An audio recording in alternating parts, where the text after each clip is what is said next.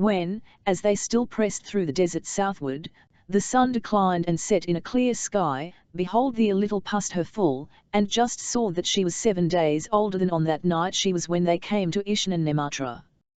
So Be showed this wonder to Brandak Dahar and Spitfire, and much they marvelled. You are much to thank me, said Brandak Dahar, that I kept you not a full year awaiting of me. Beshrew me, but that 7 days' space seemed to me but an hour. Likely enow, to thee, said Spitfire somewhat greenly. But all we slept the week out on the cold stones, and I am half lamed yet with the ache on tea. Nay, said Just, laughing, I will not have thee blame him. The moon was high when they came to the salt lakes that lay one a little above the other in rocky basins. Their waters were like rough silver, and the harsh face of the wilderness was black and silver in the moonlight, and it was as a country of dead bones, blind and sterile beneath the moon. Betwixt the lakes a rib of rock rose monstrous to an eminence, crag begirt on every side, with dark walls ringing it round above the cliffs. Thither they hastened, and as they climbed and stumbled among the crags a she-owl squeaked on the battlements and took wing ghost-like above their heads. The teeth of Mivashfaz chattered, but right glad were the demons as they won up the rocks and entered at last into that deserted burg. Without, the night was still, but fires were burning in the desert eastward, and others as they watched were kindled in the west, and soon was the circle joined of twinkling points of red round about Eshgra Ogo and the lakes. Just said, by an hour have we forestalled them. And behold how he ringeth us about as men ring a scorpion in flame. So they made all sure, and set the guard, and slept until past dawn. But Mivash slept not, for terror of hob thrushes from the Morana. The burg of Eshgra Ogo of the Lord Korun's besieging of the burg above the lakes of Ogo Morvio, and what befell there betwixt him and the demons, wherein is also an example how the subtle of heart standeth at whiles in great danger of his death. Vwien the Lord Korun knew of a surety that he held them of Demon land shut up in Eshgra Ogo. He let dight supper in his tent, and made a surfeit of venison pasties and heathcocks, and lobsters from the lakes. Therewith he drank nigh a skinful of sweet dark Thram-Underscornian wine, in such sort that an hour before midnight, becoming speechless, he was holpen by Grow to his couch and slept a great deep sleep till morning. Grow watched in the tent, his right elbow propped on the table, his cheek resting on his hand, his left hand reaching forward with delicate fingers toying now with the sleek heavy perfumed masses of his beard, now with the goblet whence he sipped ever and anon pale wine of Pameo. His thoughts inconstant as insects in a summer garden flitted ever round and round, resting now on the scene before him, the great form of his general wrapped in slumber, now on other scenes sundered by great gulfs of time or weary leagues of perilous ways. So that in one instant he saw in fancy that lady in casque welcoming her lord returned in triumph, and him, maybe, crowned king of new vanquished Impland, and in the next, swept from the future to the past, beheld again the great sending off in Zage Zarkulo, Gazlark in his splendour on the golden stairs saying adieu to those 3 captains and their matchless armament foredoomed to dogs and crows on Salapanta hills, and always, like a gloomy background darkening his mind, loomed the yawning void. Featureless and vast, beyond the investing circle of Korun's armies, the blind blasted emptiness of the Morana. With such fancies, melancholy like a great bird settled upon his soul. The lights flickered in their sockets, and for very weariness gross eyelids closed at length over his large liquid eyes, and, too tired to stir from his seat to seek his couch, he sank forward on the table, his head pillowed on his arms. The red glow of the brazier slumbered ever dimmer and dimmer on the slender form and black shining curls of Grow, and on the mighty frame of Korund where he lay with one great spurred-booted leg stretched along the couch, and the other flung out sideways resting its heel on the ground. It wanted but 2 hours of noon when a sunbeam striking through an opening in the hangings of the tent shone upon Korund's eyelids, and he awoke fresh and brisk as a youth on a hunting morn. He waked Grow, and giving him a clap on the shoulder, "Thou wrongest a fair mom," he said. "The devil damn me black as buttermilk if it be not great shame in thee, and I, that was born this day 46 years as the years come about, busy with mine affairs since sunrise. Gro yawned and smiled and stretched himself. O Corund, he said, counterfeit a livelier wonder in thine eyes if thou wilt persuade me thou sawest the sunrise. For I think that were as new and unexampled a sight for thee as any I could produce to thee in Impland. Corund answered, truly I was seldom so uncivil as surprise Madame Aurora in her nightgown, and the thrice or four times I have been forced thereto, taught me it is an hour of crude airs and mists which breed cold dark humours in the body, an hour when the torch of life burns weakest. Within there. Bring me my morning draught. The boy brought 2 cups of white wine, and while they drank, a thin ungracious drink is the wellspring, said Corund, a drink for queasy-stomached skipiacs, for sand-leaveriks, not for men. And like it is the day spring, an ungrateful sapless hour, an hour for stabbed at the backs and cold-blooded betrayers. Ah, give me wine, he cried, and noonday vices, and brazen-browed iniquities. Yet there's many a deed of profit done by our light, said Gro. Ay, said Corund, deeds of darkness, and there, my lord, I'm still thy scholar. Come, let's be doing. And taking his helm and weapons, and buckling about him his great wolfskin cloak, for the air was eager and frosty without, he strode forth. Gro wrapped himself in his fur mantle, drew on his lambskin gloves, and followed him. If thou wilt take my rede, said Lord Gro, as they looked on Eshgra Ogo stark in the barren sunlight, thou lt do this honour to File Pritz, which I question not he much desireth, to suffer him and his folk take first knock at this nut. It bath a hard look. Pity it were to waste good Witchland blood in a first assault, when these vile instruments stand ready to our purpose. Corund grunted in his beard, and Vvfth Gro at his elbow paced in silence through the lines, his keen eyes searching ever the cliffs and walls of Eshgra Ogo, till in some half-hour's space he halted again before his tent, having made a complete circuit of the burg. Then he spake, put me in yonder fighting stead, and if it were only but I and 50 able lads to man the walls, yet would I hold it against 10,000. Gro held his peace a while, and then said, thou speakest this in all sadness. In sober sadness, answered Corund, squaring his shoulders at the burg. Then thou lt not assault it. Corund laughed. Not assault it, quotha. That were a sweet tale twixt the boiled and the roast in Cas, I'd not assault it. Yet consider, said Gro, taking him by the arm. So shapeth the matter in my mind, they be few and shut up in a little place, in this far land, out of reach and out of mind of all succour. Were they devils and not men, the multitude of our armies and thine own tried qualities must daunt them. Be the place never so cocksure, doubt not some doubts thereof must poison their security. Therefore before thou risk a repulse which must dispel those doubts, use thine advantage. Bid just to a parley. Offer him conditions, it skills not what. Bribe them out into the open. A pretty plan, said Corund. Thou lt merit wisdom's crown if thou canst tell me what conditions we can offer that they would take. And whilst thou are riddlest that, remember that though thou and I be masters hereabout, another reigns in Cas. Lord Gro laughed gently. Leave jesting, he said, O Corund, and never hope to gull me to believe thee such a babe in policy. Shall the king blame us though we sign away Demon land, and the wide world besides, to just to lure him forth? Unless indeed we were so neglectful of our interest as suffer him, once forth, to elude our clutches. Gro, said Corund, I love thee. But hardly canst thou receive things as I receive them that have dealt all my days in great stripes, given and taken in the open field. I stick not to take part in thy notable treason against these poor snakes of Impland that we trapped in Orpish. All's fair against such dirt. Besides, great need was upon us then, and hard it is for an empty sack to stand straight. But here is far other matter. All's one here but the plucking of the apple, it is the very main of my ambition to humble these demons openly by the terror of my sword, Wherefore I will not use upon them cogs and stops and all thy devilish tricks, such as should bring me more of scorn than of glory in the eyes of aftercomers.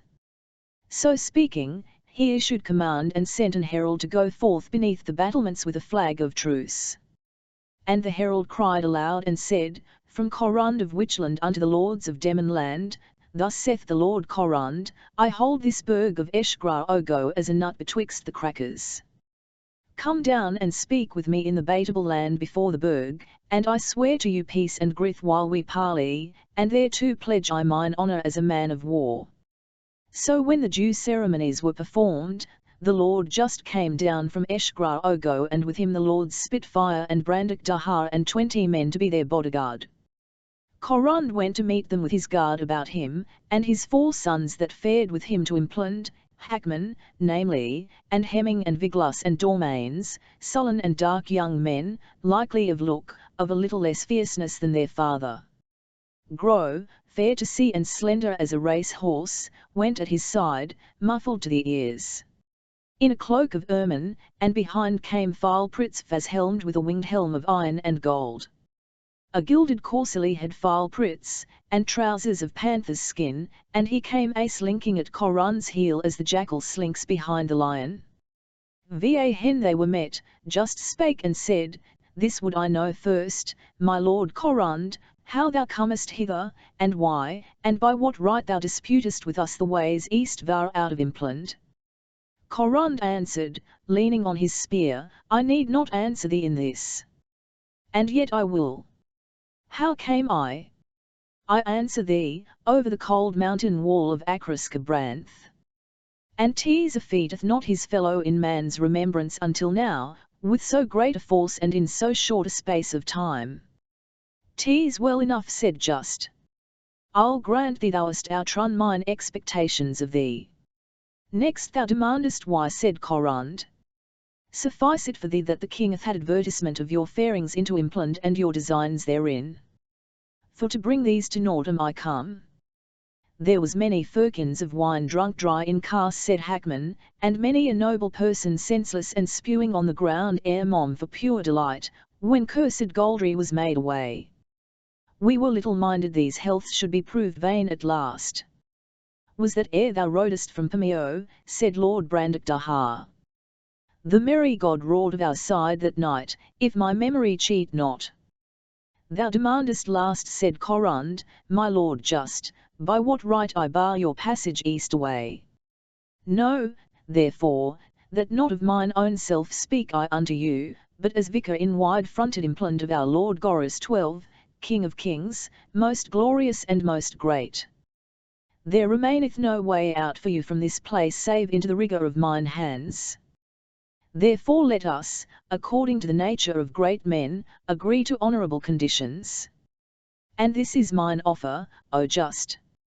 Yield up this burg of Eshgra Ogo, and therewith thy sealed word in a writing acknowledging our lord the king to be king of Emin land and all ye his quiet and obedient subjects, even as we be. And I will swear unto you of my part, and in the name of our lord the king, and give you hostages thereto, that ye shall depart in peace whither you list with all love and safety. The Lord just scowled fiercely on him. O Corund, he said, as little as we do understand the senseless wind, so little we understand thy word. Oft in our bath grey silver been in the fire bevixt us and you Witchlanders, for the house of Goris fared ever like the foul toad, that may not endure to smell the sweet savour of the vine when it flourisheth. So for this time we will abide in this hold, and withstand your most grievous attempts. With free honesty and open heart, said Corund, I made thee this offer, which if thou refuse I am not thy lackey to renew it. Grow said, It is writ and sealed, and wanteth but thy sign manual, my lord just, and with the word he made sign to File Pritzfaz that went to Lord Just with a parchment. Just put the parchment by, saying, No more, ye are answered, and he was turning on his heel when File Pritz, louting forward suddenly, gave him a great yerk beneath the ribs with a dagger slipped from his sleeve. But Just wore a privy coat that turned the dagger. Howbeit with the greatness of that stroke he staggered aback. Now Spitfire clapped hand to sword, and the other demons with him, but just loudly shouted that they should not be truce breakers but know first what Corund would do. And Corund said, "Dost hear me, just? I had neither hand nor part in this." Brandak Daha drew up his lip and said, "This is naught but what was to be looked for. It is a wonder, O just, that thou shouldst hold out to such mucky dogs a hand or whip in it." "Such strokes come home or miss merely," said Grow softly in Corund's ear, and he hugged himself beneath his cloak, looking with furtive amusement on the demons. But Corund, with a face red in anger, said, "It is thine answer, O Just." And when Just said, "It is our answer, O Corund," Corund said violently, "Then red war I give you, and this withal to testify our honour." And he let lay hands on Phal Pritzfaz and with his own hand hacked the head from his body before the eyes of both their armies. Then in a great voice he said, As I have revenged the honour of Witchland on this Phal Pritz, so will I revenge it on all of you or ever I draw off mine armies from these lakes of Ogomorvio. So the Emmons went up into the Berg, and Grow and Corund home to their tents. "This was well thought on," said Grow, "to flaunt the flag of seeming honesty, and with the motion rid us of this fellow that promised ever to grow thorns to make uneasy our seat in Impland." Corund answered him not a word. In that same hour Corund marshalled his folk and assaulted Eshgra Ogo, placing those of Impland in the van. They prospered not at all. Many a score lay slain without the walls that night, and the obscene beasts from the desert feasted on their bodies by the light of the moon. Next morning the Lord Corund sent an herald and bade the demons again to a parley. And now he spake only to Brandak Daha, bidding him deliver up those brethren Just and Spitfire, and if thou wilt yield them to my pleasure, then shalt thou and all thy people else depart in peace without conditions. "An offer indeed," said Lord Brandak Daha, "if it be not in mockery. Say it loud, that my folk may hear." Corund did so, and the demons heard it from the walls of the Berg. Lord Brandak Daha stood somewhat apart from Just and Spitfire and their guard. "Libel it me out," he said. "For good as I now must deem thy word, thine hand and seal must I have to show my followers ere they consent with me in such a thing." "Right thou," said Corund to Grow. "To write my name is all my scholarship." And Grow took forth his inkhorn and wrote in a great fair hand this offer on a parchment. "The most fearfullest oaths thou knowest," said Corund, and Grow wrote them, whispering, "He mocketh us only." But Corund said, "No matter, 'tis a chance worth our chancing," and slowly and with labour signed his name to the writing, and gave it to Lord Brandak Daha. Brandak Daha read it attentively, and tucked it in his bosom beneath his byrnie. "This," he said, "shall be a keepsake for me of thee, my Lord Corund. Reminding me," and here his eyes grew terrible, "so long as there surviveth a soul of you in Witchland, that I am still to teach the world throughly what that man must abide that durst affront me with such an offer." Corund answered him, "Thou art a dapper fellow. It is a wonder that thou wilt strut in the tented field with all this womanish gear. Thy shield, how many of these sparkling baubles thinkest thou I'd leave in it were we once come to Knox?" "I'll tell thee," answered Lord Brandak Daha. "For every jewel that bath been beat out of my shield in battle, never yet went to war that I brought not home an hundredfold to set it fair again, from the spoils I obtained from mine enemies. Now this will I bid thee, O Corund, for thy scornful words, I will bid thee to single combat, here and in this hour. Vnh if thou deny, then art thou an open and apparent dastard." Corund chuckled in his beard, but his brow darkened somewhat. "I pray what age dost thou take me of?" said he. "I bare a sword when thou was yet in swaddling clothes. Behold mine armies, and what advantage I hold upon you. Oh, my sword is enchanted, my lord, it will not out of the scabbard."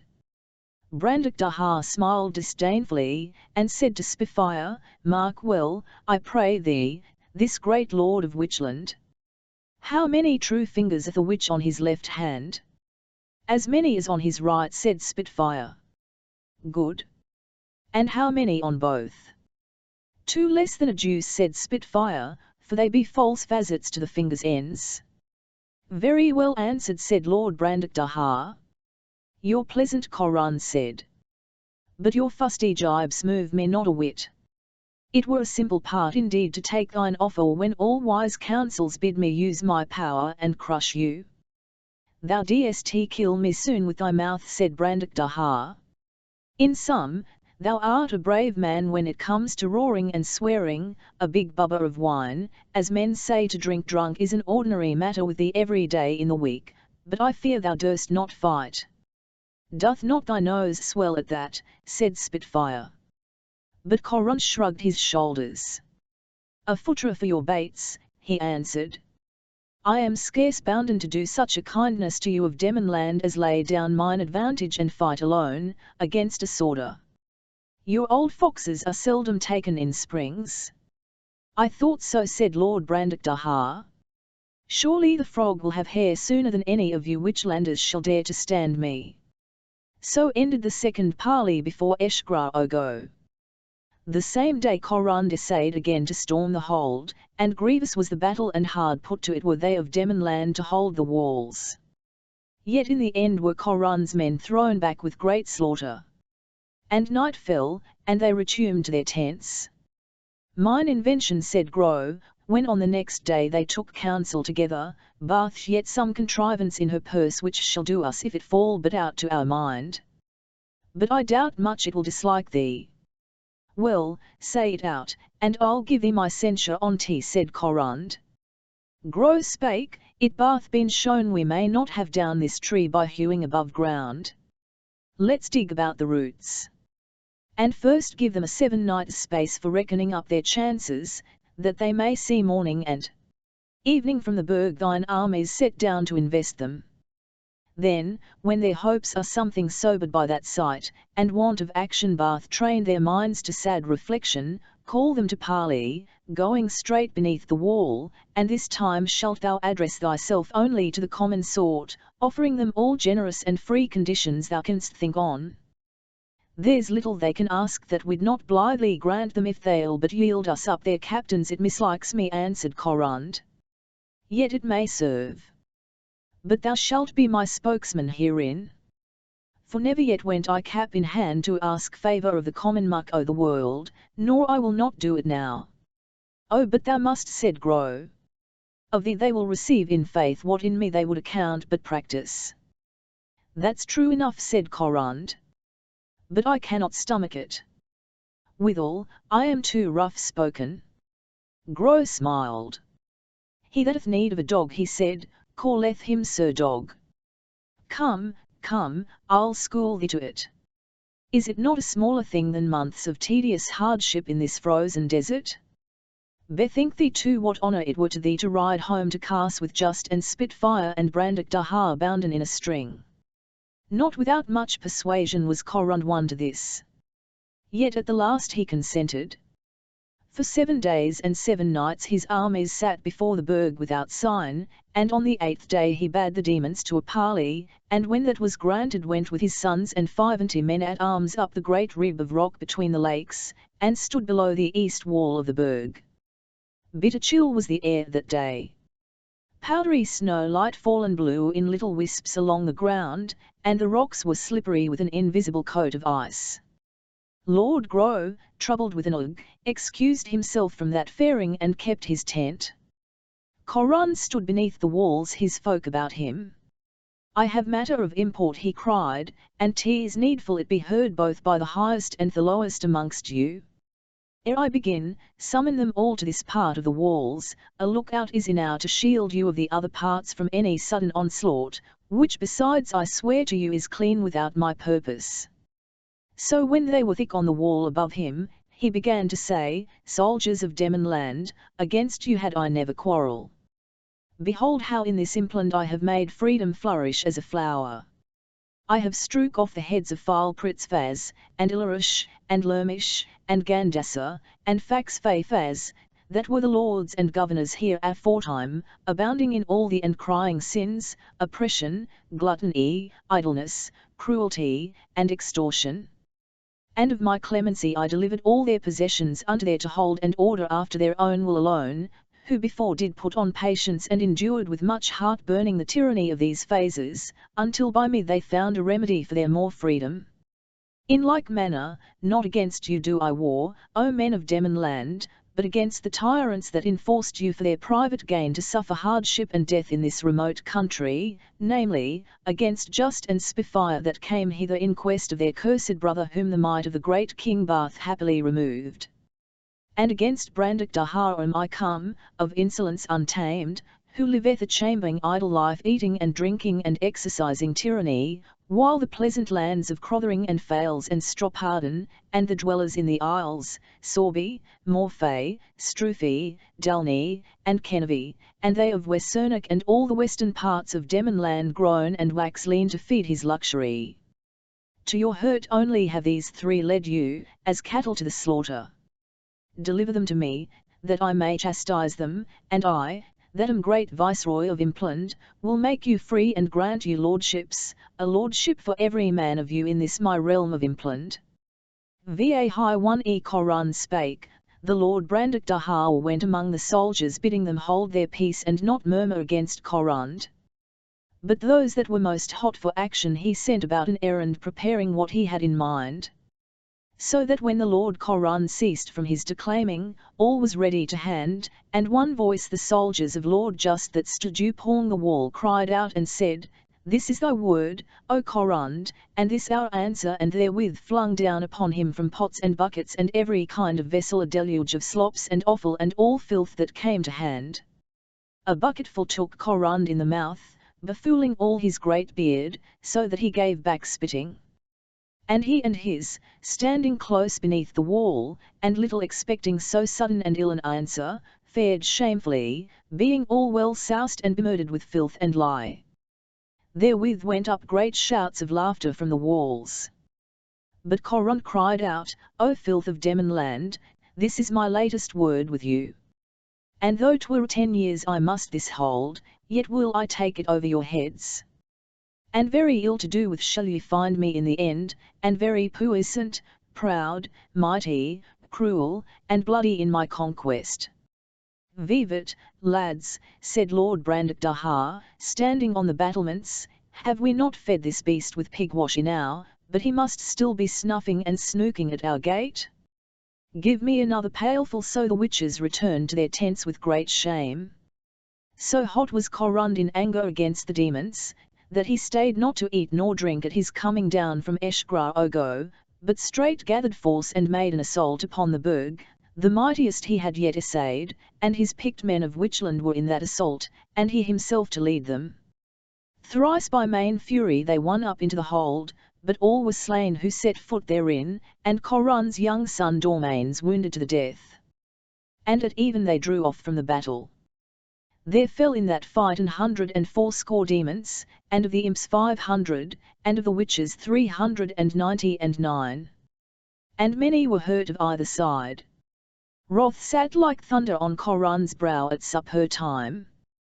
He ate his meat savagely, thrusting great gobbets in his mouth, crunching the bones like a beast, taking deep draughts of wine with every mouthful, which yet dispelled not his black mood. Over against him Gro sat silent, shivering now and then for all that he kept his ermine cloak about him, and Thebrasia stood at his elbow. He made but a poor meal, drinking mulled wine in little sips and dipping little pieces of bread in it.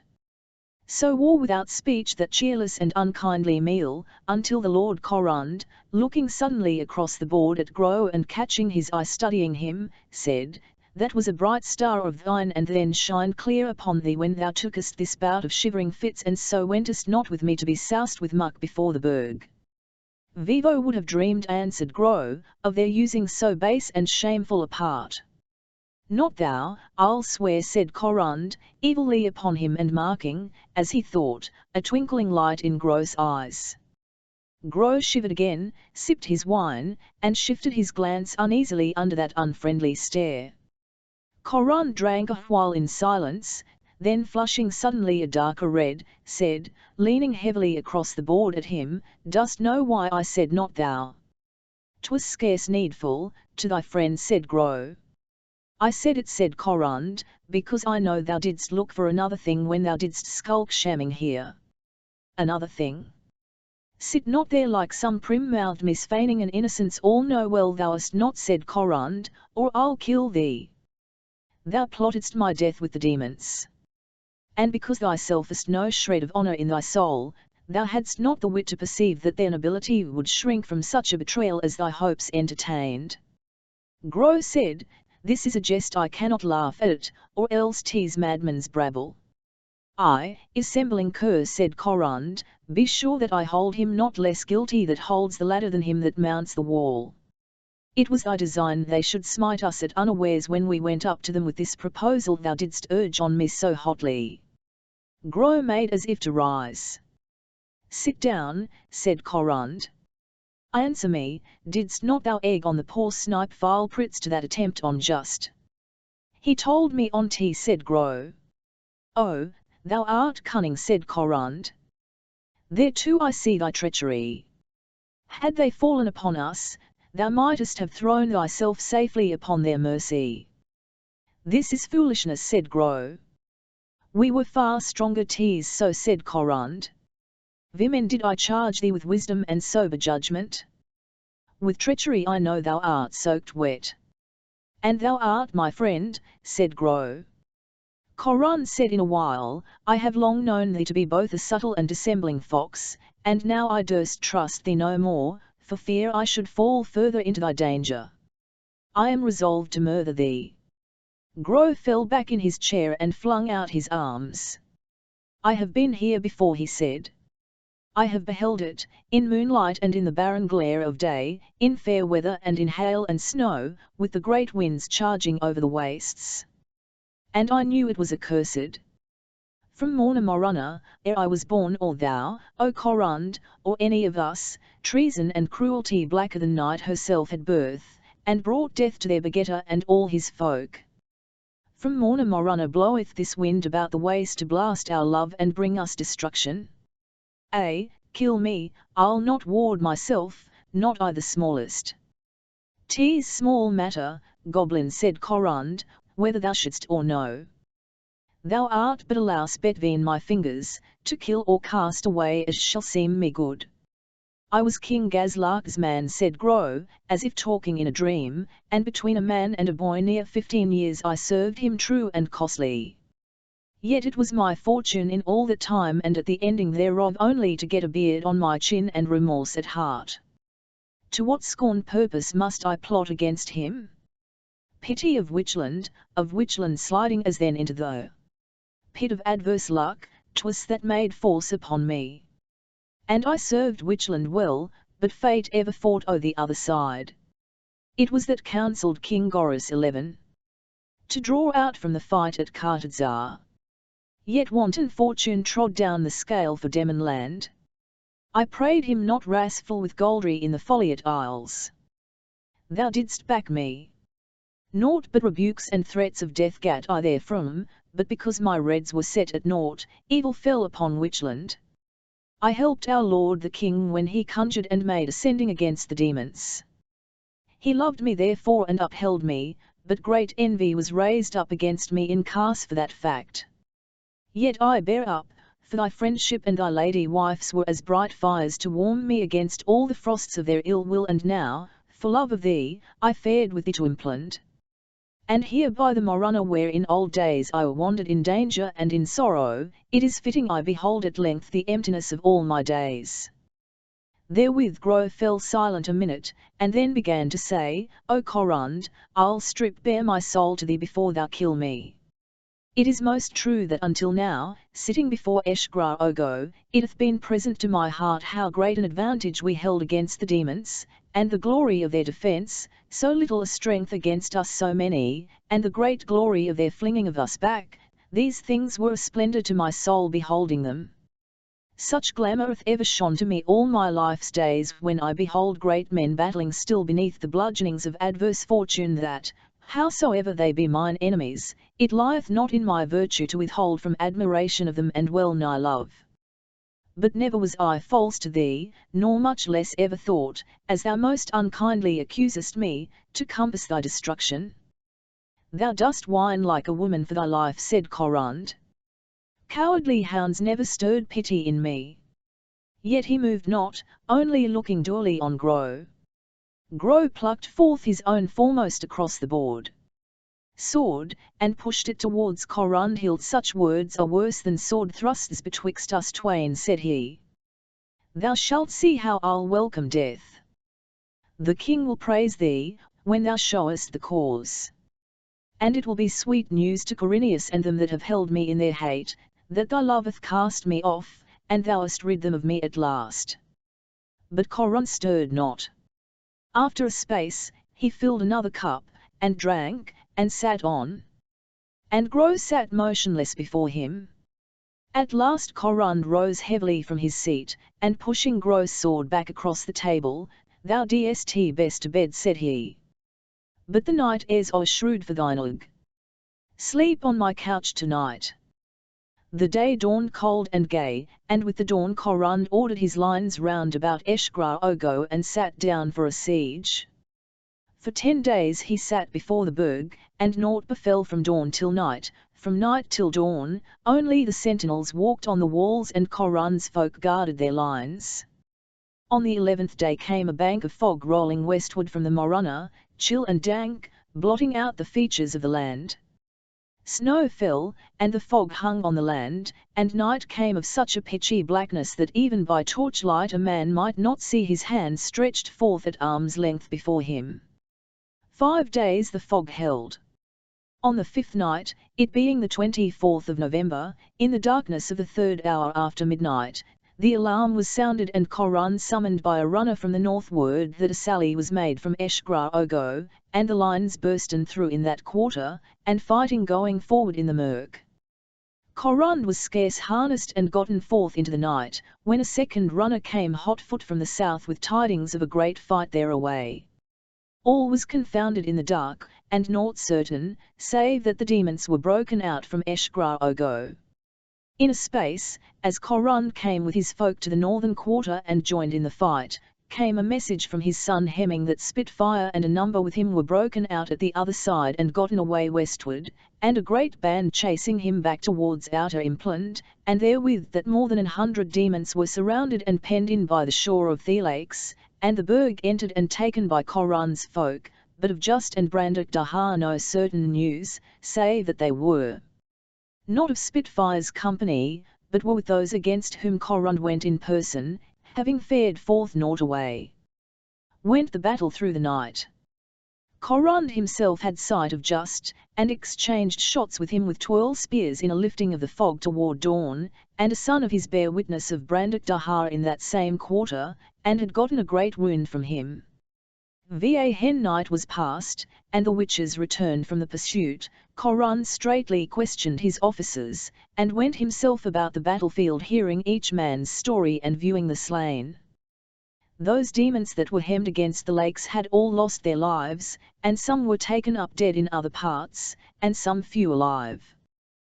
These would his officers let slay, but Corund said, Since I am king in Impland, till that the king receive it of me, it is not this handful of earth lice shall shake my safety here, and I may well give them their lives, that fought sturdily against us. So he gave them peace. And he said unto Gro, Better that for every demon dead in Ogomorvio 10 should rise up against us, if but Just only and Brandock Dahar were slain. I'll be in the tale with thee, if thou wilt proclaim them dead, said Gro. And nothing is likelier, if they be gone with but 2 or 3 on to the Morunna, than that such a tale should come true ere it were told in Cas. Pshaw, said Corund, to the devil with such false feathers. What's done shows brave enow without them. Impland conquered, Just's army minced to a gourly Maufry, himself and Brandock Dahar chased like runaway thralls up on the Morunna. I hear if devils tear them, 'tis my best come true. If not, thou wilt hear of them, be sure. Dost think these can survive on earth and not raise a racket that shall be heard from hence to Cas? Koshtra Pivraka of the coming of the lords of Demonland to Morna Morunna, whence they beheld the Zimyamvian mountains, seen also by Gro in years gone by, and of the wonders seen by them and perils undergone and deeds done in their attempt on Koshtra Pivraka, the which alone of all earth's mountains looketh down upon Kostra worn, and none shall ascend up into Kostrabilum that hath not first looked down upon her. Now it is to be said of Lord Just and Lord Brandok Daha that the finding themselves parted from their people in the fog, and utterly unable to find them, when the last sound of battle had died away, wiped and put up their bloody swords and set forth at a great pace eastward. Only Mivash fared with them of all their following. His lips were drawn back a little, showing his teeth, but he carried himself proudly as one who being resolved to die walks with a quiet mind to his destruction. Day after day they journeyed, sometimes in clear weather, sometimes in mist or sleet, over the changeless desert, without a landmark, save here a little sluggish river, or here a piece of rising ground, or a pond, or a clump of rocks, small things which faded from sight amid the waste ere they were passed by a half-mile's distance. So was each day like yesterday, drawing to a morrow like to it again. And always fear walked at their heel and sat beside them sleeping, clanking of wings heard above the wind, a brooding hush of menace in the sunshine, and noises out of the void of darkness as of teeth chattering. Came they on the 25th day to Morna Morunna, and stood at even in the sorrowful twilight by the little round castle, silent on Ompren edge. From their feet the cliffs dropped sheer. Strange it was, standing on that frozen lip of the Morunna, as on the limit of the world, to gaze southward on a land of summer, and to breathe faint summer airs blowing up from blossoming trees and flower-clad Alps. In the depths a carpet of huge tree-tops clothed a vast stretch of country, through the midst of which, seen here and there in a bend of silver among the woods, the bay vine and bore theatres of 1,000 secret mountain solitudes down to an unknown sea. Beyond the river the deep woods, blue with distance, swelled to feathery hilltops with some sharper-featured loftier heights bodying cloudily beyond them. The demons strained their eyes searching the curtain of mystery behind and above those foothills, but the great peaks, like great ladies, shrouded themselves against their curious gaze, and no glimpse was shown them of the snows. Surely to be in Morna Morunna was to be in the death chamber of some once lovely presence. Stains of fire were on the walls. The fair gallery of open woodwork that ran above the main hall was bumped through and partly fallen in ruin, the blackened ends of the beams that held it jutting blindly in the gap. Among the wreck of carved chairs and benches, broken and worm-eaten, some shreds of figured tapestries rotted, the home now of beetles and spiders. Patches of colour, faded lines, mildewed and damp with the corruption of 200 years, lingered to be the memorials, like the mummied skeleton of a king's daughter long ago untimely dead, of sweet gracious paintings on the walls. 5 nights and 5 days the demons and Mivash dwelt in Morna Morunna, inured to portents till they marked them as little as men mark swallows at their window. In the still night were flames seen, and flying forms dim in the moonlit air, and in moonless nights unstarred, moans heard and gibbering accents, prodigies beside their beds, and writings in the sky, and fleshless fingers plucking at just unseen when he went forth to make question of the night. Cloud and mist abode ever in the south, and only the foothills showed of the great ranges beyond Bay Vinan. But on the evening of the 6th day before Yule, it being the 19th of December when Betelgeuse stands at midnight on the meridian, a wind blew out of the northwest with changing fits of sleet and sunshine. Day was fading as they stood above the cliff. All the forest land was blue with shades of approaching night, the river was dull silver, the wooded heights afar mingled their outlines with the towers and banks of turbulent deep blue vapour that hurtled in ceaseless passage through the upper air. Suddenly a window opened in the clouds to a space of clean wan wind-swept sky high above the shaggy hills. Surely Just caught his breath in that moment, to see those deathless ones where the shone pavilioned in the pellucid air, far, vast, and lonely, most like to creatures of unascended heaven, of wind and of fire all compact, too pure to have aught of the gross elements of earth or water. It was as if the rose-red light of sundown had been frozen to crystal and these heaven from it to abide to everlasting, strong and unchangeable amid the welter of earthborn mists below and tumultuous sky above them. The rift ran wider, eastward and westward, opening on more peaks and sunset-kindled snows. and a rainbow leaning to the south was like a sword of glory across the vision. Motionless, like hawks staring from that high place of prospect, Just and Brandak Daha looked on the mountains of their desire. Just spake, haltingly as one talking in a dream. The sweet smell, this gusty wind, the very stone thy foot standeth on, I know them all before. There's not a night since we sailed out of Looking Haven that I have not beheld in sleep these mountains and known their names. Vivo told thee their names, asked Lord Brandak Daha. My dream just answered. And first I dreamed it in mine own bed in Galing when I came home from guesting with thee last June. And they be true dreams that are dreamed there. And he said, Thou where the foothills part to a dark valley that runneth deep into the chain, and the mountains are bare to view from crown to foot. Mark where, beyond the nearer range, bleak-visaged precipices, cobweb-streaked huge snow corridors, rise to a rampart where the rock towers stand against the sky. This is the great ridge of Koshtra Pivraka, and the loftiest of those spires his secret mountain top. As he spoke, his eye followed the line of the eastern ridge, where the towers, like dark gods going down from heaven, plunge to a parapet which runs level above a curtain of avalanche-fluted snow. He fell silent as his gaze rested on the sister peak that east of the gap flamed skyward in wild cliffs to an airy snowy summit, soft-lined as a maiden's cheek, purer than dew, lovelier than a dream. Va high one they looked, the sunset fires died out upon the mountains, leaving only pale hues of death and silence. If thy dream, said Lord Brandak Daha, conducted thee down this edge, over the Bay Vinan, through yonder woods and hills, up through the leagues of ice and frozen rock that stand betwixt us and the main ridge, up by the right road to the topmost snows of Koshtra Belorn, that were a dream indeed. All this it showed me, said Just, up to the lowest rocks of the great north buttress of Koshtra Pivraka, that must first be scaled by him that would go up to Koshtra Belorn. But beyond those rocks not even a dreameth ever climbed. Ere the light fades, I'll show thee our pass over the nearer range. He pointed where a glacier crawled betwixt shadowy walls down from a torn snow field that rose steeply to a saddle. East of it stood two white peaks, and west of it a sheer-faced and long-backed mountain like a citadel, squat and dark beneath the wild skyline of Koshtra Pivraka that hung in air beyond it. The Zia Valley, said Just, that runneth into Bay Vinan. There lieth our way, under that dark bastion called by the gods Tetraknamph.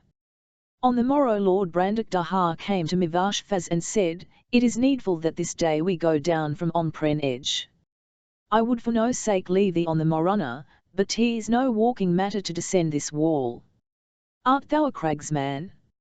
I was born, answered he, in the high valley of Perashin by the upper waters of the Birun in Implant. Their boys scarce toddle ere they can climb a rock. This climb affrights me not, nor those mountains.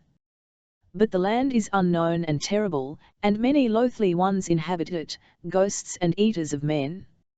O devils transmarine, and my friends, is it not enough? Let us turn again, and if the gods save our lives we shall be famous for ever, that came unto Morna Morana and returned alive. But Just answered and said, O Mivashfaz, know that not for fame are we come on this journey. Our greatness already shadoweth all the world, as a great cedar tree spreading his shadow in a garden, and this enterprise, mighty though it be, shall add to our glory only so much as thou mightest add to these forests of the Bay Vinan by planting of one more tree. But so it is, that the great king of Wigiand, practising in darkness in his royal palace of Kars such arts of grimmery and sendings magical as the world hath not been grieved with until now, sent an ill thing to take my brother, the Lord Goldry Bluzko, who is dear to me as mine own soul. And they that dwell in secret sent me word in a dream, bidding me, if I would have tidings of my dear brother, inquire in Koshtra Belorn. Therefore, O Mivash, go with us if thou wilt, but if thou wilt not, why, fare thee well. For naught but my death shall stay me from going thither. And Mivash, bethinking him that if the manticores of the mountains should devour him along with those two lords, that were yet a kindlier fate than all alone to abide those things he wist of on the Morana, put on the robe, and after commending himself to the protection of his gods followed Lord Brandock Daha down the rotten slopes of rock and frozen earth at the head of a gully leading down the cliff. For all that they were early, yet was it high noon ere they were off the rocks. For the peril of falling stones drove them out from the gully's bed first on to the eastern buttress and after, when that grew too sheer, back to the western wall. And in an hour or twain the gully's bed grew shallow and it narrowed to an end, whence Brandock Daha gazed befiving his feet to where, a few spears' lengths below, the smooth slabs curved downward out of sight and the eye leapt straight from their clean-cut edge to shimmering tree-tops that showed tiny as mosses beyond the unseen of air. So they rested a while, then returning a little up the gully forced a way out onto the face and made a hazardous traverse to a new gully westward of the first, and so at last plunged down a long fan of scree and rested on soft fine turf at the foot of the cliffs. Little mountain gentians grew at their feet, the pathless forest lay like the sea below them, before them the mountains of the Zia stood supreme, the white gables of Isla Gyn, the lean dark finger of Tetragnamph Nanchak lying back above the Zia Pass pointing to the sky, and west of it, jutting above the valley, the square bastion of Tetragnamph Nanzerm. The greater mountains were for the most part sunk behind this nearer range, but Koshtra Belorn still towered above the pass. As a queen looking down from her high window, so she overlooked those green woods sleeping in the and on her forehead was beauty like a star. Behind them where they sat, the escarpment reared back in cramped perspective, a pile of massive buttresses cleft with ravines leading upward from that land of leaves and waters to the hidden wintry flats of the Morunna.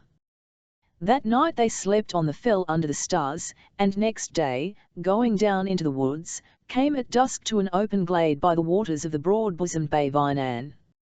The turf was like a cushion, a place for elves to dance in. The far bank full half a mile away was wooded to the water with silver birches, dainty as mountain nymphs, their limbs gleaming through the twilight, their reflections quivering in the depths of the mighty river. In the high air day lingered yet, a faint warmth tinging the great outlines of the mountains, and westward up the river the young stooped above the trees. East of the glade a little wooded eminence, no higher than a house, ran back from the river bank, and in its shoulder a hollow cave. "How smiles it to thee," said Just. "Sure we shall find no better place than this thou seest to dwell in until the snows melt and we may on. For though it be summer all the year round in this fortunate valley, it is winter on the great hills, and until the spring we were mad to essay our enterprise." "Vvhy then," said Brandock Daha, "turn we shepherds a while. Thou shalt pipe to me, and I'll foot thee measures shall make the dryads think they ne'er went to school. And Mivash shall be a goat-foot god to chase them, for to tell the truth country wenches are long grown tedious to me. Oh, 'tis our sweet life. But ere we fall to it, bethink thee, O Just, time marcheth, and the world waggeth, what goeth forward in Demon land till summer be come and we home again. Also my heart is heavy because of my brother Spitfire," said Just. "Oh, 'twas an ill storm, and ill delays." "Away with vain regrettings," said Lord Brandock Daha. "For thy sake and thy brother's fared I on this journey, and it is known to thee that never yet stretched I out mine hand upon aught that I have not taken it, and had my will of it." So they made their dwelling in that cave beside deep eddying Bay Vinan, and before that cave they ate their Yule feast, the strangest they had eaten all the days of their lives, seated, not as of old, on their high seats of ruby or of opal, but on mossy banks where daisies slept and creeping time, lighted not by the charmed escarbuncle of the high presence chamber in Galing, but by the shifting beams of a brushwood fire that shone not on those pillars crowned with monsters that were the wonder of the world but on the mightier pillars of the sleeping beech woods. And in place of that feigned heaven of jewels self-effulgent beneath the golden canopy at Galing, they ate pavilioned under a charmed summer night, where the great stars of winter, Orion, Sirius, and the little dog, were raised up near the zenith, yielding their known courses in the southern sky to Canopus and the strange stars of the south. Even the trees spake, it was not with their winter voice of bare boughs creaking, but with whisper of leaves and beetles droning in the fragrant air. The bushes were white with blossom, not with hoarfrost, and the dim white patches under the trees were not snow, but wild lilies and wood anemones sleeping in the night. All the creatures of the forest came to that feast, for they were without fear, having never looked upon the face of man. Little tree apes, and popinjays, and titmouses, and coal mouses, and wrens, and gentle rounded lemurs, and rabbits, and badgers, and dormice, and pied squirrels, and beavers from the streams, and storks, and ravens, and bustards, and wombats, and the spider monkey with her baby at her breast, all these came to gaze with curious eye upon those travellers. And not these alone, but fierce beasts of the woods and wildernesses, the wild buffalo, the wolf, the tiger with monstrous paws, the bear, the fiery-eyed unicorn, the elephant, the lion and she-lion in their majesty, came to behold them in the firelight in that quiet glade. "It seems we hold court in the woods tonight," said Lord Brandakdahar. "It is very pleasant. Yet hold thee ready me to put some firebrands amongst em if need befall. 'Tis likely some of these great beasts are little schooled in court ceremonies." Just answered, "And thou lovest me, do no such thing. There lieth this curse upon all this land of the Bay Vinan, that whoso, whether he be man or beast, slayeth in this land or doth here any deed of violence, there cometh down a curse upon him that in that instant must destroy and blast him for ever off the face of the earth. Therefore it was I took away from Mivash his bow and arrows when we came down from Ompren Edge, lest he should kill game for us and so a worse thing befall him." Mivash hearkened not, but sat all a quake, looking intently on a crocodile that came ponderously out upon the bank. And Mohi to scream with terror, crying, "Save me! Let me fly! Give me my weapons! It was foretold me by a wise woman that a crocodile serpent must devour me at last." Vivrate the beasts drew back uneasily, and the crocodile, his small eyes wide, startled by Mivash's cries and violent gestures, lurched with what speed he might back into the water. Now in that place Lord Just and Lord Brandakdahar and Mivash Faz abode for 4 moons' space. Nothing they lacked of meat and drink, for the beasts of the forest, finding them well disposed, brought them of their store. Moreover, there came flying from the south, about the ending of the year, a martlet which alighted in Just's bosom and said to him, "The gentle Queen Sephonisba, fosterling of the gods, had news of your coming. And because she knoweth you both mighty men of your hands and high of heart, therefore by me she sent you greeting." Just said, "O little martlet, we would see thy queen face to face, and thank her." "Ye must thank her," said the bird, "in Koshtra Belorn." Brandakdahar said, "That shall we fulfill. Thither only do our thoughts intend." "Your greatness," said the martlet, "must approve that word. And know that it is easier to lay under you all the world in arms than to ascend up a foot into that mountain." "Thy wings were too weak to lift me, else I'd borrow them," said Brandakdahar. But the martlet answered, "Not the eagle that flieth against the sun may alight on Koshtra Belorn. No foot may tread her, save of those blessed ones to whom the gods gave leave ages ago, till they become that the patient years await, men like unto the gods in beauty and in power, who of their own might and main, unholpen by magic arts, shall force a passage up to her silent snows." Brandakdahar laughed. "Not the eagle," he cried, "but thou, little flitterjack." "Naught that hath feet," said the martlet. "I have none." The Lord Brandakdahar took it tenderly in his hand and held it high in the air, looking to the highlands in the south. The birches swaying by the Bay Vinan were not more graceful nor the distant mountain crags behind them more untamable to behold than he. "Fly to thy queen," he said, "and say thou spakest with Lord Just beside the Bay Vinan and with Lord Brandakdahar of Demon land, say unto her that we be they that were for to come, and that we, of our own might and main, ere spring be well turned summer, will come up to her in Koshtrabilam to thank her for her gracious sendings." Now when it was April, and the sun moving among the signs of heaven was about departing out of Aries and entering into Taurus, and the melting of the snows in the high mountains had swollen all the streams to spate, filling the mighty rivers so that he brimmed his banks and swept by like a tide race. Lord just said, now is the season propitious for our crossing of the flood of Bay Vinan and setting forth into the mountains. Willingly, said Lord Brandakdahar. But shall's walk it, or swim it, or take to us wings? To me, that have many a time swum back and forth over Thunderfirth to whet mine appetite ere I break my fast, 'tis a small matter of this river stream how so swift it runneth. But with our harness and weapons and all our gear, that were far other matter. Is it for naught we are grown friends fth them that do inhabit these woods, said Just.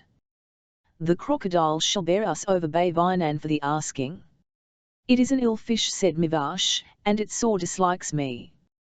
Then here thou must abide, said Brandakdahar. But be not dismayed, I will go with thee. The fish may bear us both at a draught and not founder. It was a wise woman foretold it me, answered Mivash, that such a kind of serpent must be my bane. Yet be it according to your will.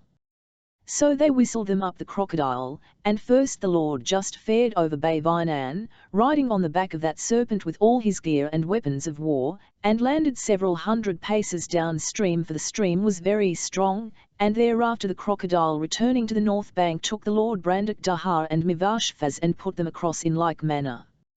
Mivash put on a gallant face, but rode as near the tail as might be, fingering certain herbs from his wallet that were against serpents, his lips moving in urgent supplication to his gods.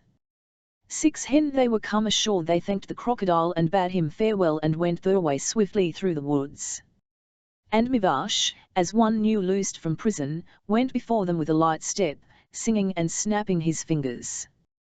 Now had they for 3 days or 4 a devious journey through the foothills, and thereafter made their dwelling for 40 days' space in the Zia Valley, above the gorges. Here the valley widens to a flat-floored amphitheatre, and lean limestone crags tower heavenward on every side. High in the south, couched above great grey moraines, the Zia Glacier, wrinkle-backed like some dragon survived out of the elder chaos, thrusts his snout into the valley. Here out of his caves of ice the young river thunders, casting up a spray where rainbows hover in bright weather. The air blows sharp from the glacier, and alpine flowers and shrubs feed on the sunlight. Here they gathered them good store of food. And every morning they were afoot before the sunrise, to ascend the mountains and make sure their practice ere they should attempt the greater peaks.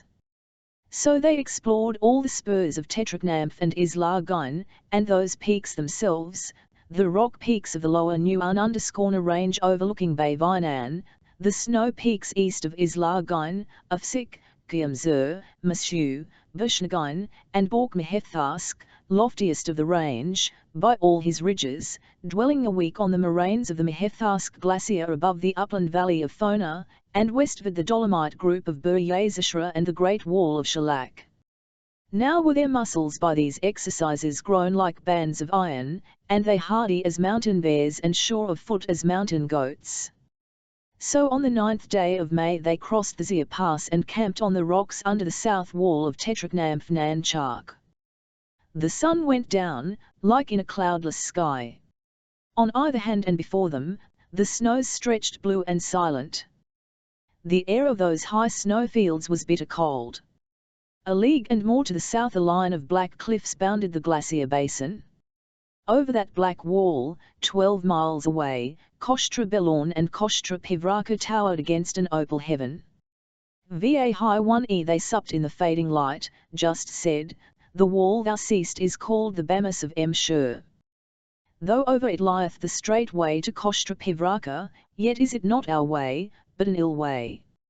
For, first, that barrier hath till now been held unclimbable, and so proven even by half-gods that alone assayed it. I await not thy second reason, said Brandakdahar. Thou hast had th way until now, and now thou shalt give me mine in this, to come with me tomorrow and show how thou and I make of such barriers a puff of smoke if they stand in the path between us and our fixed ends. Were it only this, answered Just, I would not gainsay thee. But not senseless rocks alone are we set to deal if we take this road. Seest thou where the barriers end in the east against yonder monstrous pyramid of tumbled crags and hanging glaciers that shuts out our prospect east away? Men call it, but in heaven it hath a more dreadful name, Ilamantisra, which is to say, the bed of the manticores. O Brandakdaha, I will climb thee what unscaled cliff thou list, and I will fight with thee against the most gristfulest beasts that ever grazed by the Tartarian streams. But both these things in one moment of time, that were a rash part and a foolish. But Brandakdaha laughed, and answered him, to naught else may I liken thee, O just, but to the sparrow camel. To whom they said, Fly, and it answered, I cannot, for I am a camel, and when they said, Carry, it answered, I cannot, for I am a bird. Wilt thou egg me on so much, said Just. Said Brandakdaha, if thou wilt be arsish. Wilt thou quarrel, said Just. Thou knowest me, said Brandakdaha. Well, said Just, thy counsel hath been right once and saved us, for 9 times that it hath been wrong, and my counsel saved thee from an evil end. If ill behap us, it shall be set down that it had from thy peevish will original. And they wrapped them in their cloaks and slept. On the morrow they rose betimes and set forth south across the snows that were crisp and hard from the frosts of the night. The barriers, as it were but a stone's throw removed, stood black before them, starlight swallowed up size and distance that showed only by walking, as still they walked and still that wall seemed no nearer nor no larger. Twice and thrice they dipped into a valley or crossed a raised-up fold of the glacier, till they stood at break of day below the smooth blank wall frozen and bleak, with never a ledge in sight great enough to bear snow, barring their passage southward. They halted and ate and scanned the wall before them. And ill to do with it seemed. So they searched for an ascent, and found at last a spot where the glacier swelled higher, a mile or less from the western shoulder of Ilamantisra.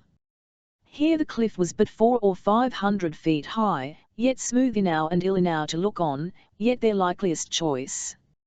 Some while it was ere they might get a footing on that wall, but at length Brandakdaha, standing on Just's shoulder, found him a hold where no hold showed from below, and with great travail fought a passage up the rock to a stance some 100 feet above them, whence sitting sure on a broad ledge great enough to hold 6 or 7 folk at a time he played up Lord Just on the rope and after him Mivash. An hour and a half it cost them for that short climb.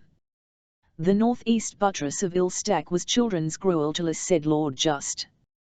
There's more aloft, said Lord Brandakdaha, lying back against the precipice, his hands clasped behind his head, his feet a dangle over the ledge. In thine ear, Just, I would not go first on the rope again on such a pitch for all the wealth of Impland. Wilt repent and return, said Just. If thou wilt be last down, he answered. If not, I'd leave a risk what waits untried above us. If it prove worse, I am confirmed atheist. Lord Just leaned out, holding by the rock with his right hand, scanning the wall beside and above them. An instant he hung so, then drew back. His square jaw was set, and his teeth glinted under his dark mustachios something fiercely, as a thunderbeam befixed dark sky and sea in a night of thunder. His nostrils widened, as of a war horse at the call of battle, his eyes were like the violet leverbrand, and all his body hardened like a bowstring drawn as he grasped his sharp sword and pulled it forth grating and singing from its sheath. Brandakdaha sprang a foot and drew his sword, Zildornius's loom. Vivat stirreth, he cried. Thou lookest ghastly. That look thou hadst when thou tookest the helm and our prows swung westward toward Kartadzar Sound, and the fate of Demonland and all the world beside hung in thine hand for wail or bliss. There's little sword room, said Just. And again he looked forth eastvar and upward along the cliff. Brandakdaha looked over his shoulder. Mivash took his bow and set an arrow on the string. It hath scented us down the wind, said Brandakdaha. Small time was there to ponder. Swinging from hold to hold across the dizzy precipice, as an ape swingeth from bough to bough, the beast drew near. The shape of it was as a lion, but bigger and taller, the colour a dull red, and it had prickles lancing out behind, as of a porcupine, its face a man's face, if aught so hideous might be conceived of humankind, with staring eyeballs, low wrinkled brow, elephant ears, some wispy mangy likeness of a lion's mane, huge bony chaps, brown blood-stained gubbertushes grinning befixed bristly lips. Straight for the ledge it made, and as they braced them to receive it, with a great swing heaved a man's height above them and leaped down upon their ledge from aloft befixed just and Brandak Dahar ere they were well aware of its changed course. Brandak Dahar smote at it a great swashing blow and cut off its scorpion tail, but it clawed Just's shoulder, smote down Mivash, and charged like a lion upon Brandak Dahar, who, missing his footing on the narrow edge of rock, fell backwards a great fall, clear of the cliff, down to the snow 100 feet beneath them. As it craned over, minded to follow and make an end of him, Just smote it in the hinder parts and on the ham, shearing away the flesh from the lie bone, and his sword came ft a clank against the brazen claws of its foot. So with a horrid bellow it turned on Just, rearing like a horse, and it was 3 heads greater than a tall man in stature when it reared aloft, and the breadth of its chest like the chest of a bear. The stench of its breath choked Just's mouth and his senses sickened, but he slashed it athwart the belly, a great round-armed blow, cutting open its belly so that the guts fell out. Again he hewed at it, but missed, and his sword came against the rock, and was shivered into pieces. So when that noisome vermin fell forward on him roaring like 1,000 lions, Just grappled with it, running in beneath its body and clasping it and thrusting his arms into its inward parts, to rip out its vitals if so he might. So close he grappled it that it might not reach him with its murthering teeth, but its claws sliced off the flesh from his left knee downward to the ankle bone, and it fell on him and crushed him on the rock, breaking in the bones of his breast. And Just, for all his bitter pain and torment, and for all he was well nigh stifled by the sore stink of the creature's breath and the stink of its blood and puddings blubbering about his face and breast, yet by his great strength Ras fled with that fell and filthy man-eater. And ever he thrust his right hand, armed with the hilt and stump of his broken sword, yet deeper into its belly until he searched out its heart and did his will upon it, slicing the heart asunder like a lemon and severing and tearing all the great vessels about the heart until the blood gushed about him like a spring. And like a caterpillar the beast curled up and straightened out in its death spasms, and it rolled and fell from that ledge, a great fall, and lay by Brandak Dahar, the foulest beside the fairest of all earthly beings, reddening the pure snow with its blood. And the spines that grew on the hinder parts of the beast went out and in like the sting of a new dead wasp that goes out and in continually. It fell not clean to the snow, as by the care of heaven was fallen Brandak Dahar, but smote an edge of rock near the bottom, and that strook out its brains. There it lay in its gaping to the sky. Now was Just stretched face downward as one dead, on that giddy edge of rock. Mivash had saved him, seizing him by the foot and drawing him back to safety when the beast fell. A sight of terror he was, clotted from head to toe with the beast's blood and his own. Mivash bound his wounds and laid him tenderly as he might back against the cliff, then peered down a long while to know if the beast were dead indeed. Then he had gazed downward earnestly so long that his eyes watered with the strain, and still the beast stirred not. Mivash prostrated himself and made supplication saying aloud, O Shlimfli, Sheimfi, and Shpamri, gods of my father and my father's fathers, have pity of your child, if as I dearly trow your power extendeth over this far and forbidden country no less than over Impland, where your child hath ever worshipped you in your holy places, and taught my sons and my daughters to revere your holy names, and made an altar in mine house, pointed by the stars in manner ordained from of old, and offered up my 7th-born son and was minded to offer up my 7th-born daughter thereon, in meekness and righteousness according to your holy will, but this I might not do, since you vouchsafed me not a 7th daughter, but 6 only.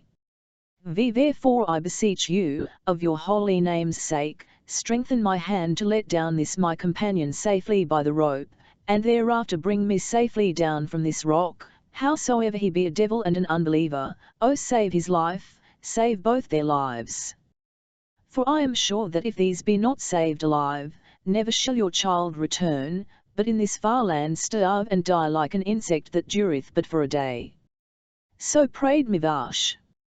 And belike the high gods were moved to pity of his innocence, hearing him so cry for help unto his mumbo-jumbos, where no help was, and belike they were not minded that those lords of Demon land should there die evilly before their time, unhonoured, unsung. Howsoever, Mivash arose and made fast the rope about Lord Just, knotting it cunningly beneath the arms that it might not tighten in the lowering and crush his breast and ribs, and so with much ado lowered him down to the foot of the cliff. Thereafter came Mivash himself down that perilous wall, and albeit for many a time he thought his bane was upon him, yet by cragsmanship spurred by cold necessity he gat him down at last. Being dove-en, he delayed not to minister to his companions, who came to themselves with heavy groaning. But when Lord Just was come to himself he did his healing art both on himself and on Lord Brandok-Dahar, so that in a while they were able to stand upon their feet, albeit something stiff and weary and like to vomit. And it was by then the 3rd hour past noon. Va high 1e they rested, beholding where the beast Manticore lay in his blood, Just spake and said, It is to be said of thee, O Brandok-Dahar, that thou today hast done both the worst and the best. The worst, when thou wast so stubborn set to fare upon this climb which hath come within a little of spilling both thee and me. The best, whenas thou didst smite off his tail. Was that by policy or by chance? Vvhy said he, I was never so poor a man of my hands that I need turn braggart. 'Twas handiest to my sword, and it disliked me to see it wagging. Did aught lie on it? The sting of his tail, answered Just, were competent for thine or my destruction, and it grazed but our little finger. Thou speakest like a book, said Brandok-Dahar. Else might I scarce know thee for my noble friend, being betrayed with blood as a buffalo with mire. Be not angry with me, if I am most at ease to windward of thee. Just laughed. If thou be not too nice, he said, go to the beast and dabble thyself too with the blood of his bowels. Nay, I mock not, it is most needful. These be enemies not of mankind only, but each of other, walking every one by himself, loathing every one his kind living or dead, so that in all the world there abideth naught loathlier unto them than the blood of their own kind, the least smell whereof they do abhor as a mad dog abhorreth water. And 'tis a clinging smell. So are we after this encounter most sure against them. That night they camped at the foot of a spur of Afsik, and set forth at dawn down the long valley eastward. All day they heard the roaring of manticores from the desolate flanks of Ilamantisra that showed now no longer as a pyramid but as a long-backed screen, making the southern rampart of that valley. It was ill going, and they somewhat shaken.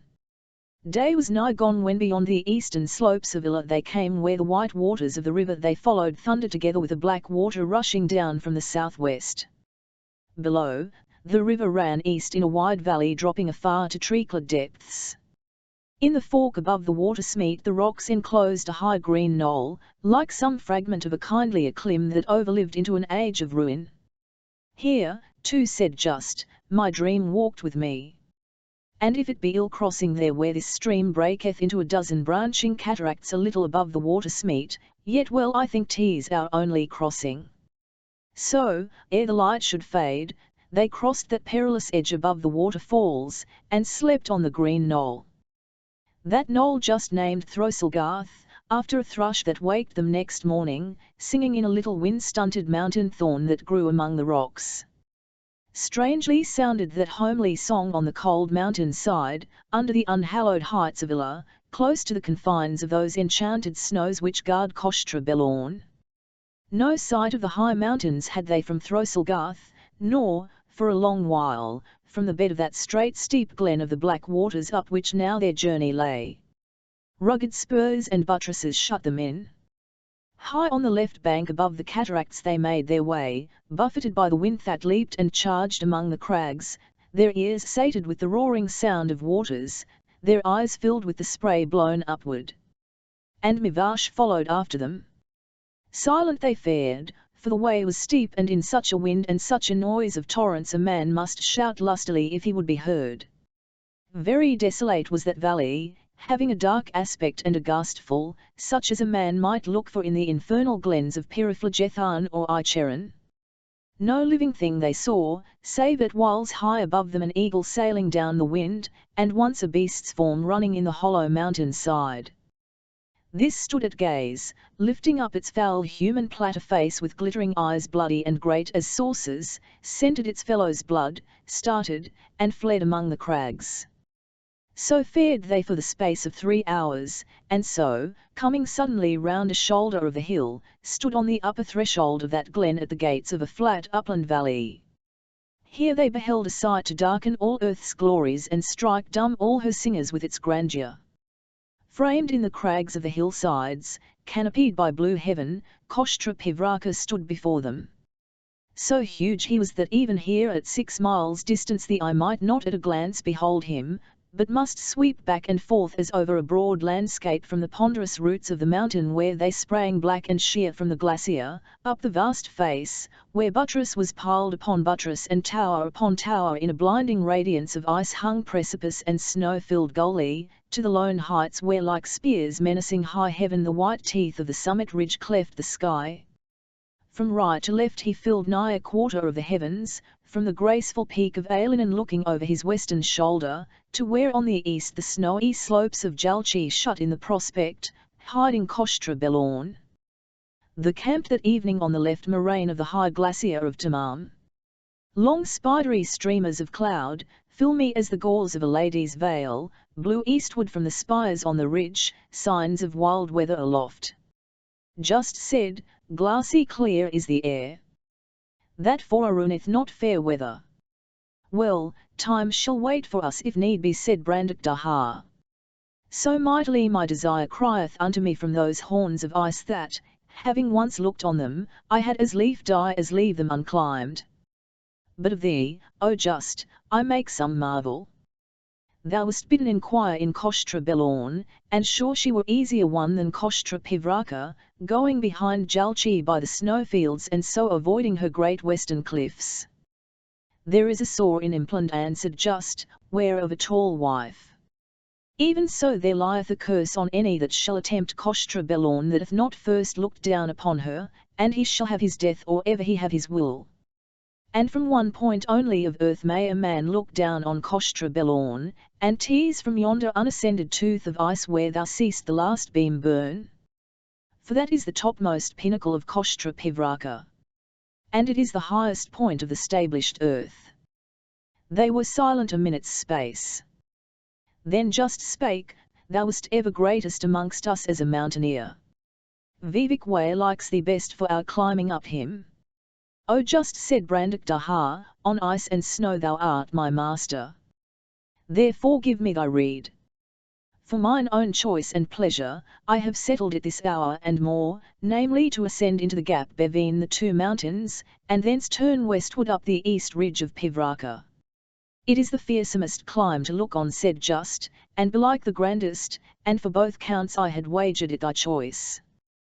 That gap hight the gates of Zimyamvaya. It, and the Koshtra glacier that runneth up to it, lieth under the weird I told thee of.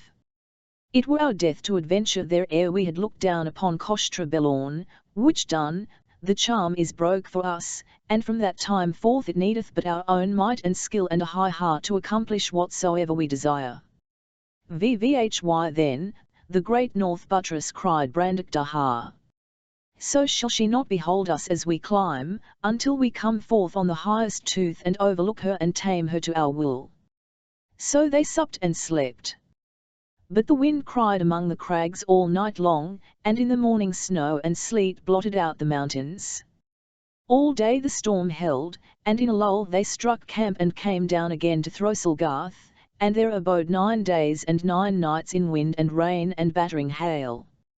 On the 10th day the weather abated, and they went up and crossed the glacier and lodged them in a cave in the rock at the foot of the great north buttress of Koshtra Pivraka. At dawn Just and Brandak Daha went forth to survey the prospect. They crossed the mouth of the steep snow-choked valley that ran up to the main ridge betwixt Ashnalan on the west and Kostra Pivraka on the east, rounded the base of Ailinan, and climbed from the west to a snow saddle some 3,000 feet up the ridge of that mountain, whence they might view the buttress and choose their way for their attempt. "'Tis a 2 days' journey to the top," said Lord Brandakdahar. "If night on the ridge freeze us not to death, I dread no other hindrance. That black rib that riseth half a mile above our camp, shall take us clean up to the crest of the buttress, striking it above the great tower at the northern end. If the rocks be like those we camped on, hard as diamond and rough as a sponge, they shall not fail us but by our own neglect. As I live, I ne'er saw their like for climbing." "So far, well said, Just. Above," said Brandakdahar, "I drive thee a chariot until we come to the first great kick o' the ridge. That must we round, or ne'er go further, and on this side it showeth ill enough, for the rocks shelve out var. If they be iced, there's work indeed. Beyond that, I'll prophesy naught, O Just, for I can see naught clear save that the ridge is hacked into clefts and steeples. How we may overcome them must be put to the proof. It is too high and too far to know. This only, where we would go, there have we gone until now. And by that ridge lieth, if any way there lieth, the way to this mountain top that we crossed the world to climb." Next day with the first paling of the skies they arose all three and set forth southward over the crisp snows.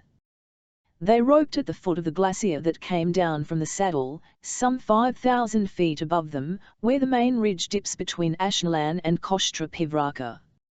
Ere the brighter stars were swallowed in the light of morning they were cutting their way among the labyrinthine towers and chasms of the ice fall. The new daylight flooded the snowfields of the high glacier of Tamam, dyeing them green and saffron and palest rose. The snows of Islargine glowed far away in the north to the right of the white dome of Shur. Ilamantisra blocked the view northeast var. The buttress that bounded their valley on the east plunged it in shadow blue as a summer sea.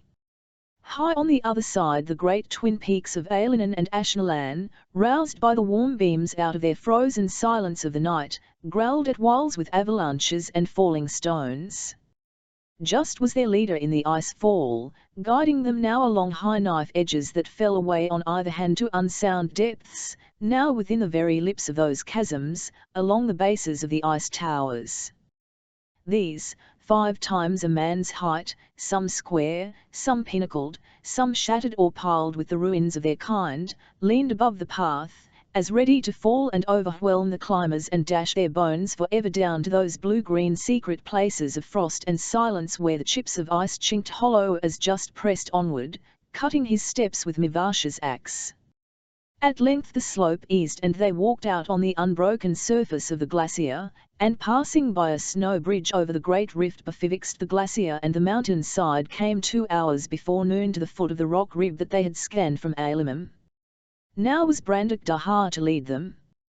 They climbed face to the rock, slowly and without rest, for sound and firm as the rocks were the holes were small and few and the cliffs steep.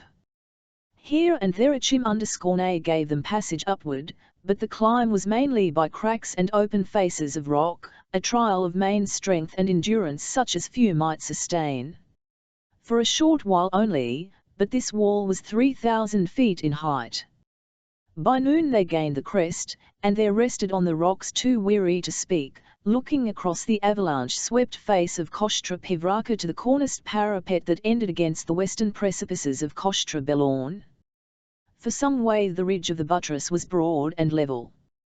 Then it narrowed suddenly to the width of a horse's back, and sprang skyward 2,000 feet and more. Brandakdahar went forward and climbed a few feet up the cliff. It bulged out above him, smooth and holdless. He tried it once and again, then came down saying, "Naught without wings." Then he went to the left. Here hanging glaciers overlooked the face from on high, and while he gazed an avalanche of ice blocks roared down it. Then he went to the right, and here the rocks sloped outward, and the sloping ledges were piled with rubbish and the rocks rotten and slippery with snow and ice. Having gone a little way he returned, and, "Oh just," he said, "wilt take it right forth, and that must be by flying, for hold there is none, or wilt go east and dodge the avalanche, or west, where all is rotten and slither and a slip were our destruction?" So they debated, and at length decided on the eastern road. It was an ill step round the jutting corner of the tower, for little hold there was, and the rocks were undercut below, so that a stone or a man loosed from that place must fall clear at a bound 3 or 4,000 feet to the Kostra glacier and there be dashed in pieces. Beyond, wide ledges gave them passage along the wall of the tower, that now swept inward, facing south. Far overhead, dazzling white in the sunshine, the broken glacier edges and splinters jutted against the blue, and icicles greater than a man hung glittering from every ledge, a sight heavenly fair, whereof they yet had little joy, hastening as they had not hastened in their lives before to be out of the danger of that ice-swept face. Suddenly was a noise above them like the crack of a giant whip, and looking up they beheld against the sky a dark mass which opened like a flower and spread into 100 fragments. The demons and Mivash hugged the cliffs where they stood, but there was little cover. All the air was filled with the shrieking of the stones, as they swept downwards like fiends returning to the pit, and with the crash of them as they dashed against the cliffs and burst in pieces. The echoes rolled and reverberated from cliff to distant cliff, and the limbs of the mountain seemed to writhe as under a scourge. In Hen it was done, Mivash was groaning for pain of his left wrist sore hurt with a stone. The others were scatheless. Just said to Brandak Daha, "Back, howsoever it dislike thee." Back they went, and an avalanche of ice crashed down the face which must have destroyed them had they proceeded. "Thou dost misjudge me," said Brandak Daha, laughing.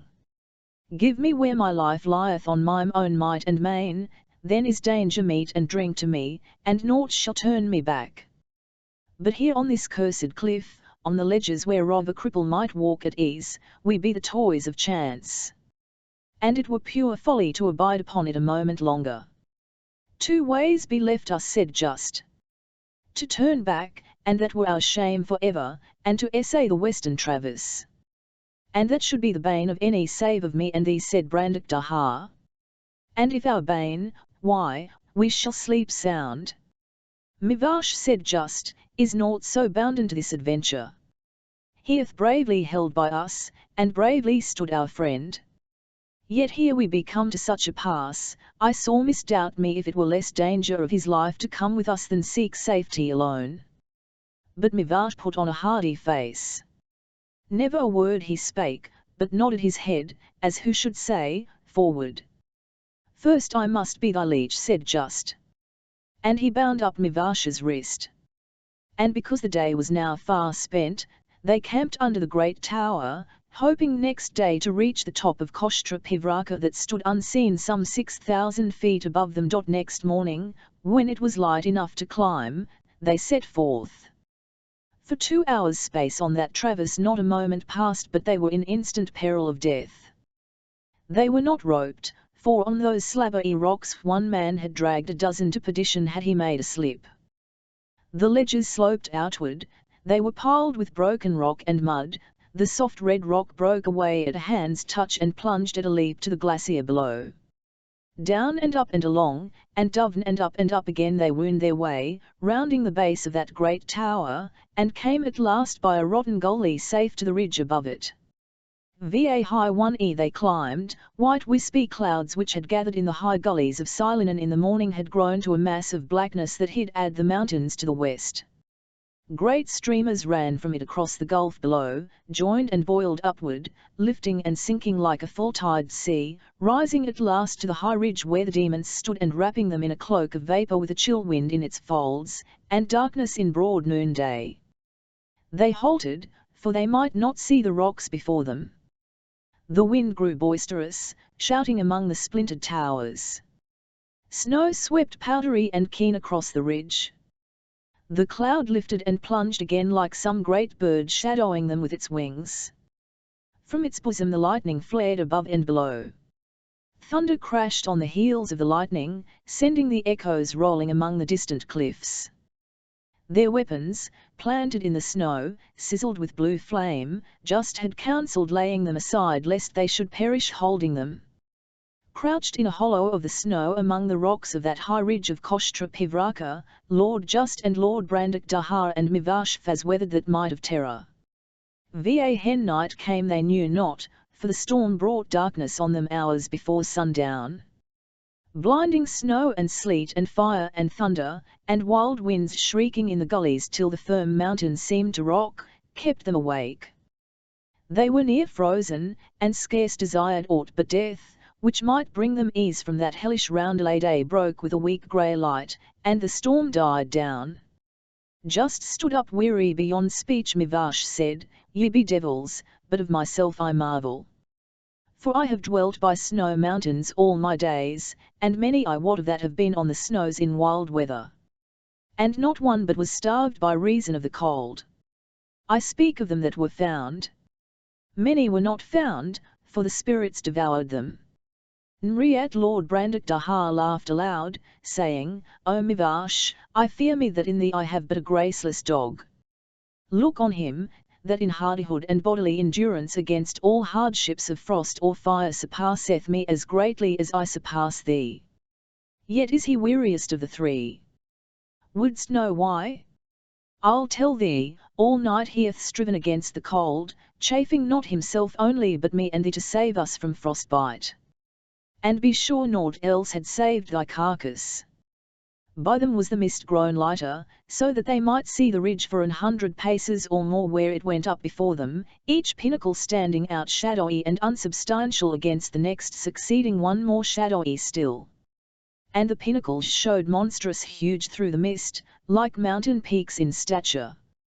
The roped and set forth, scaling the towers or turning them, now on this side now on that, sometimes standing on teeth of rock that seemed cut off from all earth else, solitary in a sea of shifting vapour, sometimes descending into a deep gash in the ridge with a blank wall rearing aloft on the further side and empty air yawning to left and right.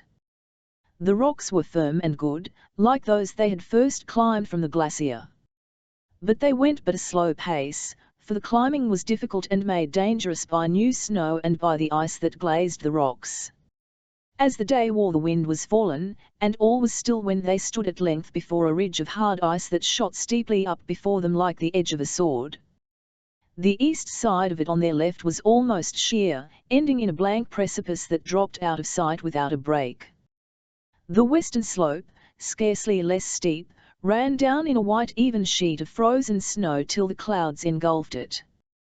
Brandak Dahar waited on the last blunt tooth of rock at the foot of the ice ridge. "The rest is thine," he cried to Lord Just. "Ill would not that any save thou should tread him first, for he is thy mountain." "Without thee I had never won up hither," answered Just, "and it is not fitting that I should have that glory to stand first upon the peak when thine was the main achievement. Go thou before."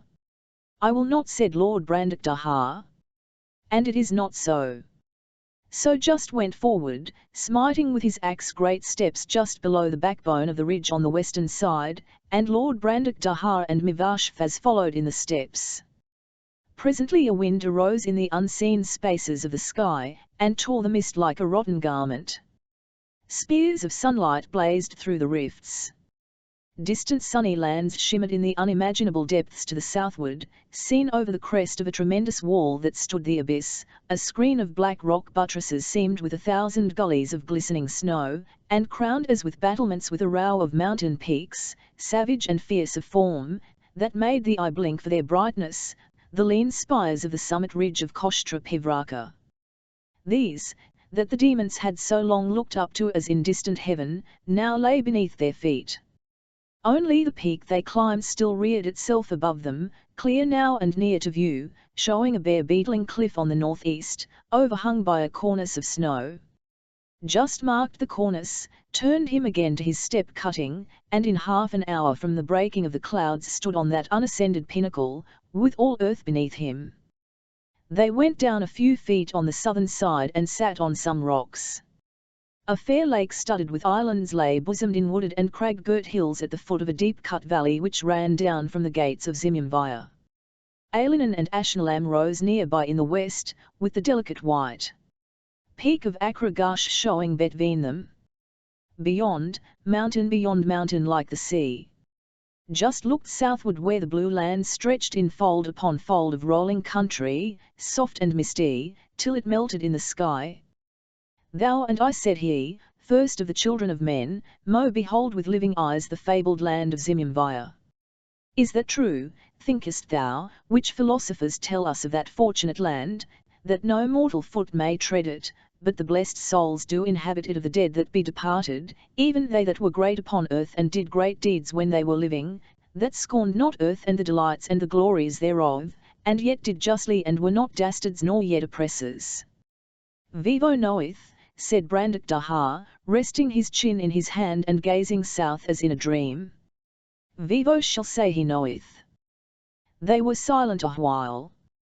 Then just spake, saying, If thou and I come thither at last, O my friend, shall we remember Demon land? And when he answered him not, just said, I had rather row on Mimir under the stars of a summer's might, than be a king of all the land of Zimyamvaya. And I had rather watch the sunrise on the Calf, than dwell in gladness all my days on an island of that enchanted lake of reverie, under Kostra Belorn. Now the curtain of cloud that had hung till now about the eastern heights was rent into shreds, and Kostrabillum stood like a maiden before them, 2 or 3 miles to eastward, facing the slanting rays of the sun. On all her vast precipices scarce a rock showed bare, so encrusted were they with a dazzling robe of snow. More lovely she seemed and more graceful in her airy poise than they had yet beheld her. Just and Brandak Daha rose up, as men arise to greet a queen in her majesty. In silence they looked on her for some minutes. Then Brandak Daha spake, saying, Behold thy bride, O Just. Kostra Belorn. How the Lord Just accomplished at length his dream's behest, to inquire in Kostra Belorn, and what manner of answer he received.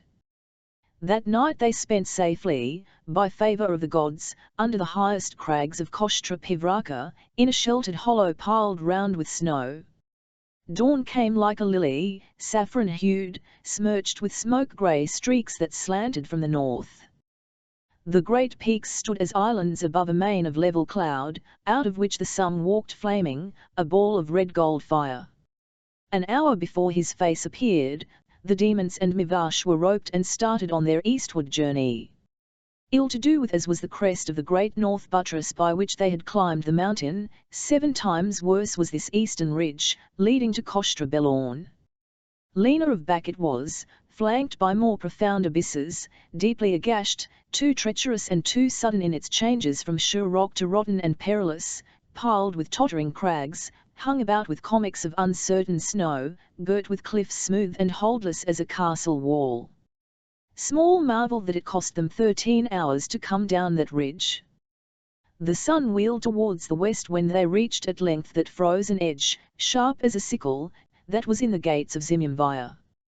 Weary they were, and ropeless, for by no means else might they come down from the last great tower save by the rope made fast from above.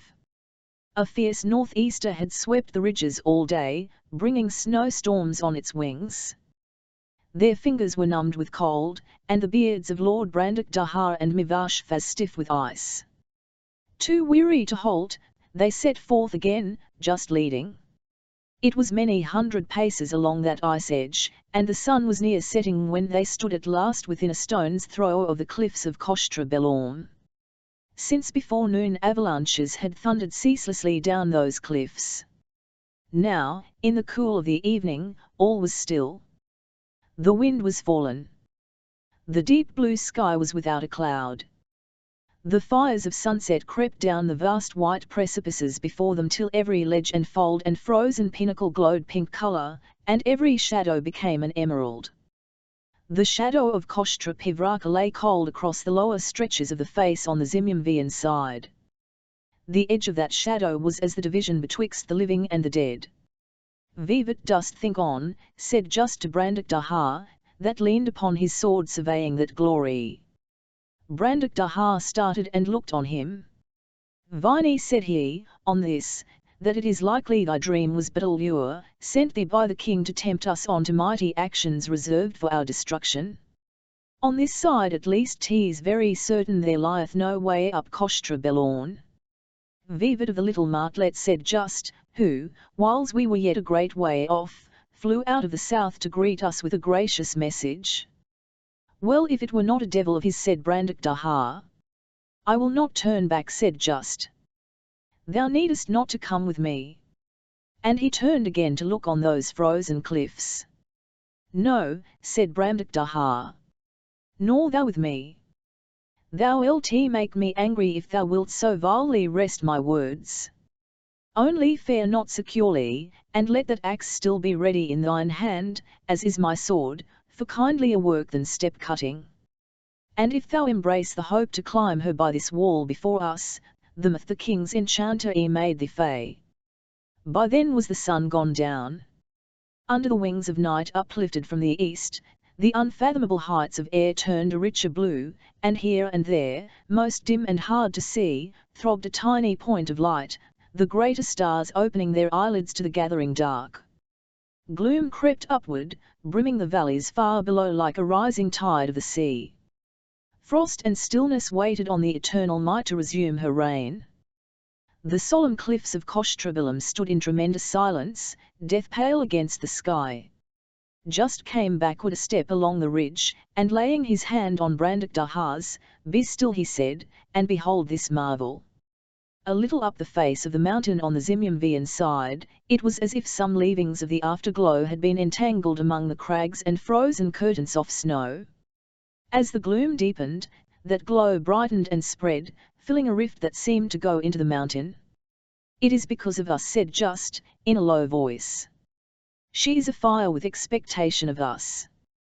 No sound was there save of their breath coming and going, and of the strokes of Just's axe, and of the chips of ice chinking downwards into silence as he cut their way along the ridge. And ever brighter, as night fell, burned that strange sunset light above them. Perilous climbing it was for 50 feet or more from the ridge, for they had no rope, the way was hard to see, and the rocks were steep and iced and every ledge deep in snow. Yet came they safe at length up by a steep short gully to the gully's head where it widened to that rift of the wondrous light. Here might two walk abreast, and Lord Just and Lord Brandock Daha took their weapons and entered abreast into the rift. Mivash was fain to call to them, but he was speechless. He came after, close at their heels like a dog. For some way the bed of the cave ran upwards, them dipped at a gentle slope deep into the mountain. The air was cold, yet warm after the frozen air without. The rose-red light shone warm on the walls and floor of that passage, but none might say whence it shone. Strange sculptures glimmered overhead, bull-headed men, stags with human faces, mammoths, and behemoths of the flood, vast forms and uncertain carved in the living rock. For hours Just and his companions pursued their way, winding downward, losing all sense of north and south. Little by little the light faded, and after an hour or two they went in darkness, yet not in utter darkness, but as of a starless night in summer where all night-long twilight lingers. They went a soft pace, for fear of pitfalls in the way. After a while Just halted and sniffed the air.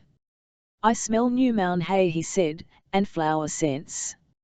Is this my fantasy, or canst thou smell them too?" "Ay, and have smelt it this half hour past," answered Brandock Daha, "also the passage wideneth before us, and the roof of it goeth higher as we journey." This, said Just, is a great wonder. They fared onward, and in a while the slope slackened, and they felt loose stones and grit beneath their feet, and in a while soft earth. They bent down and touched the earth, and there was grass growing, and night dew on the grass, and daisies folded up asleep. A brook tinkled on the right. So they crossed that meadow in the dark, until they stood below a shadowy mass that bulked big above them. In a blind wall so high the top was swallowed up in the darkness a gate stood open.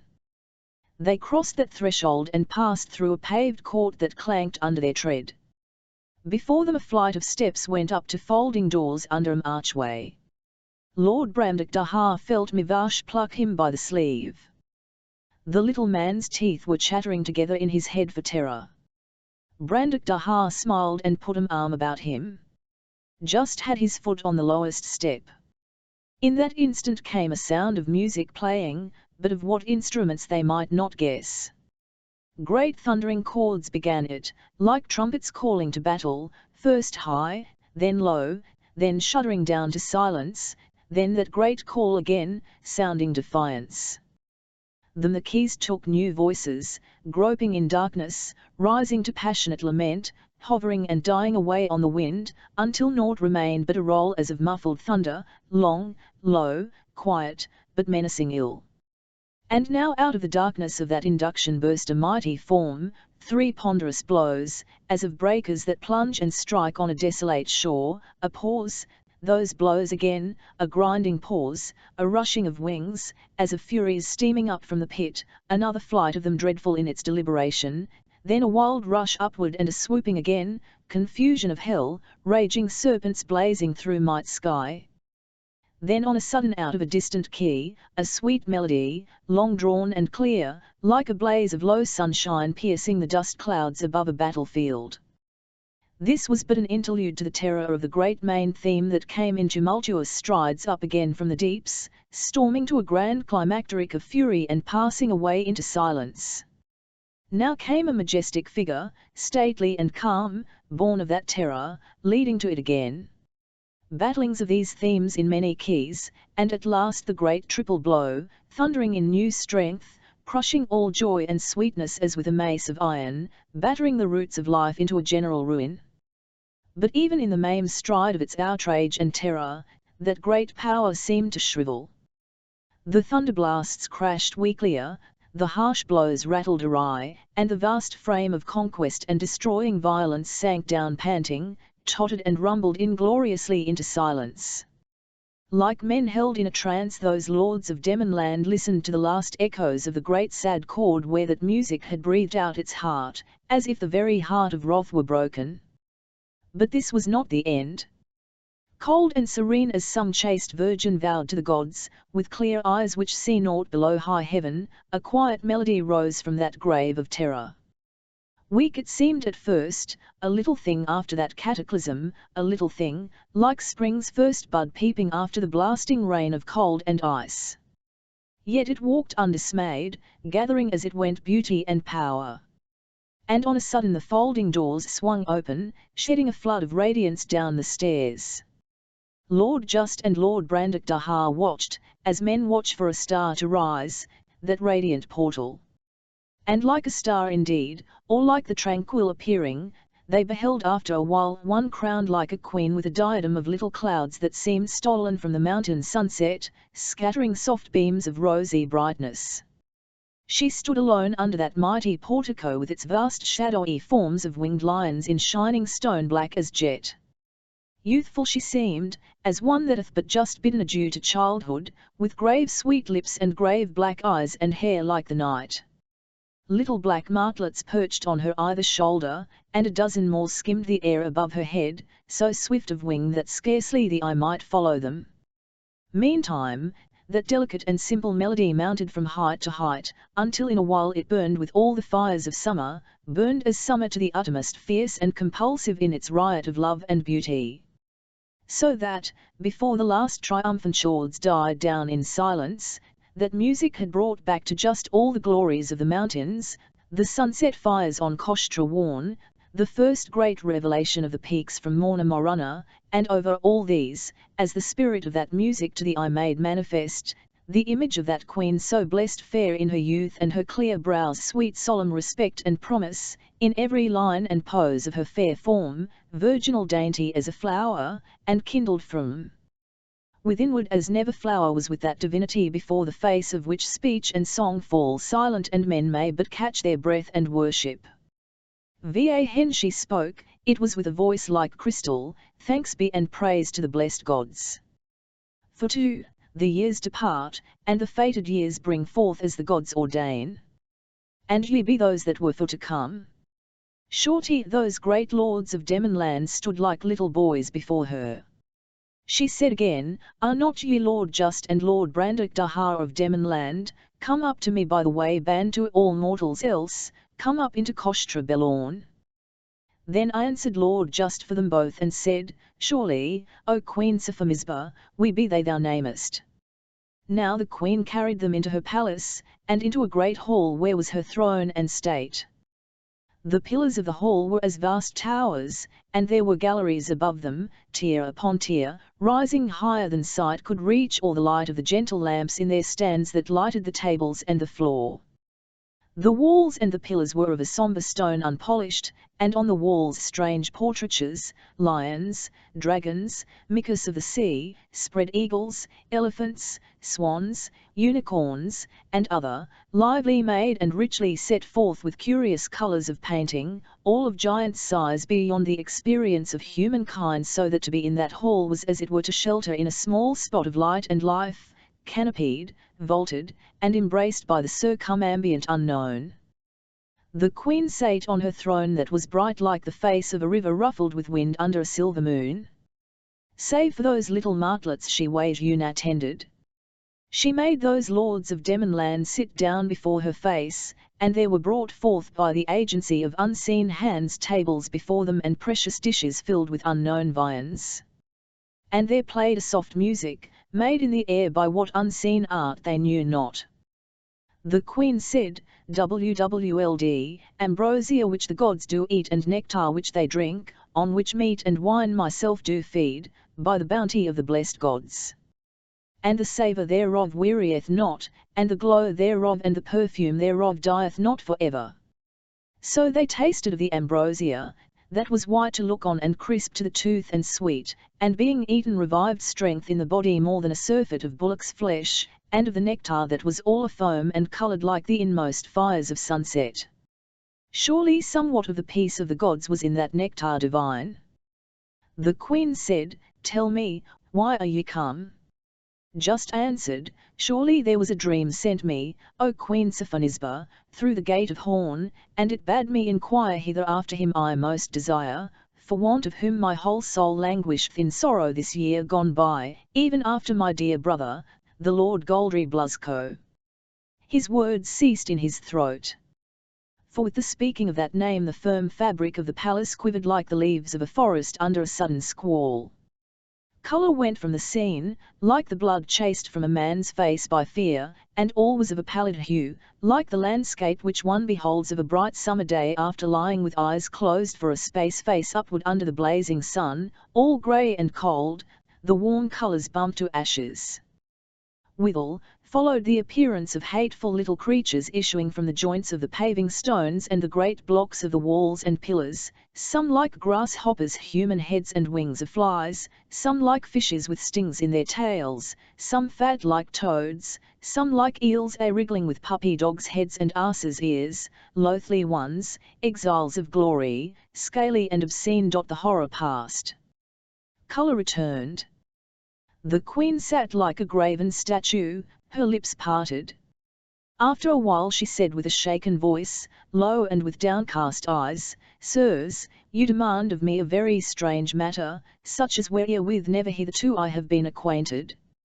As you are noble, I beseech you speak not that name again. In the name of the blessed gods, speak it not again.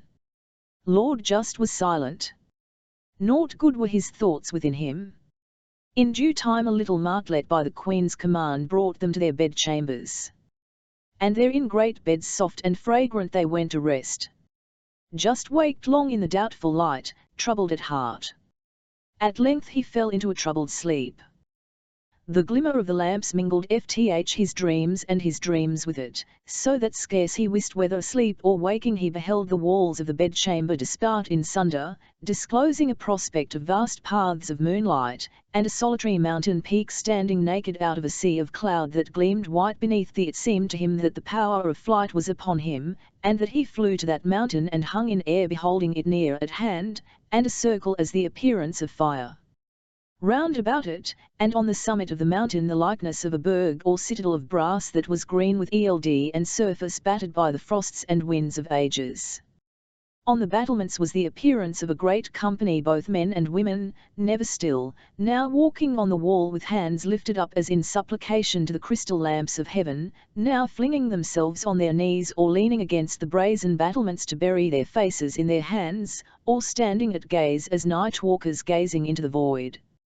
Some seemed men of war, and some great courtiers by their costly apparel, rulers and kings' daughters, grave-bearded counsellors, youths and maidens and crowned queens. And when they went, and when they seemed to cry aloud bitterly, all was noiseless even as the tomb, and the faces of those mourners pallid as a dead corpse is pallid. Then it seemed to just that he beheld a keep of brass flatroofs standing on the right, a little higher than the walls, with battlements about the roof. He strove to cry aloud, but it was as if some devil gripped his throat, stifling him, for no sound came. For in the midst of the roof, as it were on a bench of stone, was the appearance of one reclining, his chin resting in his great right hand, his elbow on an arm of the bench, his cloak about him gorgeous with cloth of gold, his ponderous feather-handed sword beside him with its heart-shaped ruby pommel darkly resplendent in the moonlight. Naught otherwise looked he than when just last beheld him, on their ship before the darkness swallowed them, only the ruddy hues of life seemed departed from him, and his brow seemed clouded with sorrow. His eye met his brother's, but ft no look of recognition, gazing as if on some far point in the deeps beyond the starshine. It seemed to just that even so would he have looked to find his brother Goldry as he now found him, his head unbent for all the tyranny of those dark powers that held him in captivity, keeping like a god his patient vigil, heedless alike of the laments of them that shared his prison and of the menace of the houseless night about him. The vision passed, and Lord Just perceived himself in his bed again, the cold morning light stealing between the hangings of the windows and dimming the soft radiance of the lamps. Now for 7 days they dwelt in that palace. No living thing they encountered save only the queen and her little martlets, but all things desirous were ministered unto them by unseen hands and all royal entertainment. Yet was Lord Just heavy at heart, for as often as he would question the Queen of Goldry, so she would ever put him by, praying him earnestly not a second time to pronounce that name of terror. At last, walking with her alone in the cool of the evening on a trodden path of a meadow where asphodel grew and other holy flowers beside a quiet stream, he said, "So it is, O Queen Sophonisba, that when first I came hither and spake with thee I well thought that by thee my matter should be well sped. And didst not thou then promise me thy goodness and grace from thee thereafter?" "This is very true," said the Queen. "Then why," said he, "when I would question thee of that I make most store of, wilt thou always daff me and put me by?" She was silent, hanging her head. He looked sidelong for a minute at her sweet profile, the grave clear limes of her mouth and chin. "Of whom must I inquire," he said, "if not of thee, which art queen in Kostra Belorn and must know this thing?" She stopped and faced him with dark eyes that were like a child's for innocence and like a god's for splendor. "My lord, that I have put thee off, ascribe it not to evil intent. That were an unnatural part indeed in me unto you of Demonland, who have fulfilled the weird and set me free again to visit again the world of men which I so much desire, despite all my sorrows I there fulfilled in elder time.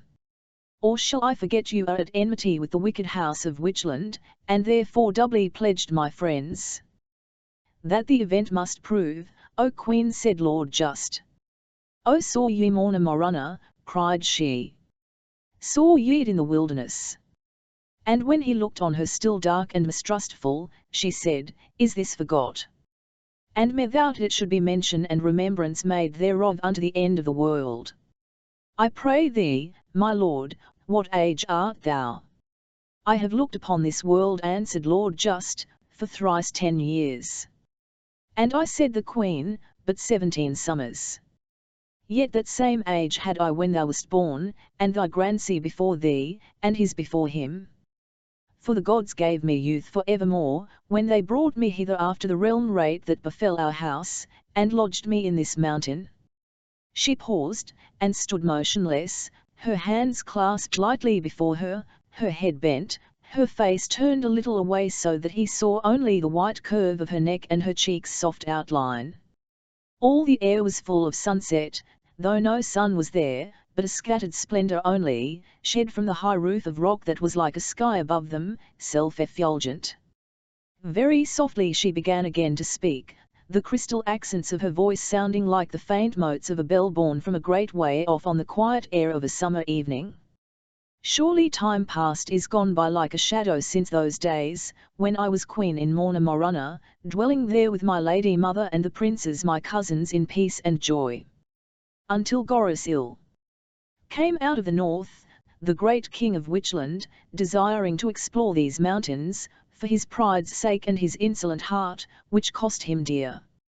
'Twas on an evening of early summer we beheld him and his folk ride over the flowering meadows of the Morana. Nobly was he entertained by us, and when we knew what way he meant to go, we counselled him turn back, and the man to chores must tear him if he went. But he mocked at our advisors, and on the morrow departed, he and his, by way of Ompren Edge. And never again were they seen of living man. That had been small loss, but of there befell a great and horrible mischief. For in the spring of the year came Goris IV, with a great army out of Waterish Witchland, saying with open mouth of defamation that we were the dead king's murderers, we that were peaceful folk, and would not entertain an action should call us villain for all the wealth of Impland. In the night they came, when all we save the sentinels upon the walls were in our beds secure in a quiet conscience. They took the princes my cousins and all our men, and before our eyes most cruelly murdered them. That my mother seeing these things fell suddenly into deadly and was presently dead. And the king commanded them burn the house with fire, and he brake down the holy altars of the gods, and defiled their high places. And unto me that was young and fair to look on he gave this choice, to go with him and be his slave, other else to be cast down from the edge and all my bones be broken. Surely I chose this rather. But the gods that do help every rightful true cause, made light my fall, and guided me hither safe through all perils of height and cold and ravening, granting me youth and peaceful days for ever, here on the borderland between the living and the dead. And the gods blew upon all the land of the Morana in the fire of their wrath, to make it desolate, and man and beast cut off therefrom, for a witness of the wicked deeds of Goris the king, even as Goris the king made desolate our little castle and our pleasant places. The face of the land was lifted up to high airs where frosts do dwell, so that the cliffs of Ompren Edge down which ye came are 10 times the height they were when Goris came down them. So was an end of flowers on the Morana, and an end there of spring and of summer days for ever. The queen ceased speaking, and Lord Just was silent for a space, greatly marvelling. Judge now, said she, if your foes be not my foes. It is not hidden from me, my lord, that you deem me but a lukewarm friend and no helper at all in your enterprise. Yet have I ceased not since ye were here to search and to inquire, and sent my little martlets west and east and south and north after tidings of him thou marmedst. They are swift, even as wingy thoughts circling the stablished world, and they return to me on weary wings, yet with never a word of our great kinsman. Just looked at her eyes that were moist with tears. Truth sat in them like an angel. O Queen, he cried, why need thy little minions scour the world, when my brother is here in Kostra Belorn? She shook her head, saying, this I will swear to thee, there hath no mortal come up into Kostra Belorn save only thee and thy companions these 200 years. But Just said again, my brother is here in Kostra Belorn. Enline eyes beheld him that first might, hedged about with fires. And he is held captive on a tower of brass on a peak of a mountain. There be no mountains here, said she, save this in whose womb we have our dwelling. Yet so I beheld my brother, said Just, under the white beams of the full moon. There is no moon here, said the queen. So Lord Just rehearsed to her his vision of the night, telling her point to point of everything. She hearkened gravely, and when he had done, trembled a little and said, this is a mystery, my lord, beyond my resolution. She fell silent a while. Then she began to say in a hushed voice, as if the very words and breath might breed some dreadful matter, taken up in a sending maleficial by King Goris XII. so it hath ever been, that whensoever there dieth one of the house of Goris there riseth up another in his stead, and so from strength to strength, and death weakeneth not this house of Witchland, but like the dandelion weed being cut down and bruised it springeth up the stronger. Dost thou know why? He answered, No. The blessed gods, said she, speaking yet lower, have shown me many hidden matters which the sons of men know not neither imagine. Behold this mystery. There is but one Goris.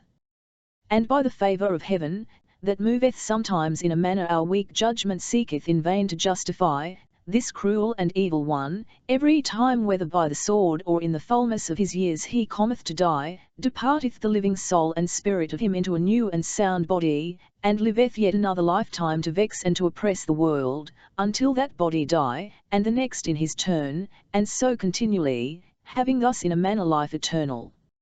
Just said, thy discourse, O Queen Sophonisba, is in a strain above mortality. This is a great wonder thou tellest me, whereof some little part I guessed aforetime, but the main I knew not. Rightfully, having such a timeless life, this king weareth on his thumb that worm Ouroboros which doctors have from of old made for an ensample of eternity, whereof the end is ever at the beginning and the beginning at the end for evermore. See them the hardness of the thing, said the queen. But I forget not, my lord, that thou hast a matter nearer thine heart than this, to set free him, name him not. Concerning whom thou didst inquire of me. Touchingless, know it for thy comfort, some ray of light I see. Question me no more till I have made trial thereof, lest it prove but a false dawn. If it be as I think, 'tis a frail yet abideth thee should make the stoutest blench. The lake of reverie of the furtherance given by Queen Sophonisba, fosterling of the gods, to Lord Just and Lord Brandakdahar, with how the hippogriff's egg was hatched beside the enchanted lake, and what ensued therefrom. Next day the queen came to Lord Just and Lord Brandakdahar and made them go with her, and Mivash with them to serve them, over the meadows and down a passage like that whereby they had entered the mountain, but this led downward. Ye may marvel, she said, to see daylight in the heart of this great mountain. Yet it is but the hidden work of nature. For the rays of the sun, striking all day upon Kostrobylum and upon her robe of snow, sink into the snow like water, and so soaking through the secret places of the rocks shine again in this hollow chamber where we dwell and in these passages cleft by the gods to give us our goings out and our comings in. And as sunset followeth broad day with coloured fires, and moonlight or darkness followeth sunset, and dawn followeth night ushering the bright day once more, so these changes of the dark and light succeed one another within the mountain. They passed on, ever downward, till after many hours they came suddenly forth into dazzling sunlight. They stood at a cave's mouth on a beach of sand white and clean, that was lapped by the ripples of a sapphire lake, a great lake, sown with islets craggy and luxuriant with trees and flowering growths. Many armed was the lake, winding everywhere in secret reaches behind promontories that were spurs of the mountains that held it in their bosom, some wooded or green with lush flower-spangled turf to the water's edge, some with bare rocks abrupt from the water, some crowned with rugged lines of crag that sent down scree slopes into the lake below. It was mid-afternoon, sweet-aired, a day of dappled cloud shadows and changing lights. Height birds circled above the lake, and now and then a kingfisher flashed by like a streak of azure flame. That was a westward-facing beach, at the end of a headland that ran down clothed with pine forests with open primrose glades from a spur of Kostrobylum. Northward the two great mountains stood at the head of a straight narrow valley that ran up to the gates of Zimimvia. Vaster they seemed than the demons had yet beheld them, showing at but 6 or 7 miles distance a clear 16,000 feet above the lake. Nor from any other point of prospect were they more lovely to behold, Kostrobylum like an eagle armed, shadowing with wings, and Kostrobylum as a goddess fallen a-dreaming, gracious as the morning star of heaven. Wondrous bright were their snows in the sunshine, yet ghostly and unsubstantial to view seen through the hazy summer air. Olive trees, grey and soft outlined like embodied mist, grew in the lower valleys, woods of oak and birch and every forest tree clothed the slopes, and in the warmer folds of the mountain sides belts of creamy rhododendrons straggled upwards even to the moraines above the lower glaciers and the very margin of the snows. The Queen watched Lord just as his gaze moved to the left past Kostra Pivraka, past the blunt lower crest of Golio, to a great lonely peak many miles distant that frowned over the rich maze of nearer ridges which stood above the lake. Its southern shoulder swept in a long majestic line of cliffs up to a clean sharp summit, northward it fell steeply away. Little snow hung on the sheer rock faces, save where the gullies cleft them. For grace and beauty scarce might Kostrabilam herself surpass that peak, but terrible it looked, and as a mansion of old night, that not high noonday could wholly dispossess of darkness. There standeth a mountain great and fair, said Lord Brandakdahar, which was hid in a cloud when we were on the high ridges. It hath the look of a great beast couchant. Still the Queen watched Lord Just, who looked still on that peak. Then he turned to her, his hands clenched on the buckles of his breastplates. She said, was it as I think? He took a great breath. It was so I beheld it in the, he said, as from this place. But here are we too far off to see the citadel of brass, or know if it be truly there. And he said to Brandakdahar, this remaineth, that we climb that mountain. That can ye never do, said the Queen. That shall be shown, said Brandakdahar. List, said she. Nameless is yonder mountain upon earth, for until this hour, save only for me and you, the eye of living man hath not looked upon it. But unto the gods it hath a name, and unto the spirits of the blessed that do inhabit this land, and unto those unhappy souls that are held in captivity on that cold mountain top, Zoraratnam Sirion, standing apart above the noiseless lifeless snow fields that feed the Sirion glaciers, loneliest and secretest of all earth's mountains, and most accursed. O my lords, she said, think not to climb up Zora. Emshungments ring round Zora, so that ye should not get so near as to the edges of the snow fields at her feet ere ruin gathered you. Just smiled. O Queen Sephonisba, little thou knowest our mind, if thou think this shall turn us back.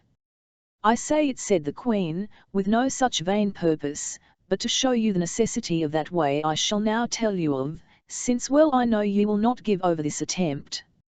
To none save to a demon durst I have told it, lest heaven should hold me answerable for his death. But unto you I may with the less danger commit this dangerous counsel if it be true, as I was taught long ago, that the hippogriff was seen of old in Demon land. The hippogriff, said Lord Brandakdahar. Vn hat else is it than the emblem of our greatness? 1,000 years ago they nested on Neverdale House, and there abide unto this day in the rocks the prints of their hooves and talons. He that rode it was a forefather of mine and of Lord Just. He that shall ride it again, said Queen Sephomisba, he only of mortal men may win to Zorarach, and if he be man enough of his hands may deliver him we wot of out of bondage. O Queen, said Just, somewhat I know of gramarye and divine philosophy, yet must I bow to thee for such learning, that dwellest here from generation to generation and dost commune with the dead. How shall we find this steed? Few they be, and high they fly above the world, and come to birth but one in 300 years. She answered, I have an egg. In all lands else must such an egg lie barren and sterile, save in this land of Zimimvire which is sacred to the lordly races of the dead. And thus cometh this steed to the birth, when one of might and heart beyond the wont of man sleepeth in this land the egg in his bosom, greatly desiring some high achievement, the fire of his great longing hatcheth the egg, and the hippogriff cometh out therefrom, weak-winged at first as thou'st seem a butterfly new hatched out his chrysalis, then only mayst thou mount him, and if thou be man enow to tum him to thy will he shall bear thee to the uttermost parts of earth unto thine heart's desire. But if thou be aught less than greatest, beware that steed, and mount only earthly courses. For if there be aught of dross within thee, and thine heart falter, or thy purpose cool, or thou forget the level aim of thy glory, then will he toss thee to thy ruin. Thou'st this thing, O Queen, said Lord Just. "My lord," she said softly, "more than 100 years ago I found it, while I rambled on the cliffs that are about this charmed lake of reverie. And here I hid it, being taught by the gods what thing I had found and knowing what was foreordained, that certain of earth should come at last to Kostra Belorn. Thinking in my heart that he that should come might be of those who bear some great unfulfilled desire, and might be of such might as could ride to his desire on such a steed. They talking little, by the charmed lake's shore till evening. Then they arose, and went her to a pavilion by the lake, built in a grove of flowering trees. Ere they went to rest, she brought them the hippogriff's egg, great as a man's body, yet light of weight, rough and coloured like gold. And she said, 6 hitch of you, my lords. Just answered he, if might and high heart should only count, but I, because my brother it is that we must free from his dismal place. So the queen gave the egg to Lord Just, and he, bearing it in his arms, bade her good night, saying, I need no other laudanum than this to make me sleep. And the ambrosial night came down. And gentle sleep, softer than sleep is on earth, closed their eyes in that pavilion beside the enchanted lake. Mivash slept not. Small joy had he of that lake of reverie, caring for none of its beauties but mindful still of certain lewd bulks he had seen basking by its shores all through the golden afternoon. He had questioned one of the queen's martlets concerning them, who laughed at him and let him know that these were crocodiles, wardens of the lake, tame and gentle toward the heroes of bliss who resorted thither to bathe and disport themselves. But should such an one as thou, she said, adventure there, they would chop thee up at a mouthful. This saddened him. And indeed, little ease of heart had he since he came out of Impland, and dearly he desired his home, though it was sacked and burnt, and the men of his own though they should prove his foes. And well he thought that if Just should fly with Brandak Dahar mounted on hippogriff to that cold mountain top where souls of the great were held in bondage, he should never win back alone to the world of men, past the frozen mountains, and the manticores, and past the crocodile that dwelt beside Bavimam. He lay awake an hour or twain, weeping quietly, until out of the giant heart of midnight came to him with fiery clearness the words of the queen, saying that by the heat of great longing in his heart that claspeth it must that egg be hatched, and that man should then mount and ride on the wind unto his heart's desire. Therewith Mivash sat up, his hands clammy with mixed fear and longing. It seemed to him, awake and alone among the sleepers in that breathless night, that no longing could be greater than his longing. He said in his heart, I will arise, and take the egg privily from the devil Tramsmarine and clasp it myself. I do him no wrong thereby, for said she not it was perilous? Also every man rooketh the embers to his own cake. So he arose, and came secretly to just where he lay with his strong arms circling the egg. A beam of the moon came in by a window, shining on the face of Just, that was as the face of a god. Mivash bent over him and teased the egg gently from his embrace, praying fervently the while. And, for Just was in a profound his soul mounting in vision far from earth, far from that shore divine, to lone regions where Goldri watched still in frozen mournful patience on the heights of Zora, at last Enfivash gat the egg and bare it to his bed. Very warm it was, crackling to his ear as he embraced it, as of a power moving from withinwards. In such wise Mivash fell asleep, clasping the egg as a man should clasp his dearest. And a little before dawn it hatched in his arms and fell asunder, and he started awake, his arms about the neck of a strange steed. It went forth into the pale light before the sunrise, and he with it, holding it fast. The sheen of its hair was like the peacock's neck, its eyes like the changing fires of a star of a windy night. Its nostrils widened to the breath of the dawn. Its wings unfolded and grew stiff, their feathers like the tail feathers of the peacock pheasant, white with purple eyes, and hard to the touch as iron blades. Mivash was mounted on its back, seizing the shining mane with both hands, trembling. And now was he fain to descend, but the hippogriff snorted and reared, and he, fearing a great fall, clung closer.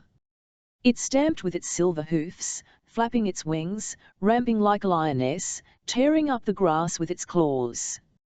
Mivash screamed, torn by five in hope and fear. It plunged forward and leaped into the air and flew. The demons, waked by the whirring of wings, rushed from the pavilion, to behold that marvel flown against the obscure west. Wild was its flight, like a snipe dipping and plunging. And while they looked, they saw the rider flung from his seat and heard, some moments after, a dull flop and splash of a body fallen in the lake. The wild steed vanished, ringing toward the upper air. Rings ran outward from the splash, troubling the surface of the lake, marring the dark reflection of Zorarat mirrored in the sleeping waters. "Poor Mivash," cried Lord Brandakdahar. "After all the weary leagues I made him go with me." And he threw off his cloak, took a dagger in his teeth, and swam with great overarm strokes out to the spot where Mivash fell. But naught he found of Mivash. Only he saw nearby on an island beach a crocodile, big and bloated, that eyed him guiltily and stayed not for his coming, but into the water dived and disappeared. So Brandakdahar turned and swam ashore again. Lord just stood as a man stricken to stone. As one despaired he tummed to the Queen, who now came forth to them wrapped in a mantle of swan's down, yet high he held his head. "O Queen Sophonisba, here is that secret glom or bottom of our days, come when we sniffed the sweetness of the morning. My lord," said she, "the fly's hemery take life with the sun and die with the dew. But thou, if thou be truly great, join not hands with desperation. Let the sad ending of this poor servant of thine be to thee a monument against such folly. Earth is not ruined for a single shower. Come back with me to Kostra Belorn." He looked at the grand peak of Zora, dark against the wakening east.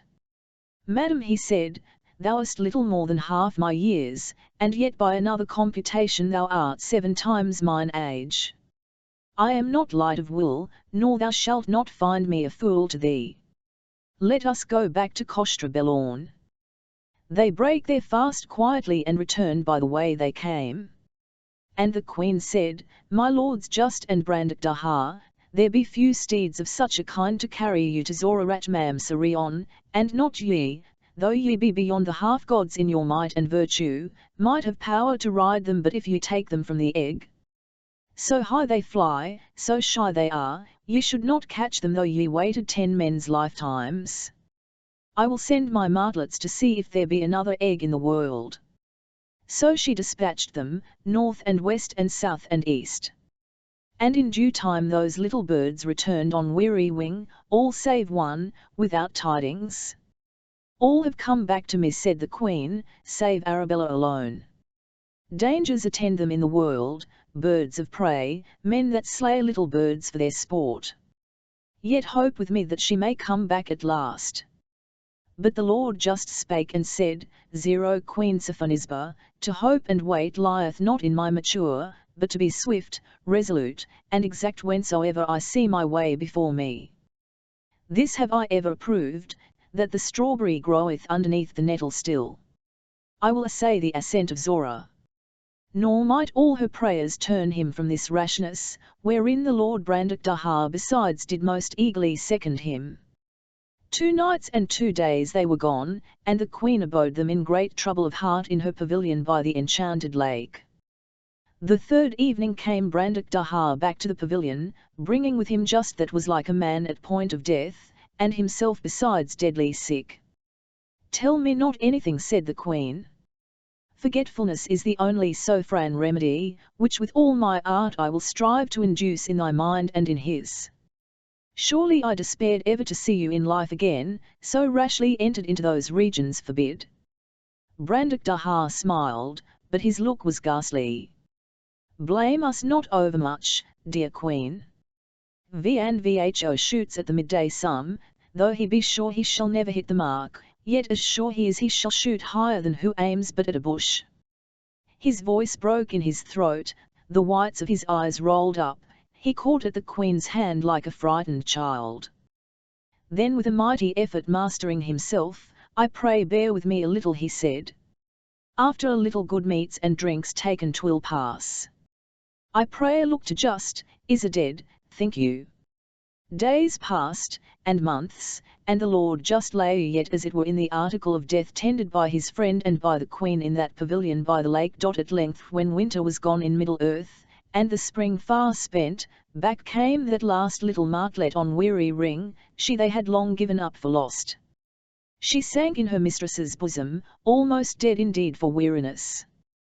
But the Queen cherished her, and gave her nectar, so that she gathered strength and said, O Queen Sophonisba, fosterling of the I flew for the east and south and west and north, by sea and by land, in heat and frost, unto the frozen poles, about and about. And at the last came to Demon land, to the range of Neverdale. There is a tam among the mountains, that men call Dill Tam. Very deep it is, and men that live by bread do hold it for bottomless. Yet hath it a bottom, and on the bottom lieth an hippogriff's egg, seen by me, for I flew at a great height above it. In Emin land, said the Queen. And she said to Lord Brandok Daha, it is the only one. Ye must go home to fetch it. Brandok Daha said, home to Demon land. After we spent our powers and crossed the world to find the way. But when Lord just knew of it, straightway with hope so renewed began his sickness to depart from him, so that he was in a few weeks' space very well recovered.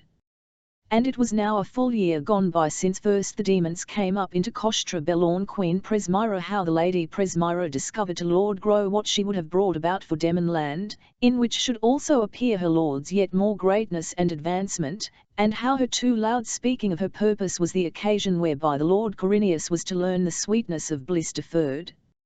On that same 26th night of May, when Lord Just and Lord Brandok Daha beheld from earth's loftiest pinnacle the land of Zimumvia and Kostra Warn, Grow walked with the Lady Presmira on the western terrace in Kars.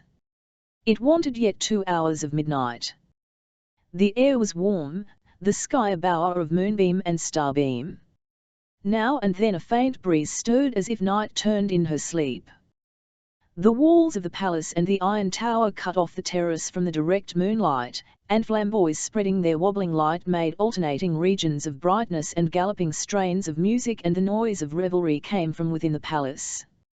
Grow spake, if thy question, O Queen, overlie a wish to have me gone, I am as lightning to obey thee howsoe'er it grieve me.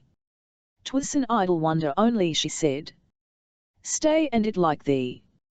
It is but a native part of wisdom, said he, to follow the light. When thou wast departed from the hall methought all the bright lights were bedimmed. He looked at her sidelong as they passed into the radiance of a flamboy, studying her countenance that seemed clouded with grievous thought. Fair of all fairs she seemed, stately and splendid, crowned with a golden crown set about with dark amethysts. A figure of a crabfish topped it above the brow, curiously wrought in silver and bearing in either claw a ball of chrysolite the bigness of a thrush's egg. Lord Grow said, this was part of my mind, to behold those stars in heaven that men call Berenice's hair, and know if they can outshine in glory thine hair, O Queen. The paced on in silence. Then, these phrases of forced gallantry she said, sought ill with our friendship, my Lord Grow. If I be not angry, think it is because I father them on the deep healths thou'st carried unto our Lord the King on this night of nights, when the returning year bringeth back the date of his sending, and our vengeance upon Demon land. Madam, he said, I would but have thee give over this melancholy. Seemeth it to thee a little thing that the king hath pleased so singularly to honour Corund thy husband as give him a king's style and dignity, and all implant to hold in fee? All took notice of it how uncheerfully thou didst receive this royal crown when the king gave it thee tonight, in honour of thy great lord, to wear in his stead till he come home to claim it, this, and the great praise spoke by the king of Corund, which methinks should bring the warmth of pride to thy cheeks. Yet are all these things of as little avail against thy frozen scornful melancholy as the weak winter sun availeth against congealed puas in a black frost. Crowns are cheap trash today, said Presmira, whenas the king, with 20 kings to be his lackeys, raiseth up mo his lackeys to be kings of the earth.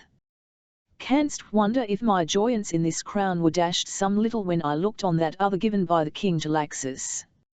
Madam, said Grow, thou must forgive Laxus in his own particular.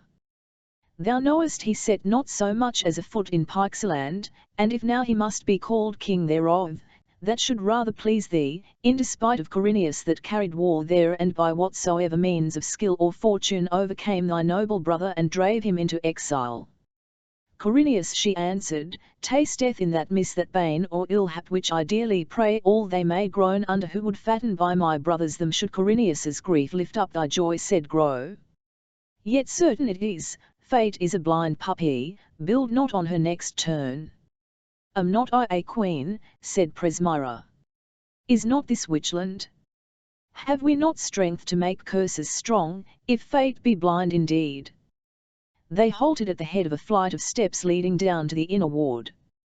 The Lady Presmira leaned a while on the black marble balustrade, gazing seaward over the level marshes rough with moonlight. Vien hat care I for Laxus, she said at last. Vivat care I for Corineus. A cast of hawks flown by the king against a quarry that in dear worthiness and nobility outshineth 100 such as they. Nor I will not suffer mine indignation so to witch wanton with fair justice as persuade me to put the white on Witchland.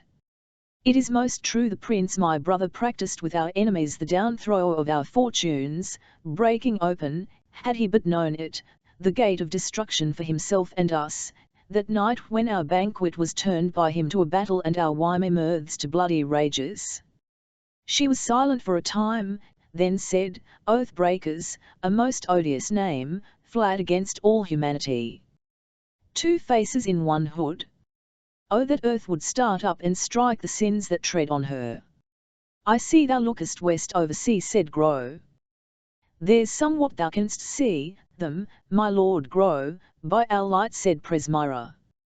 Thou didst tell me at the time, he said, with what compliments in vows and strange well-studied promises of friendship the Lord just took leave of thee at their escaping out of Cas.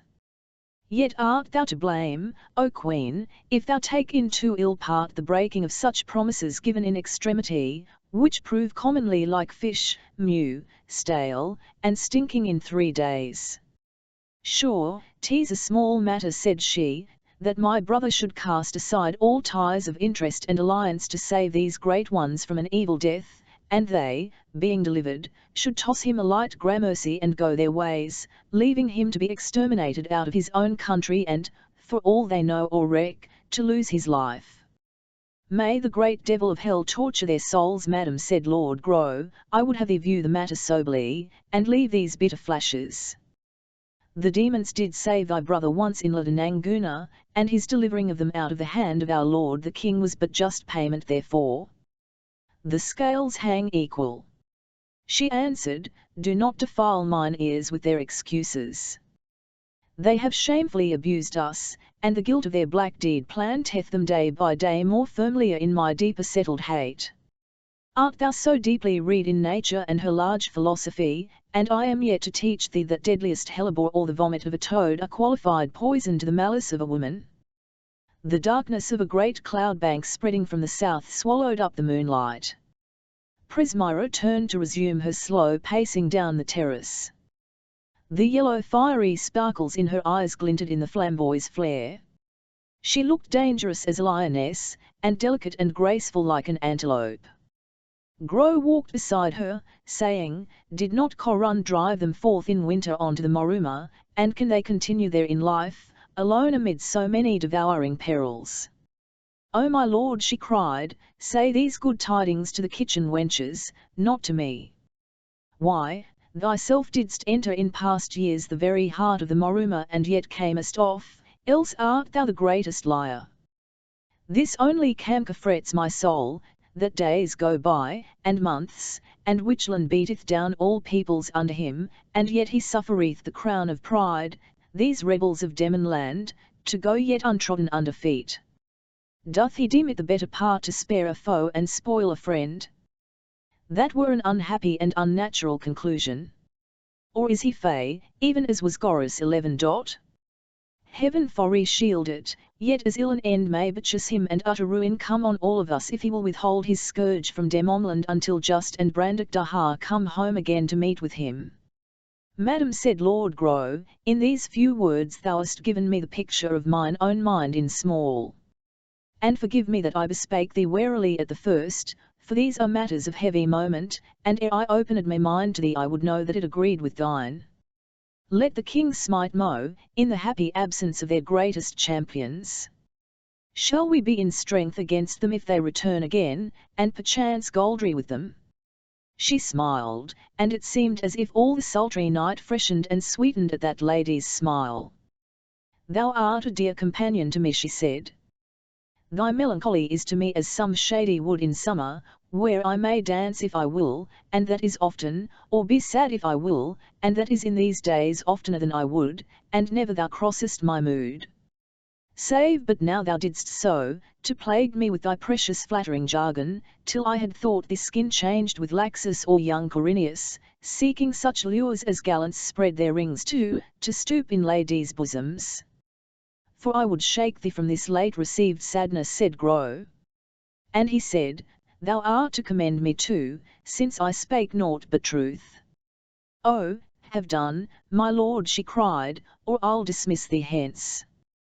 And as they walked Presmyra sang softly, He that cannot choose but love, and strives against it still, never shall my fancy move. For he loves gainst his will, nor he which is all his own. And can att pleasure choose, va hen I am caught he can be gone. And when he list refuse, nor he that loves none but fair. For such by all are sought, nor he that can for foul one's care. For his judgment then is naught, nor he, she broke off suddenly, saying, Come, I have shook off the ill disposition the sight of Laxus bred in me and of his tawdry crown. Let's think on action. And first, I will tell thee a thing. This we spoke of hath been in my mind these 2 or 3 moons, ever since Corineus's campaigning in Pixeland. So when word came of my lord's destroying of the demon host, and his driving of Just and Brandock Dahar like runaway thralls on the Morunna, I sent him a letter by the hand of Viglus that bare him from our lord the king's name in Impland. Therein I expressed how that the crown of Demonland should be a braver crown for us than this of Impland, howsoe'er it sparkle, praying him urge upon the king his sending of an armament to Demonland, and my lord the leader thereof, or, if he could not as then come home to ask it, then I entreated him make me his ambassador to lay this counsel before the king and crave the enterprise for Corund. Is not his answer in those letters I brought thee, said Gro. Said she, and a very scurvy beggarly lickspittle answer for a great lord to send to such a matter as I propounded. Alack, it puffs away all my wifely duty but to speak on tea, and makes me rail like a gangrel woman. I'll walk apart, madam, said Gro, if thou wouldst have privateness to deliver thy mind. Presmyra laughed. Ft's not all so bad, she said, and yet it makes me angry. The enterprise he commends, up to the hilt, and I have his leave to broach it to the king, as his mouthpiece, and press it with him out of all hoe. But for the leading on tea, he will not have it, he. Corsus must have it, or Corineus. Stay, let me read it out, and standing near one of the lights she took a parchment from her bosom. Pooh, 'tis too fond, I will not shame my lord to read it, even to thee. Well, said Gro, were I the king, Corund should be my general to put down Demonland. Corsus he may send, for he hath done great work in his day, but in mine own judgment I like him not for such an errand. Corineus he hath not yet forgiven for his fault at the banquet a year ago. Corineus, said Presmyra. So his butchery of mine own dear land goeth not only without reward, but hath not so much as brought him back to favour, thou thinkest? I think not, said Lord Gro. Besides, he is mad wroth to have plucked that prickly fruit but for another's eating. He bare himself so presumptuous ill in the hall tonight, gleeking and galling at Laxus, slapping of his sword, and with so many more shameless braves and wanton fashions, and worst of all his most openly seeking to toy with Sreva, this first month of her betrothal unto Laxus, it will be a wonder if blood be not spilt betwixt them ere the night be done. Methinks he is not i' the mood to take the field again without some sure reward, and methinks the king, guessing his mind, would not offer him a new enterprise and so give him the glory of refusing it. They stood near the arched gateway that opened on the terrace from the inner court. Music still sounded from the great banquet hall of Ouroboros 11. Under the archway and in the shadows of the huge buttresses of the walls it was as though the elements of gloom, expelled from the bright circles round the flamboys, huddled with sister glooms to make a double darkness. "Well, my lord," said Presmyra, "doth thy wisdom bless my resolve?" "Viva it be, yes, because it is thine, O Queen." "Viva it be," she cried. "Dost hang in doubt on tea? I had else, but seek audience with the king as my first care in the morning. Have I not my lord's bidding so far? And if thy zeal outrun his bidding in one particular," said Gros. "Vvhy, just," said she. "And if I bring thee not word ere tomorrow's noon that order is given for Demon land, and my lord Corund named his general for that sailing, and letters sealed for his straight recall from Hist," said Gros. Steps out of the court. They tummed towards the archway, Presmyra singing under her breath. "Nor he that still his mistress pace. For she is thraldy therefore, nor he that pace not, for he says within, she is worth no more. Is there then no kindy of men whom I may freely prove? I will vent that humour then in mine own self-love." Corineus met them in the gateway, coming from the banquet house. He halted full in their path to peer closely through the darkness at Presmyra, so that she felt the heat of his breath, heavy with wine. It was too dark to know faces, but he knew her by her stature and bearing. "Cry thee mercy, madam," he said. "Without an instant 'twas, but no matter. Your best of rest." So saying he made way for her with a deep obeisance, jostling roughly against Gros with the same motion. Gros, little minded for a quarrel, gave him the wall, and followed Presmyra into the inner court. The Lord Corineus sat him down on the nearest of the benches, leaned his stalwart back luxuriously upon the cushions and there rested, thripping his fingers and singing to himself, "Va had an ass is he waits a woman's leisure for a minute's pleasure.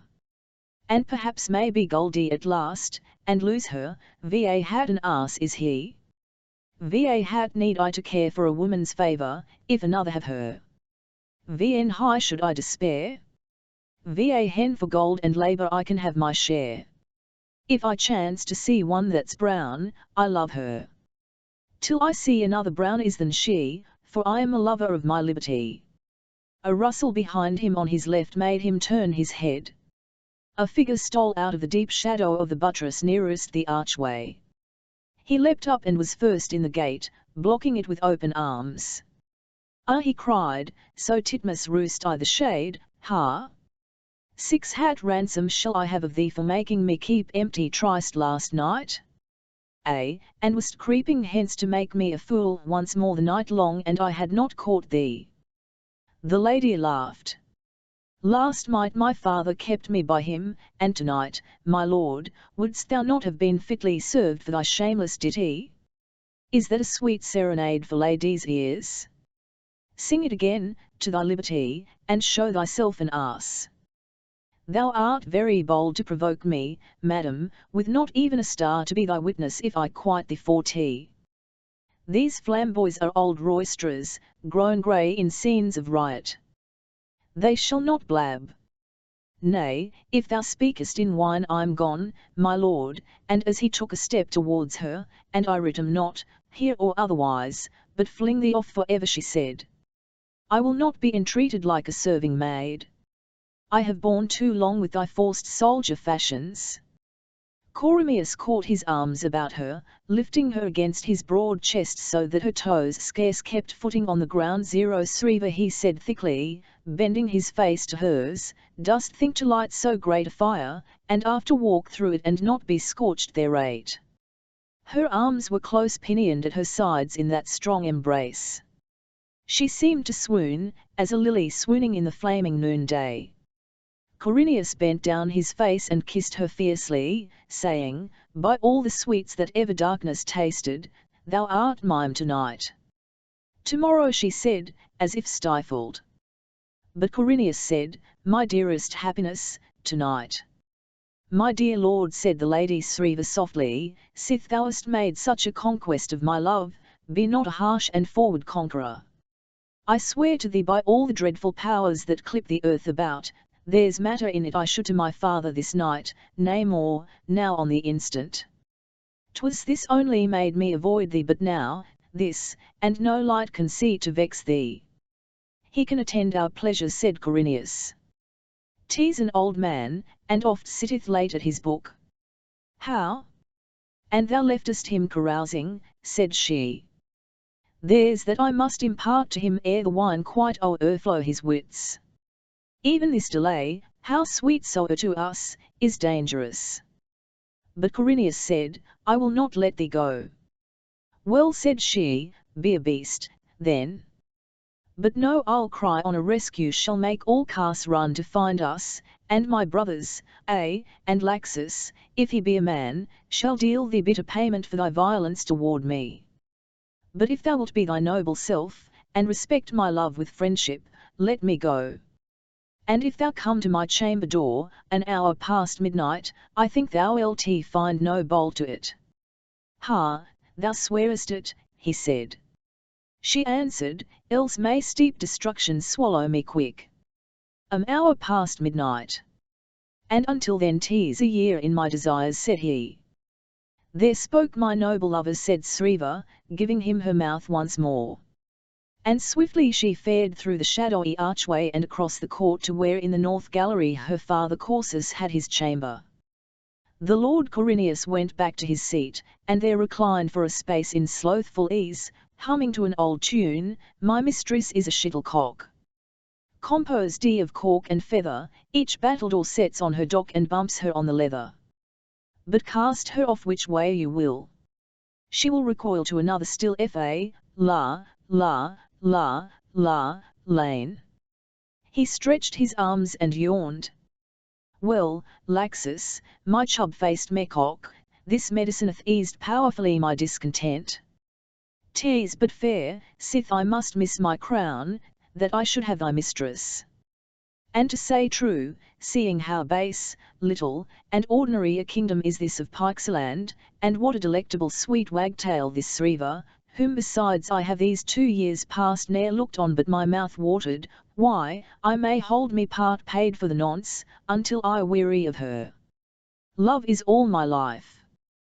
For it keeps me doing, yet my love and wooing is not for a wife, an hour past midnight, ha? Vivat wine's best for lovers?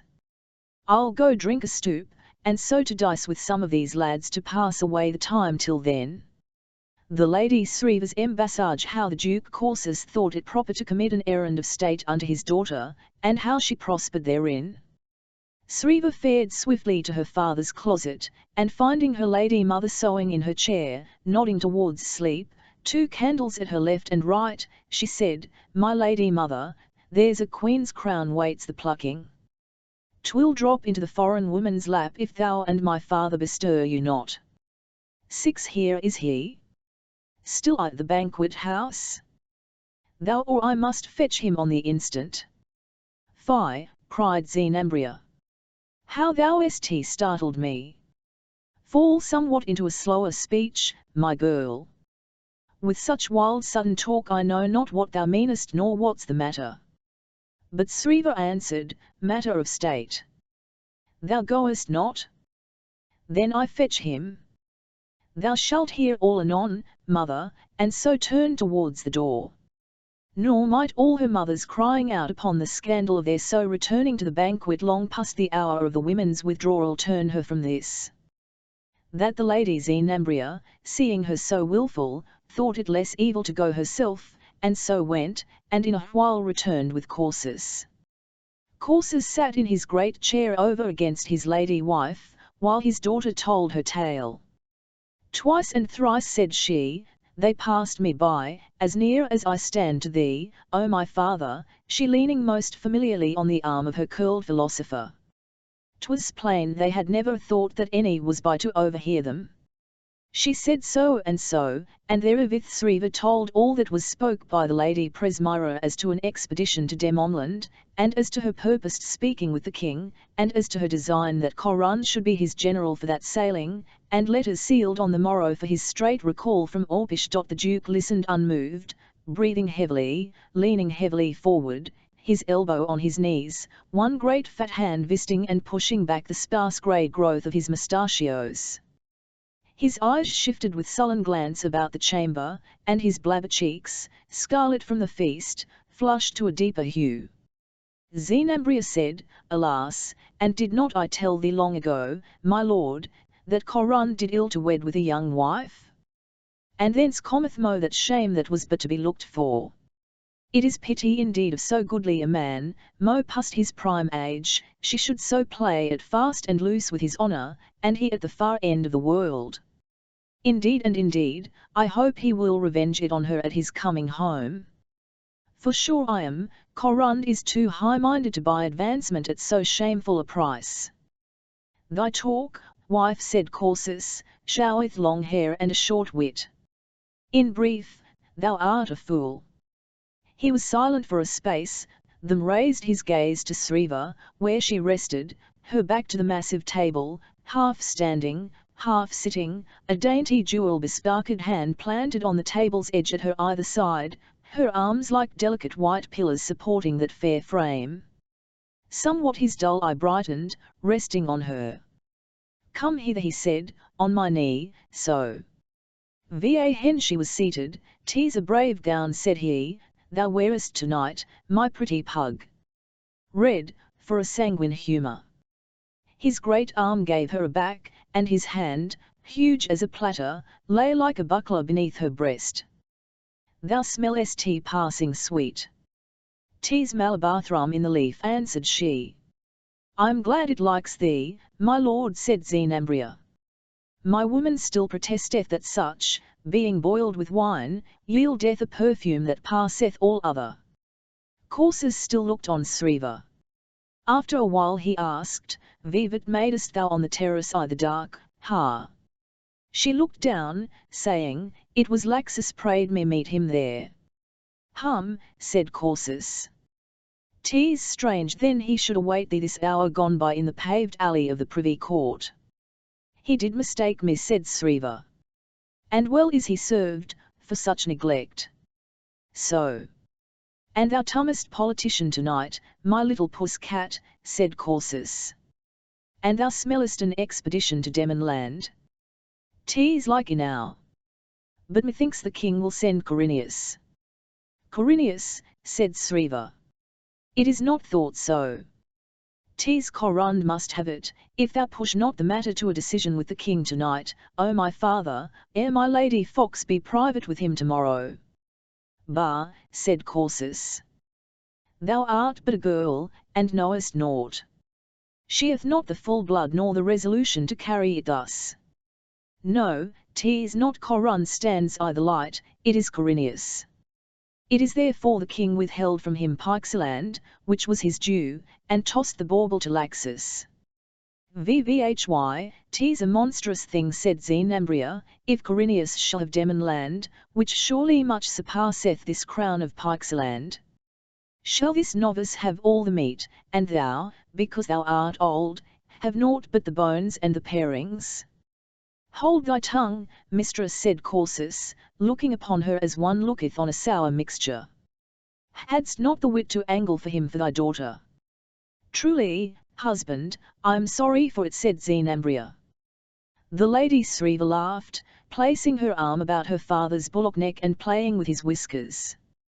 "Content thee," she said, "my lady mother. I have my choice, and that is very certain, of these and of all other in Cars. And now I bethink me on the Lord Corinius, why, there's a proper man indeed, weareth a shaven lip too, which, as experienced opinion shall tell thee, far exceedeth your nasty mustachios." "Well," said Corsus, kissing her, "however it shape, I'll to the king tonight to move my matter with him. Meanwhile, madam," he said to Zenambria, "I'll have thee take thy chamber straight. Bolt well thee, and for more safety I will lock it myself o' the outer side." There's much mirth toward tonight, and I'd not have these staggering drunken swads offend thee, as full well might befall, whiles I am on mine errand of state. Zenambria bade him good night, and would have taken her daughter with her, but Corsus said nay to this, saying, I'll see her safe bestowed. When they were alone, and the lady Zenambria locked away in her chamber, Corsus took forth from an oaken cupboard a great silver flagon and 2 chased goblets. These he brimmed with a sparkling yellow wine from the flagon and made Sriva drink with him not once only but twice, emptying each time her goblet. Then he drew up his chair and sinking heavily into it folded his arms upon the table and buried his head upon them. Sriva paced back and forth, impatient at her father's strange posture and silence. Surely the wine lighted riot in her veins, surely in that silent room came back to her Corimius's kisses hot upon her mouth, the strength of his arms like bands of bronze holding her embraced. Midnight tolled. Her bones seemed to melt within her as she breathed out of her promise, due in an hour. Father, said she at last, midnight hath stricken. Wilt thou not go ere it be too late? The Duke raised his face and looked at her. He answered no. No, he said again, where's the profit? I wax old, my daughter, and must wither. The world is to the young. To Corineus, to Laxus, to thee. But most of all to Corund, who if a be old yet hath his mess of sons, and mightiest of all his wife, to be his ladder to climb thrones withal. But thou saidst but mo, said Sriva. When thy mammy was by. She cometh to her second childhood before her time, so as to a child I speak to her. Corund did ill to wed with a young wife, ha? Frut. Is not this the very bulwark and rampire of his fortune? Didst ever see a fellow so spurted up in a moment? My secretary when I managed the old wars against the Gauls, and now climbed clean over me, that am yet my year his elder. Called king, forsooth, and like to be Tarien soon, under the king, for Dominus fac totem throughout all the land if a play this woman as a should. Will not the king, for such payment as she intends, give Demomland upon Impland and all the world beside? Hell's dignity, that would I, and 'twere offered me. He stood up, reaching unsteadily for the wine jug. Furtively he watched his daughter, shifting his gaze ever as her eye met his. Corund, said he, pouring out some wine, would split his sides for laughter to hear thy mother's prim-mouthed brabble. He that hath enjoined upon his wife, there's ne'er a doubt on't, this very errand, and if he visit it on her at his coming home will but be with hotter love and gratitude for that she wins him in our despite. Trust me, 'tis not every lady of quality shall find favour with a king.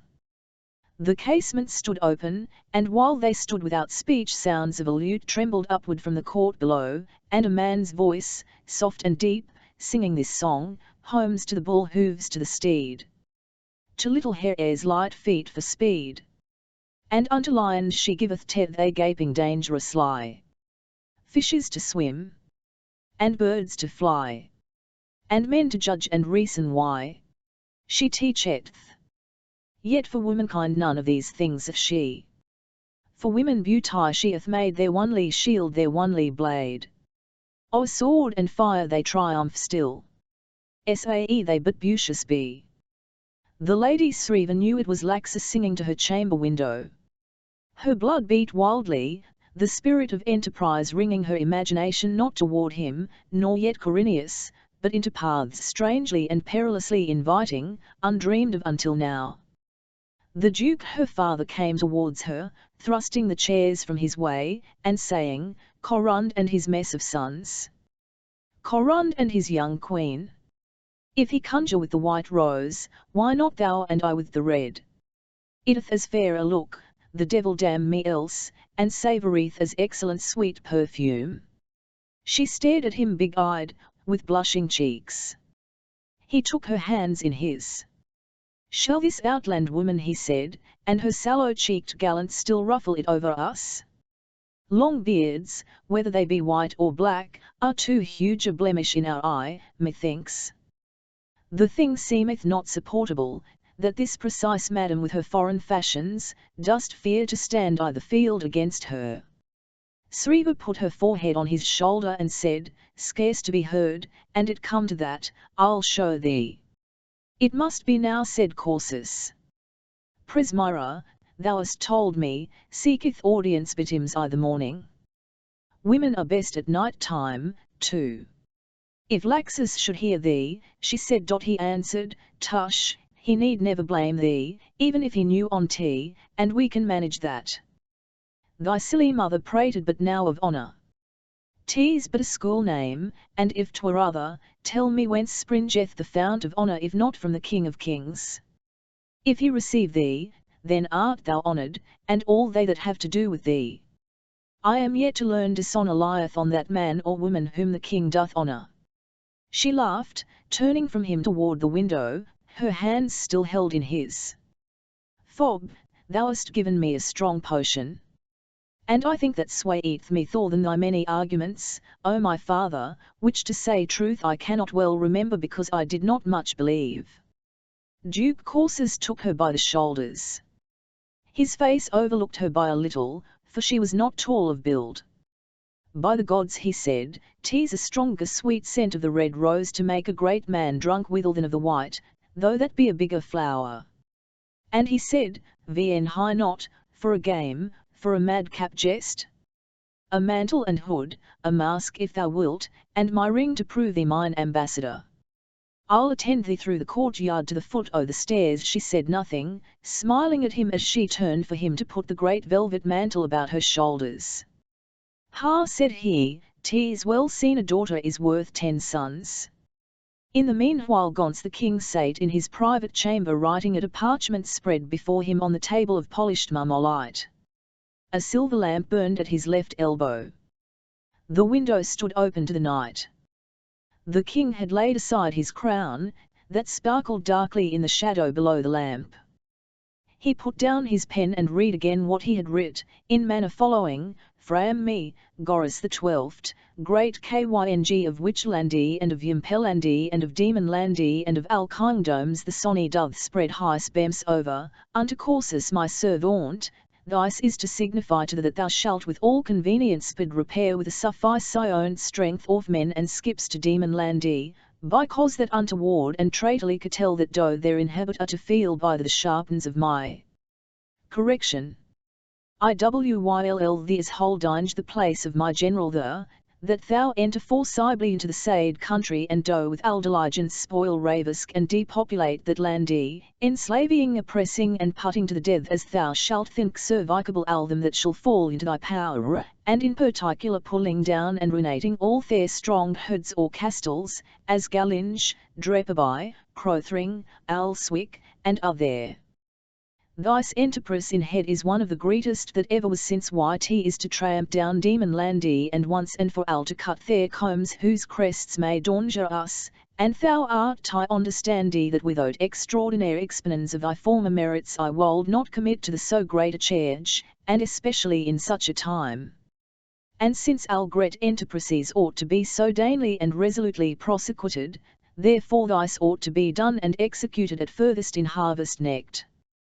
Therefore YT is my commandment that thou Corsus take order for the instant few messenger of ships, seamen, soldiers, horsemen, officiers, and particular persons, weapons, munitions, and all other necessaries which is thought to be needful for the army and boast which shall be levied for the said enterprise, for like this letter shall thy sufficient warrant under my hand given under my signeth of Ouroboros in my palace of Carsi thy 6th day of May, bange the 7th day of my year 11.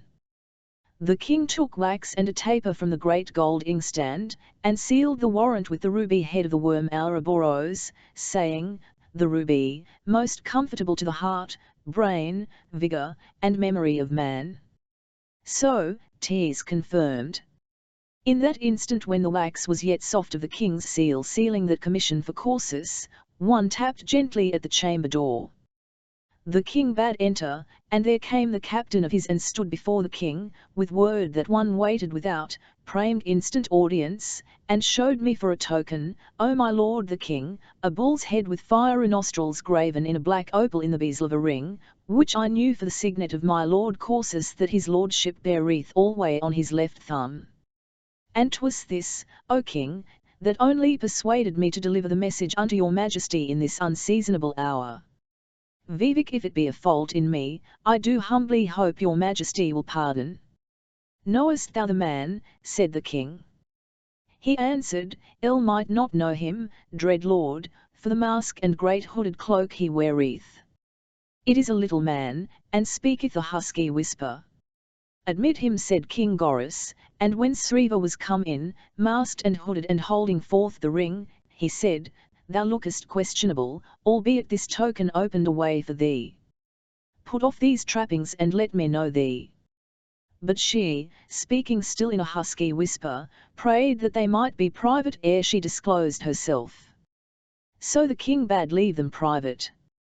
Dread lord, said the soldier, is it your will that I stand ready without the no? Said the king. Void the antechamber, set the guard, and let none disturb me. And to Sriva he said, if thine errand prove not more honester than thy looks, this is an ill night's journey for thee. At the lifting of my finger I am able to metamorphose thee to a mandrake. If indeed thou beest aught else already. When they were alone, the lady Sriva doffed her mask and put back her hood, uncovering her head that was crowned with two heavy trammels of her dark brown hair bound up and interwoven above her brow and ears and pinned with silver pins headed with garnets coloured like burning coals. The king beheld her from under the great shadow of his brows, darkly, not by so much as the moving of an eyelid or a lineament of his lean visage betraying aught that passed in his mind at this disclosing. She trembled and said, O my lord the king, I hope you will indulge and pardon in me this trespass. Truly I marvel at mine own boldness how I durst come to you. With a gesture of his hand the king bade her be seated in a chair on his right beside the table. Thou needest not be afraid, madam, he said. That I admit thee, let it make thee assured of welcome. Let me know thine errand. The fire of her father's wine shuddered down within her like a low-lit flame in a gust of wind as she sat there alone with King Gorus XII. In the circle of the lamplight. She took a deep breath to still her heart's fluttering and said, O king, I was much afeared to come, and it was to ask you a boon, a little thing for you to give, lord, and yet to me that am the least of your handmaids a great thing to receive. But now I am come indeed, I durst not ask it. The glitter of his eyes looking out from their eaves of darkness dismayed her, and little comfort had she of the iron crown at his elbow, bright with gems and fierce with uplifted claws, or of the copper serpents interlaced that made the arms of his chair, or of the bright image of the lamp reflected in the table-top where were red streaks like streaks of blood and black streaks like edges of swords streaking the green shining surface of the stone. Yet she took heart to say, were I a great lord had done your majesty service as my father doth, all these others you did honour tonight, O king, it had been otherwise. He said nothing, and still gathering courage she said, I too would serve you, O king. And I came to ask you how. The king smiled. I am much beholden to thee, madam. Do as thou hast done, and thou shalt please me well. Feast and be merry, and charge not thine head with these midnight questionings, lest too much carefulness make thee grow lean. Grow I so, O king? You shall judge. So speaking the lady Sriva rose up and stood before him in the lamplight. Slowly she opened her arms upwards right and left, putting back her velvet cloak from her shoulders, until the dark cloak hanging in folds from either uplifted hand was like the wings of a bird lifted up for flight. Dazzling fair shone her bare shoulders and bare arms and throat and bosom. One great hyacinth stone, hanging by a gold chain about her neck, rested above the hollow of her breasts.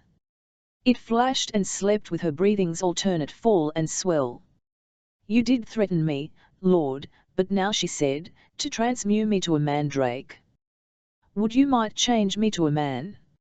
She could read nothing in the crag-like darkness of his countenance, the iron lip, the eyes that were like pulsing firelight out of hollow caves. "I should serve you better so, Lord, than my poor beauty may. Were I a man, I had come to you tonight and said, O King, let us not suffer any longer of that hound just. Give me a sword, O King, and I will put down Demon Land for you and tread them under feet." She sank softly into her chair again, suffering her velvet cloak to fall over its back. The king ran his finger thoughtfully along the upstanding claws of the crown beside him on the table. "Is this the boon thou askest me?" he said at length.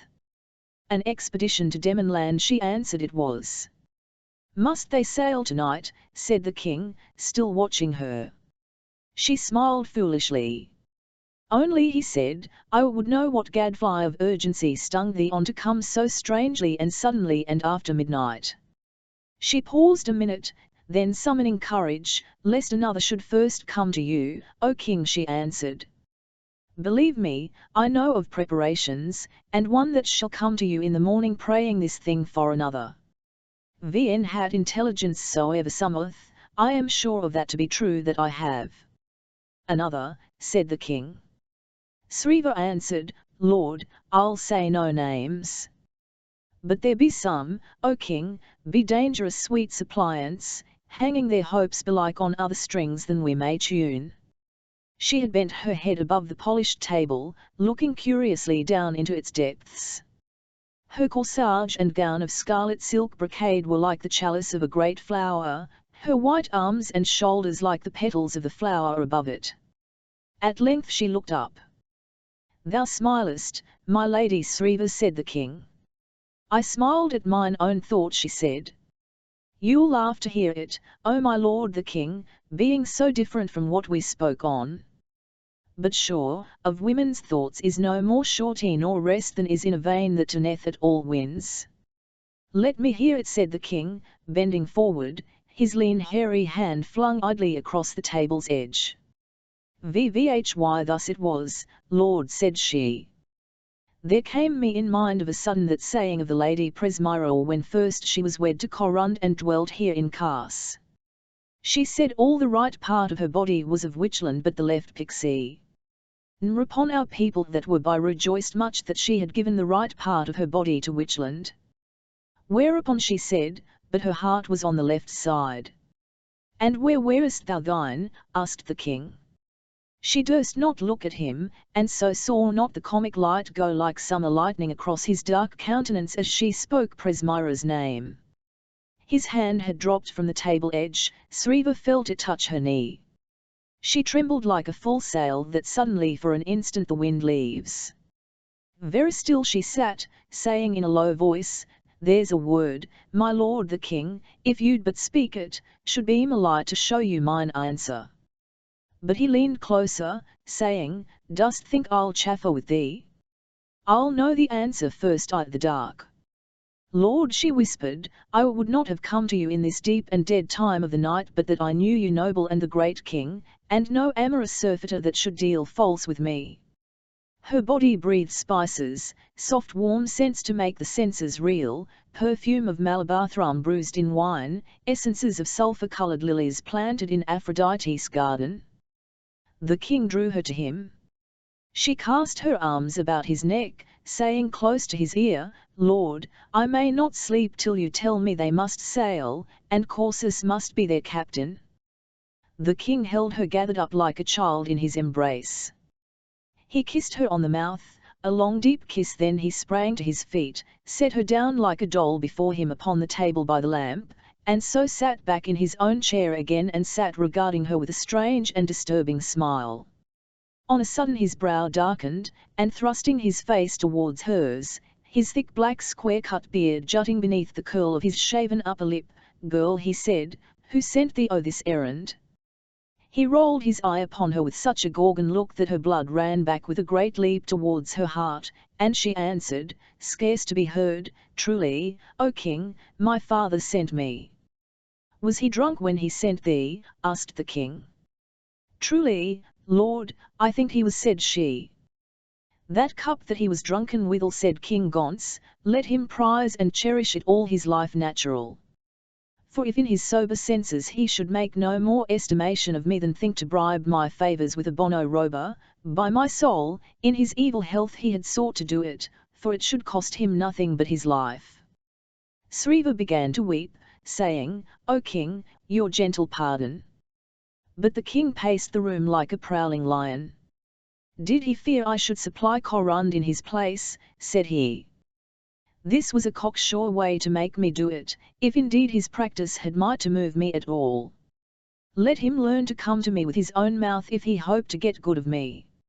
Other else, out of cast let him go and avoid my sight, that all the great masters of hell may conduct him thither. The king paused at length beside Sriva, that was perched still upon the table, showing a kind of sweetness in tears, sobbing very pitifully, her face hidden in her two hands. So for a time he beheld her, then lifted her down, and while he sat in his great chair, holding her on his knee with one hand, with the other drew hers gently from before her face. Come, he said, I blame it not on thee. Give over all thy weeping. Reach me that writing from the table. She tumbled in his arms and stretched a hand out for the parchment. Thou knowest my signet, said the king. She nodded, Ay. Read, said he, letting her go. She stood by the lamp, and read. The king was behind her. He took her beneath the arms, bending to speak hot-breathed in her ear. Thou seest, I had already chose my general. Therefore I let thee know it, because I mean not to let thee go till morning, and I would not have thee think thy loveliness, howe'er it please me, moveth such deep commanding spells as to sway my policy. She lay back against his breast, limp and strengthless, while he kissed her neck and eyes and throat, then her lips met his in a long voluptuous kiss. Surely the king's hands upon her were like live coals. Bethinking her of Corineus, fuming at an open door and an empty chamber, the lady Sriva was yet content. The king flies his haggard how the lady Presmira came to the king on an errand of state, and how she prospered therein, wherein is also seen why the king would send the Duke Corsus into Demon land, and how on the 15th day of July these lords, Corsus, Laxus, Gro, and Galandus, sailed with a fleet from Tenemos. On the morn came the lady Presmira to pray audience of the king, and being admitted to his private chamber stood before him in great beauty and splendour, saying, Lord, I came to thank you as occasion served not for me fitly so to do last night I the banquet hall. Sure, 'tis no easy task, since when I thank you as I would, I must seem too unmindful of Korun's deserving who hath won this kingdom, but if I speak too large of that, I shall seem to minish your O king. And ingratitude is a vice abhorred. Madam, said the king, thou needest not to thank me. And to mine ears great deeds have their own trumpets. So now she told him of her letters received from Korund out of Impland. It is well seen, Lord, said she, how in these days you do beat down all peoples under you, and do set up new tributary kings to add to your great praise in Kars. O king, how long must this ill weed of Demon land offend us, going still untrodden under feet? The king answered her not a word. Only his lips showed a gleam of teeth, as of a tiger's troubled at his meal. But Presmira said with great hardiness, Lord, be not angry with me. Methinks it is the part of a faithful servant honoured by his master to seek new service. And where lieth likelier service Korun should do you than west overseas, to lead presently an army naval thither and make an end of them, ere their greatness stand up again from the blow wherewith last May you did strike them? Madam, said the king, this charge is mine. I'll tell thee when I need thy counsel, which is not now. And standing up as if to end the matter, he said, I do intend some sport today. They tell me thou hast a falcon gentle Towereth so well she passeth the best Corineuseth. 'Tis clear come weather. Wilt thou take her out today and show us the mounty at Heron? She answered, joyfully, O king. Yet I beseech you add this favour to all your former to hear me yet one word. Something persuades me you have already determined of this enterprise, and by your putting of me off I do fear your majesty meaneth not Korun shall undertake it but some other. Dark and immovable as his own dark fortress facing the bright morning, Goris the king stood and beheld her. Sunshine streaming through the eastern casement lighted red gold smouldering splendours in the heavy coils of that lady's hair, and flew back in dazzling showers from the diamonds fastened among those coils. After a space he said, "Suppose I am a gardener. I go not to the butterfly for counsel. Let her be glad that there be rose trees there and red stone crops for her delight, which if any be lacking I'll give her more for the asking, as I'll give thee more masks and revels and all brave pleasures in Kars. But war and policy is not for women. You have forgot, O king," said the lady Presmira, "Korund made me his ambassador." But seeing a blackness fall upon the king's countenance she said in haste, "But not in all, O king. I will be open as day to you." The expedition he strongly urged, but not for himself the leading on tea. The king looked evilly upon her. "I am glad to hear it," he said. Then, his brow clearing, "Know thou it for thy good, madam, order is talon for this already. Ere winter nights return again, Demon land shall be my footstool.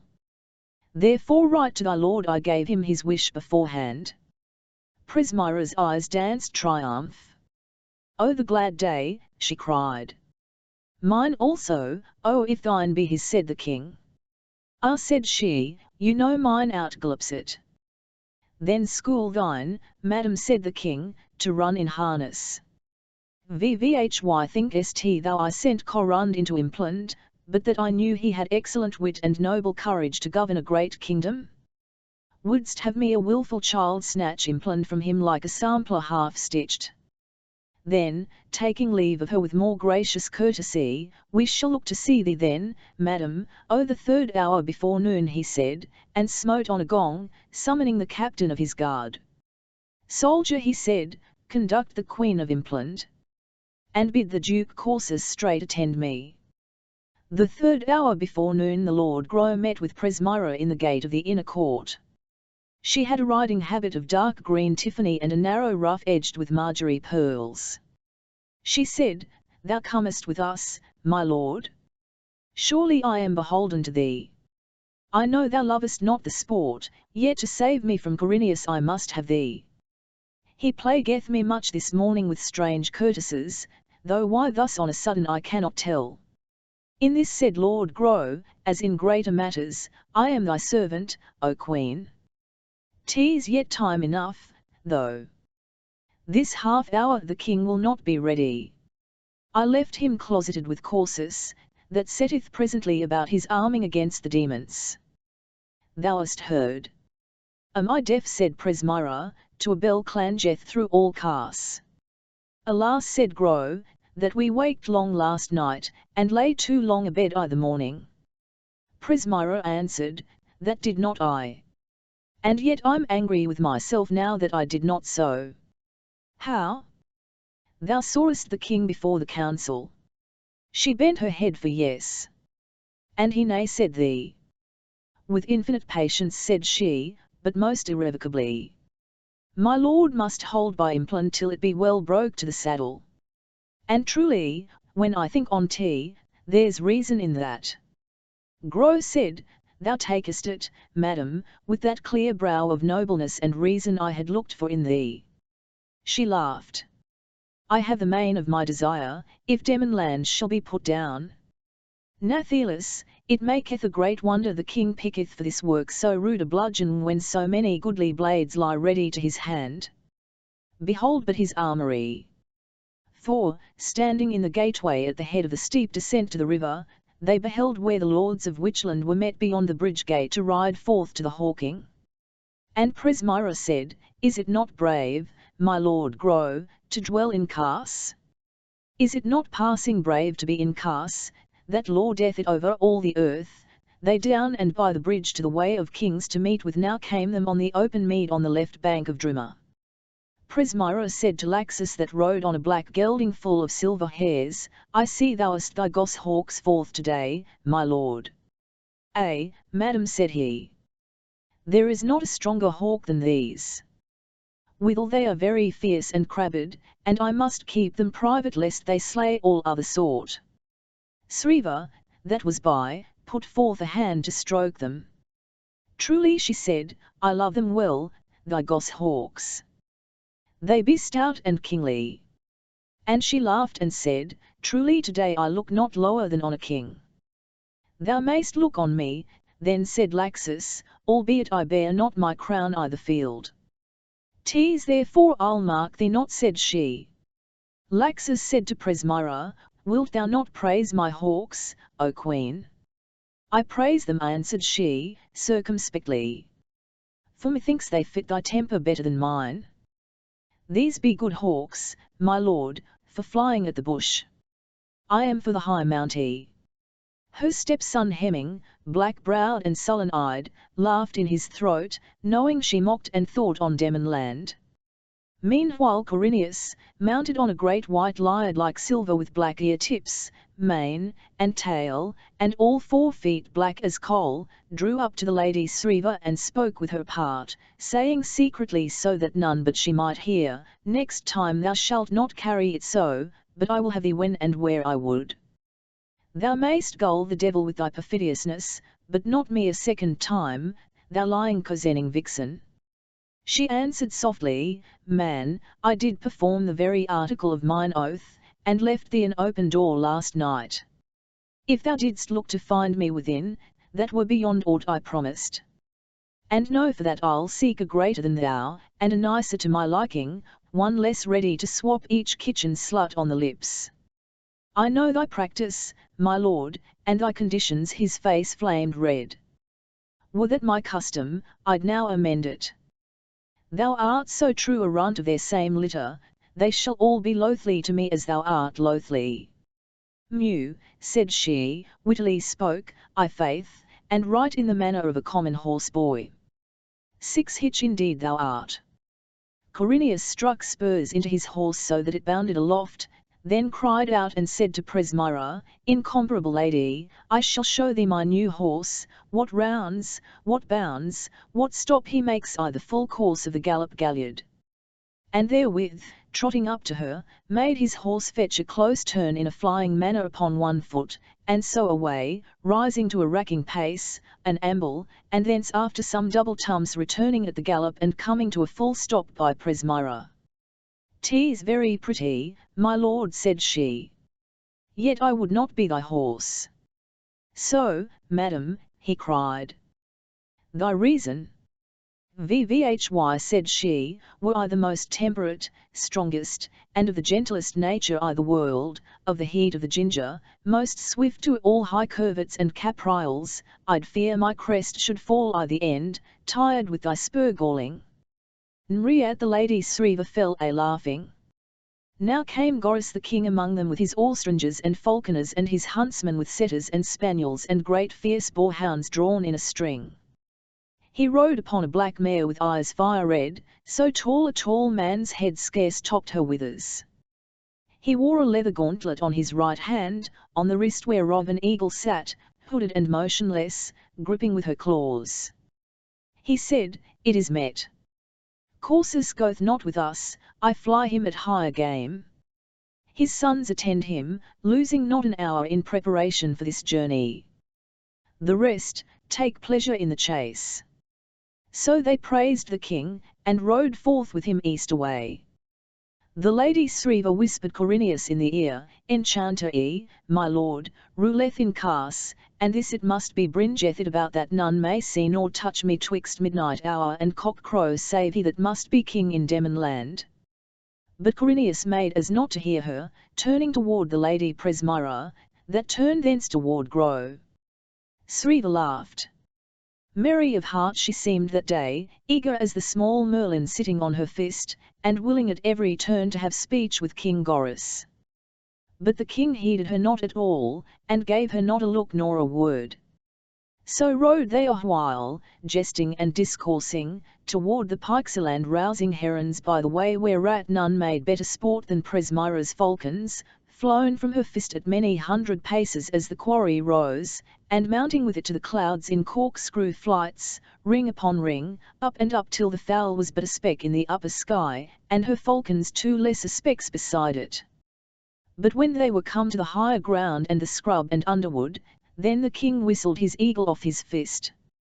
She flew from him, as if she would never have turned head again, yet presently upon his shout came in, then soaring aloft waited on above his head, till the hounds started a wolf out of the brake.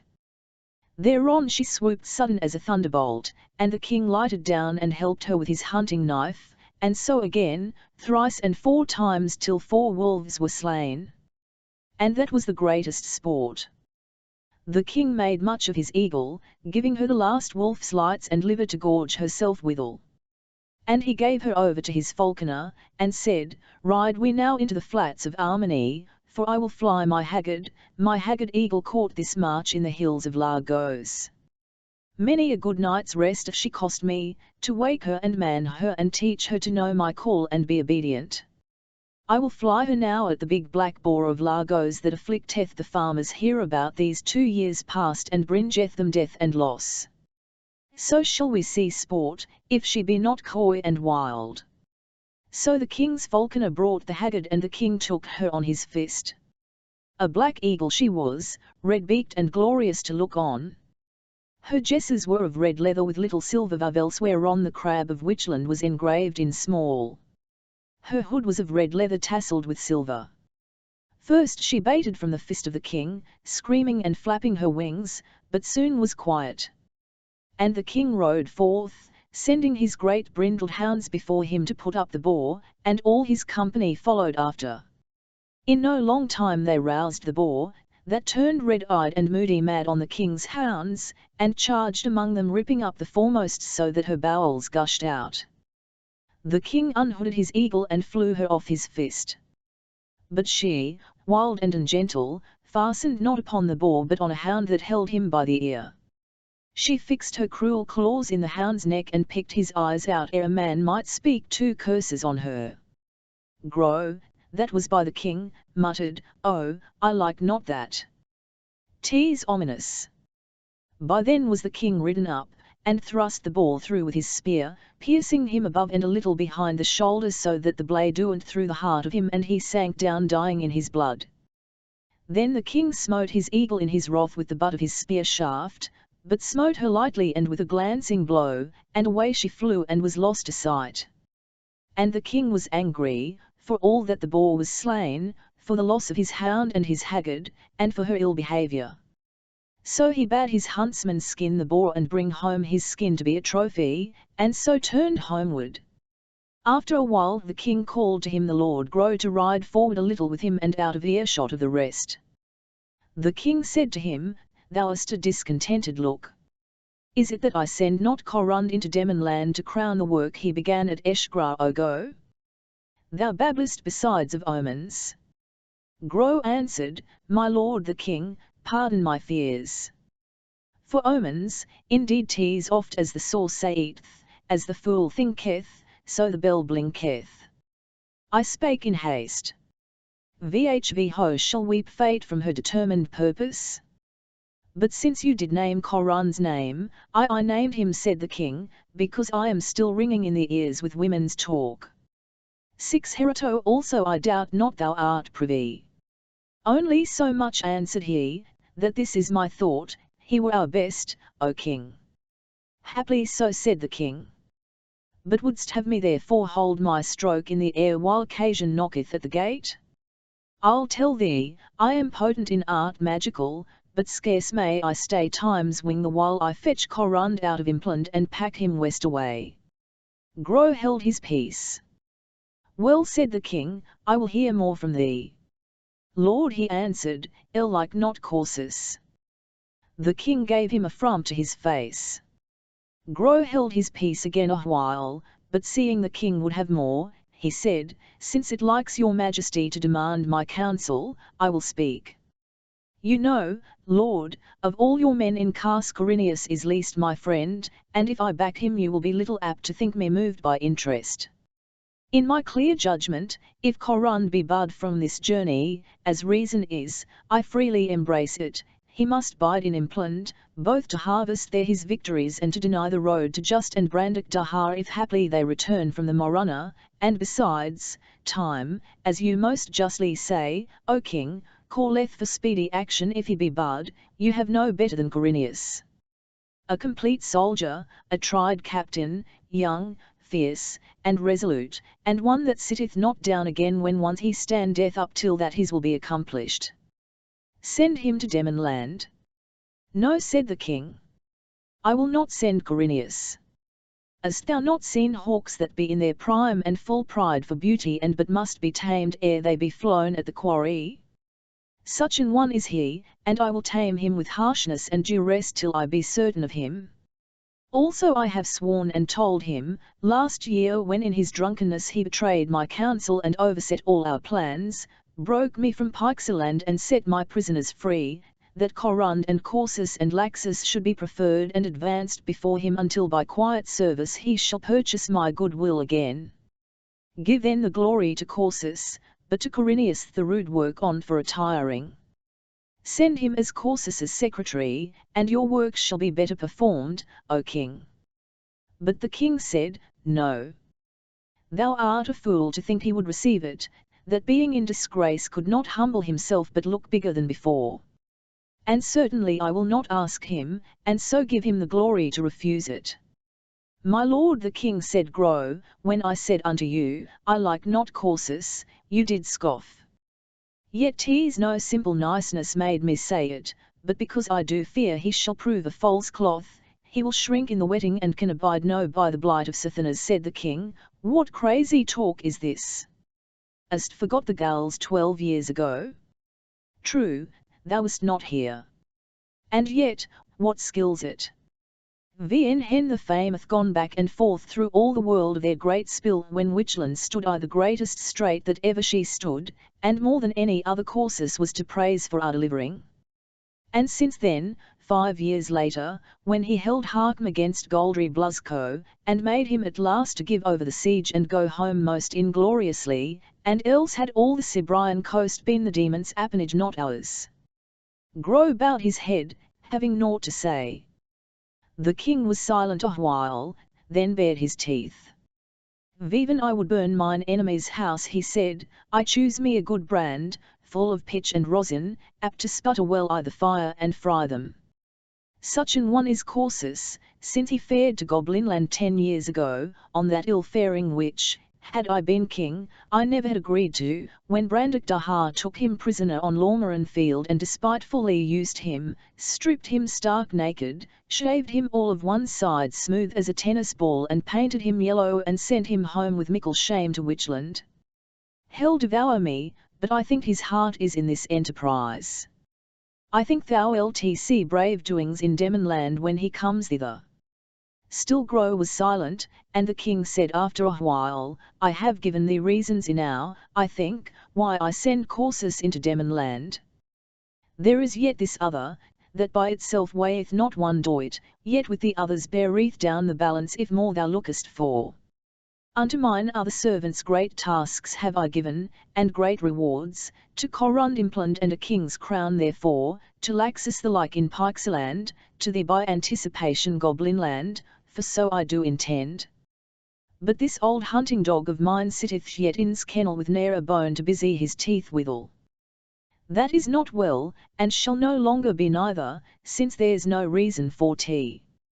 Lord, said Grow, in all argument and wise prevision you have quite overset me. Yet my heart misgives me. You would ride to Galing? You have Tar-Ien and horse therefore with never a star in's forehead. Instead, I see there is a cloud in's face, and such prove commonly furious, dogged, full of mischief and misfortune. They came down now upon the way of kings.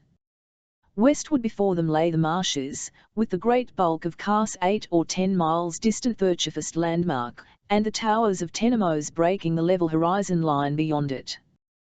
The king, after a long silence, looked down on Grow. His lean rugged countenance was outlined darkly against the sky, terrible and proud. Thou too, said he, shalt be in this faring to Demon land. Laxus shall have sway afloat, since that is his element of water. Galandus shall be secretary to Corsus, and thou shalt be with them in their councils.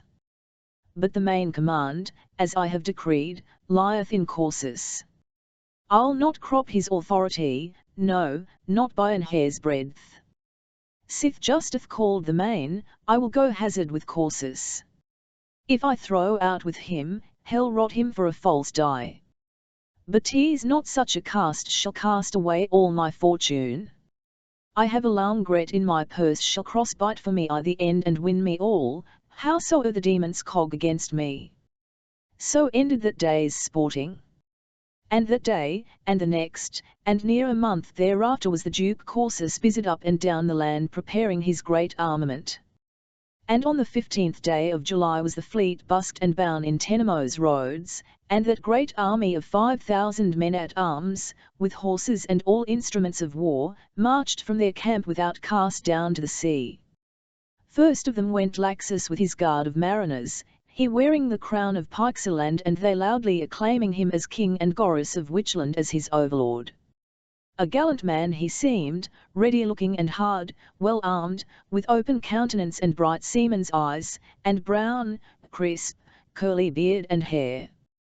Next came the main foot army heavy armed with axe and spear and the short Witchland hanger, yeomen and farmers from the lowlands about Cars or from the southern vineyards or the hill country against Pixeland, burly swashing fellows, rough as bears, hardy as wild oxen, agile as an ape. 4,000 fighting men chose out by Corsus up and down the land as best for this great conquest.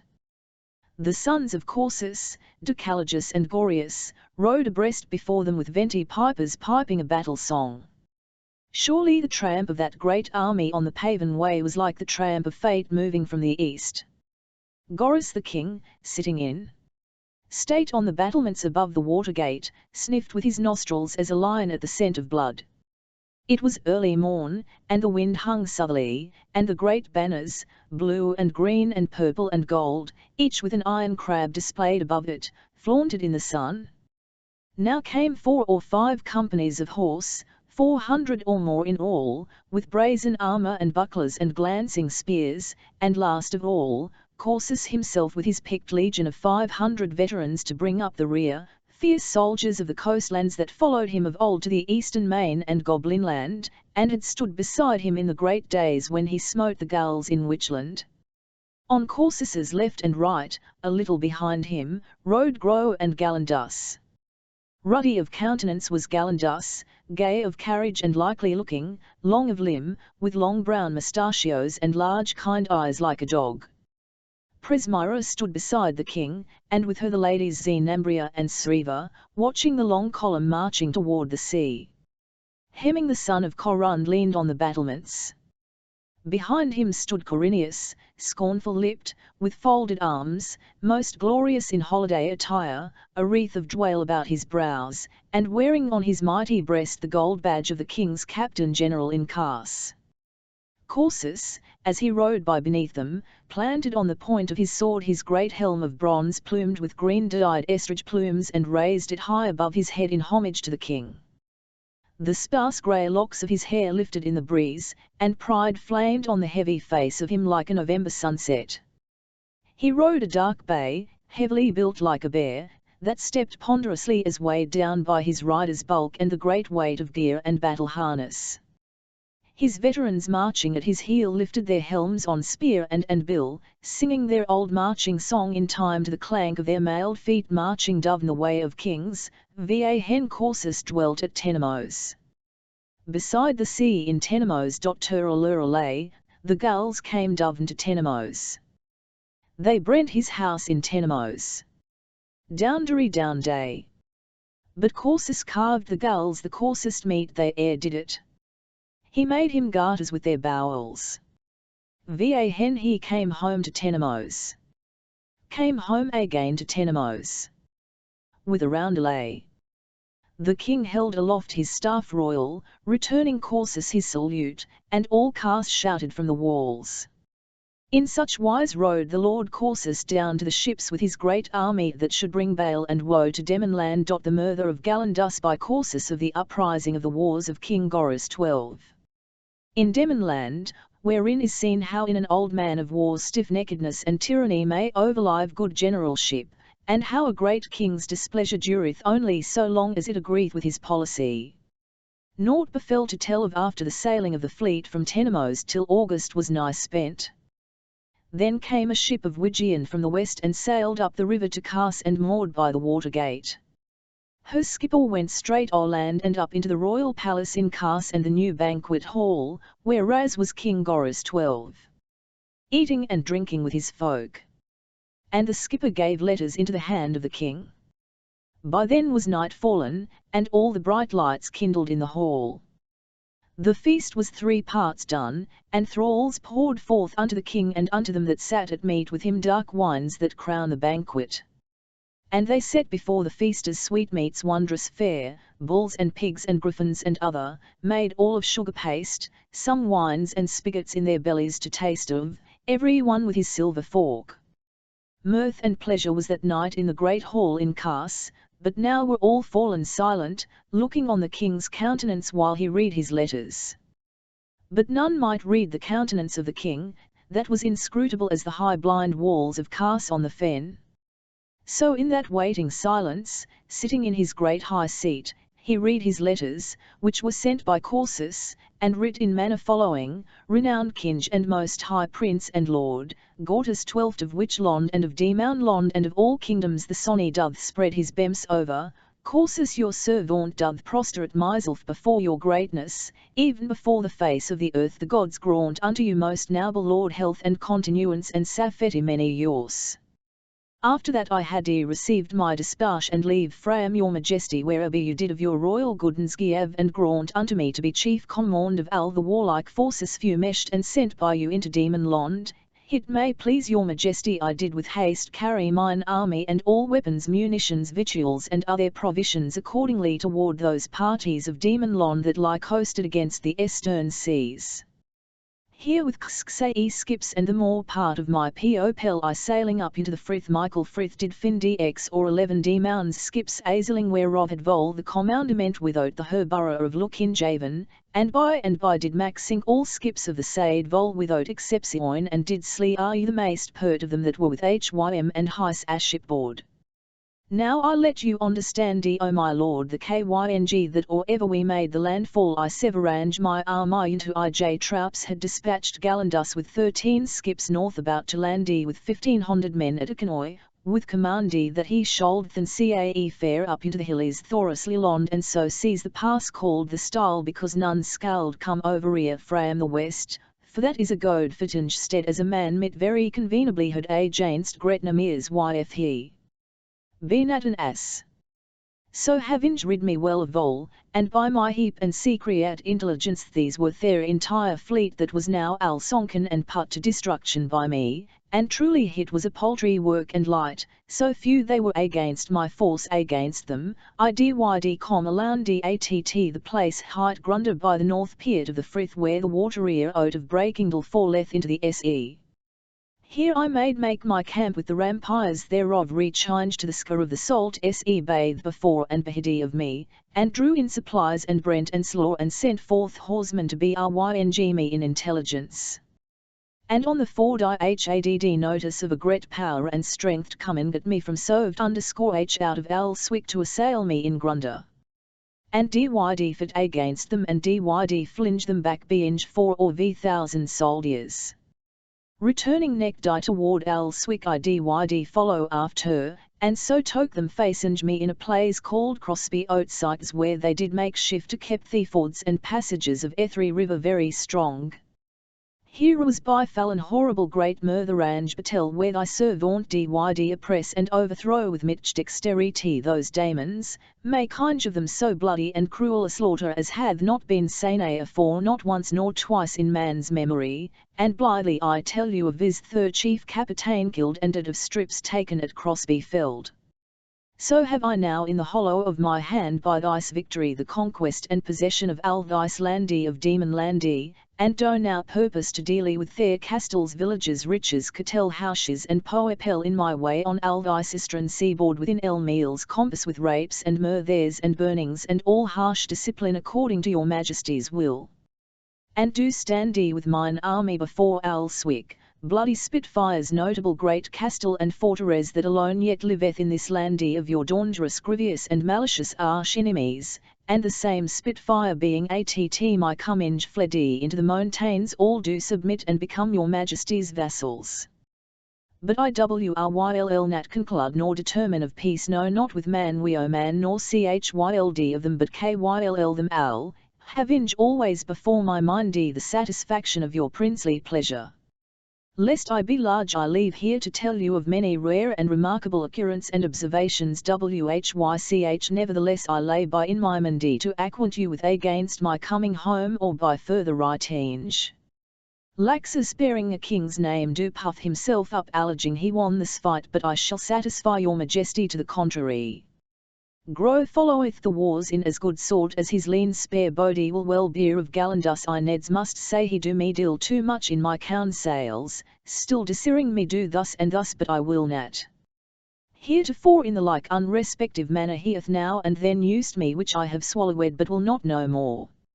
Va ho if he go about to calumniate me in any thing I pray you Lord let me know it though I despise bathe him and all such.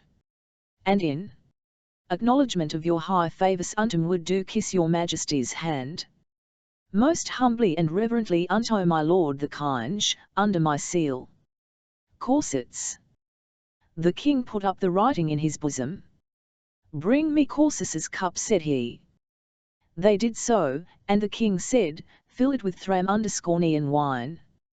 Drop me an emerald in it to spawn luck I the cup, and drink him fortune and wisdom in victory. Presmyra, that had watched the king till now as a mother watches her child in the crisis of a fever, rose up radiant in her seat, crying, Victory! And all they fell a-shouting and smiting on the boards till the roof beams shook with their great shouting, while the king drank first and passed on the cup that all might drink in turn. But Goris the king sat dark among them as a cliff of serpentine that frowns above dancing surges of a spring-tide summer sea. Va hen the women left the banquet hall the lady Presmyra came to the king and said, Your brow is too dark, lord, if indeed this news is all good that lights your heart and mind from withinward. The king answered and said, Madam, it is very good news. Yet remember that hard it is to lift a full cup without spilling. Now was summer worn and harvest brought in, and on the 27th day after these tidings afore it came another ship of Witchland out of the west sailing over the teeming deep, and rowed on a full tide up Drummer and through the Ergispian mere, and so anchored below Cars an hour before supper time. That was a calm clear sunshine evening, and King Goris rode home from his hunting at that instant when the ship made fast by the water gate. And there was the Lord Grow aboard of her, and the face of him as he came up out of the ship and stood to greet the king was the colour of quicklime a-slaking. The king looked narrowly at him, then greeting him with much outward show of carelessness and pleasure made him go with him to the king's own lodgings. There the king made Grow drink a great stoup of red wine, and said to him, I am all of a muck sweat from the hunting. Go in with me to my baths and tell me all while I bathe me before supper. Princes of all men be in greatest danger, for that men dare not acquaint them with their own peril. Thou lookest prodigious. Know that shouldst thou proclaim to me all my fleet and army in Demon land brought to sheer destruction, that should not dull my stomach for the feast tonight. Witchland is not so poor I might not pay back such a loss thrice and 4 times and yet have money in my purse. So speaking, the king was come with Grow into his great bath chamber, walled and floored with green serpentine, with dolphins carved in the same stone to belch water into the baths that were lined with white marble and sunken in the floor, both wide and deep, the hot bath on the left and the cold bath, many times greater, on the right as they entered the chamber. The king dismissed all his attendants, and made Grow sit on a bench piled with cushions above the hot bath, and drink more wine. And the king stripped off his jerkin of black cowhide and his hose and his shirt of white Beshtrian wool and went down into the steaming bath. Grow looked with wonder on the mighty limbs of Goris the king, so lean and yet so strong to behold, as if he were built all of iron, and a great marvel it was how the king, when he had put off his raiment and royal apparel and went down stark naked into the bath, yet seemed to have put off not one whit of his kingliness and the majesty and dread which belonged to him. So when he had plunged a while in the swirling waters of the bath, and soaped himself from head to foot and plunged again, the king lay back luxuriously in the water and said to Gro, "Tell me of Corsus and his sons, and of Laxus and Galindus, and of all my men west overseas, as thou shouldest tell of those whose life or death in our conceit importeth as much as that of a scarab fly. Speak and fear not, keeping nothing back nor glozing over nothing. Only that should make me dreadful to thee if thou shouldst practice to deceive me." Gro spake and said, "My lord the king, you have letters, I think, from Corsus that have told you how we came to Demon land, and how we gat a victory over Vol in the sea fight, and landed at Grunda, and fought 2 battles against Viz and overthrew him in the last, and he is dead. Didst thou see these letters?" asked the king. Gro answered, "Ay. Is it a true tale they tell me?" Gro answered, "Mainly true, O king, though somewhat now and then he windeth truth to his turn, swelling overmuch his own achievement. As at Grunda, where he maketh too great the demon's army, that by a just computation were fewer than us, and the battle was not ours nor theirs, for while our left held them by the sea they stormed our camp on the right. And well I think 'twas to inveigle us into country that should be likelier to his purpose that Viz fell back toward Alswick in the night. But as touching the battle of Crosby outsykes Corsus braggeth not too much. That was greatly fought and greatly devised by him, who also slew Viz with his own hands in the thick of the battle, and made a great victory over them and scattered all their strength, coming upon them at unawares and taking them upon advantage." So saying, Gro stretched forth his delicate white fingers to the goblet at his side and drank. "And now, O king," said he, leaning forward over his knees and running his fingers through the black perfumed curls above his ears, "I am to tell you the uprising of those discontents that infected all our fortunes and confounded us all. Now came Galindus with some few men down from Breakingdale, leaving his main force of 1400 men or so to hold the stile as was agreed upon aforetime.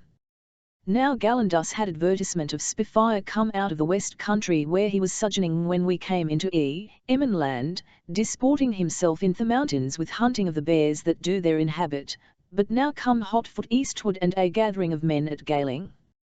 And on Galindus's urgent asking, was held a council of war 3 days after Crosby outsykes, wherein Galindus set forth his counsel that we should fare north to Galing and disperse them. All thought well of this counsel, save Corsus. But he took it mighty ill, being stubborn set to carry out his predetermined purpose, which was to follow up this victory of Crosby outsykes by so many cruel murders, rapes, and burnings, up and down the countryside in Upper and Lower to Verandadale and down by onward Lythe and the southern seaboard, as should show those vermin he was their master whom they did require, and the scourge in your hand, O king, that must scourge them to the bare bone." To which Galindus making answer that the preparations at Galing did argue something to be done and not afar off, and that this were a pretty matter, if Alswick and Draparby shall be able to enforce us cast our eyes over our shoulders while those before us, meaning in Galing, strike us in the brains, Corsus answereth most unhandsomely, "I will not satisfy myself with this intelligence until I find it more soundly seconded." Nor would he listen, but said that this was his mind, and all we should abide by it or an ill thing should else befall us, that this south-eastern corner of the land being gained with great terror and cruelty the neck of the wars in Demon land should then be broken, and all the others whether in Galing or otherwhere could not choose but die like dogs, that 'twas pure folly, because of the hardness and naughty ways of the country, to set upon Galing, and that he would quickly show Galindus he was lord there. So was the council broke up in great discontent. And Galindus abode before Alswick, which as thou knowest, O king, is a mighty strong place, seated on an arm of the land that runneth out into the sea beside the harbour, and a paven way goeth thereto that is covered the sea save at low tide of a spring tide. And we drew great store of provisions thither against a siege if such should befall us.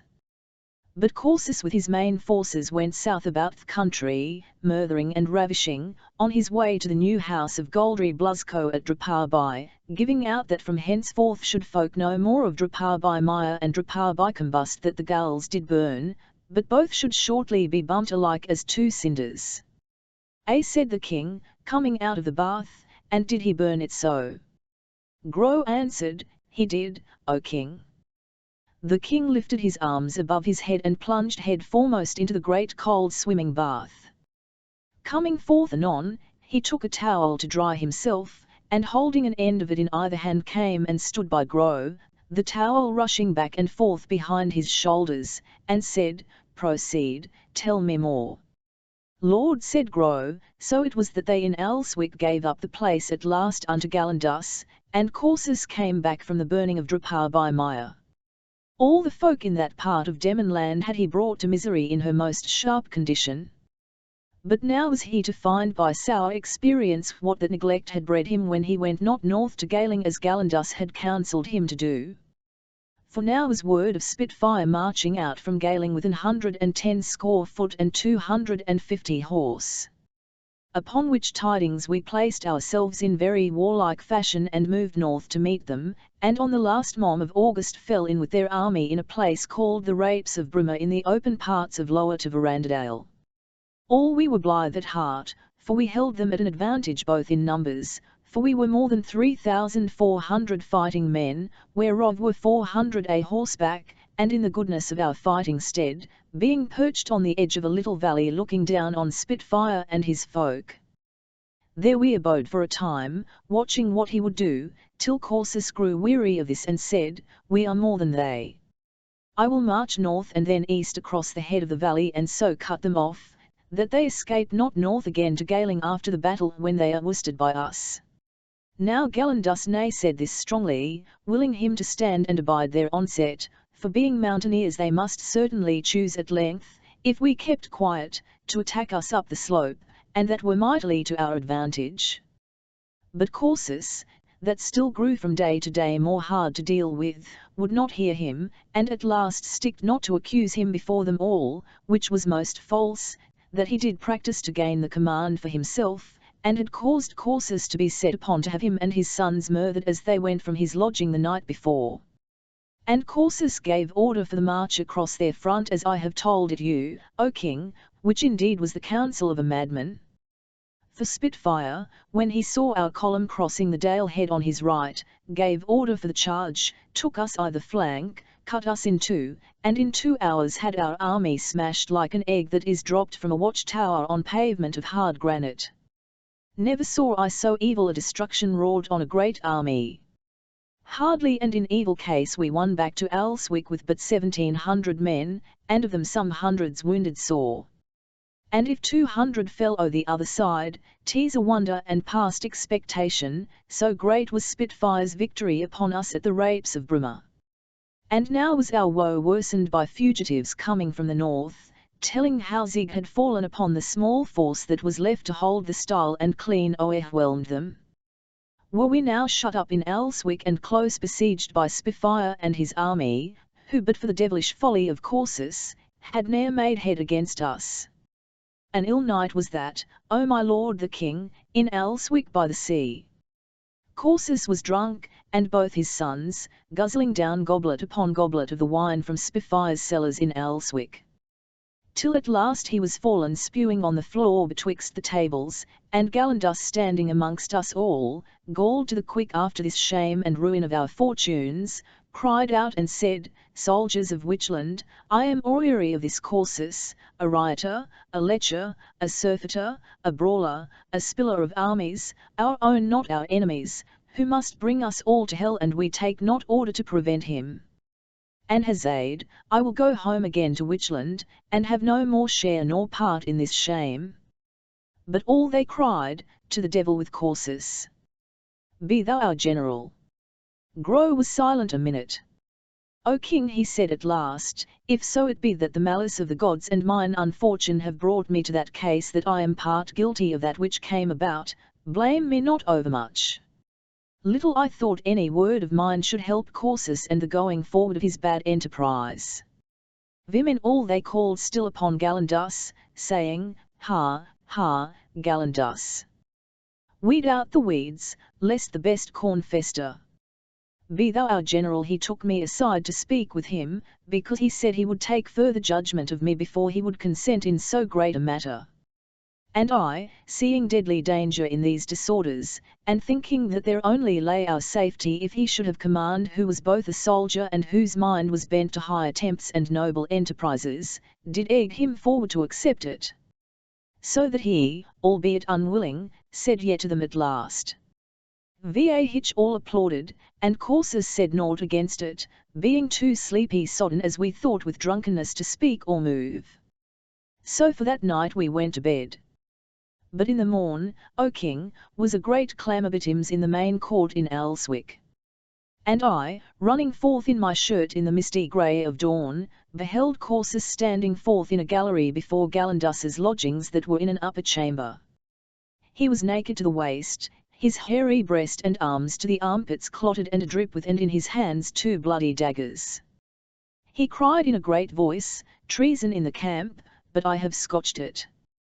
He that will have Galindus to his general, come up and I shall mix his blood his and make them familiar.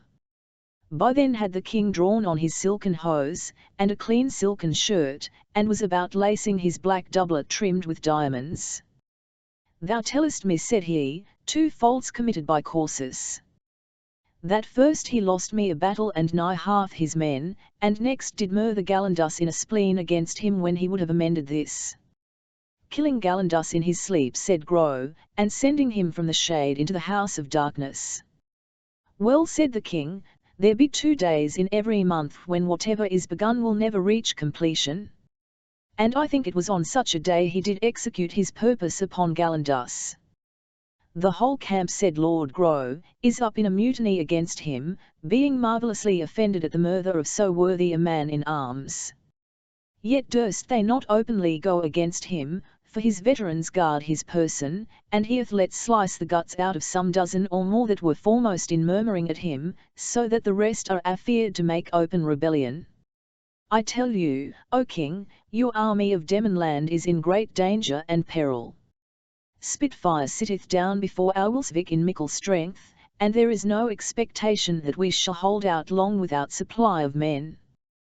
There is danger lest Corsus do some desperate act. I see not how, ft so mutinous an army as his, he can dare to attempt anything at all.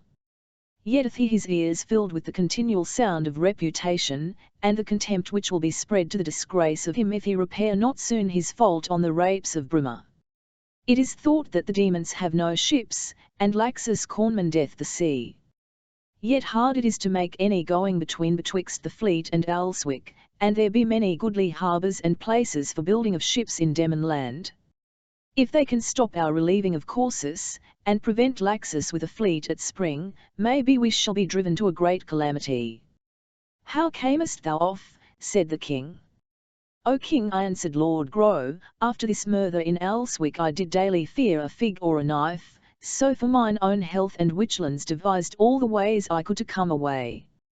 And gat at last to the fleet by stealth, and there took rede with Laxus, who is most hot upon Corsus for this ill deed of his, whereby all our hopes may end in smoke, and prayed me come to you for him as for myself and for all true hearts of Witchland that do seek your greatness, O King, and not decay, that you might send them succour eruption.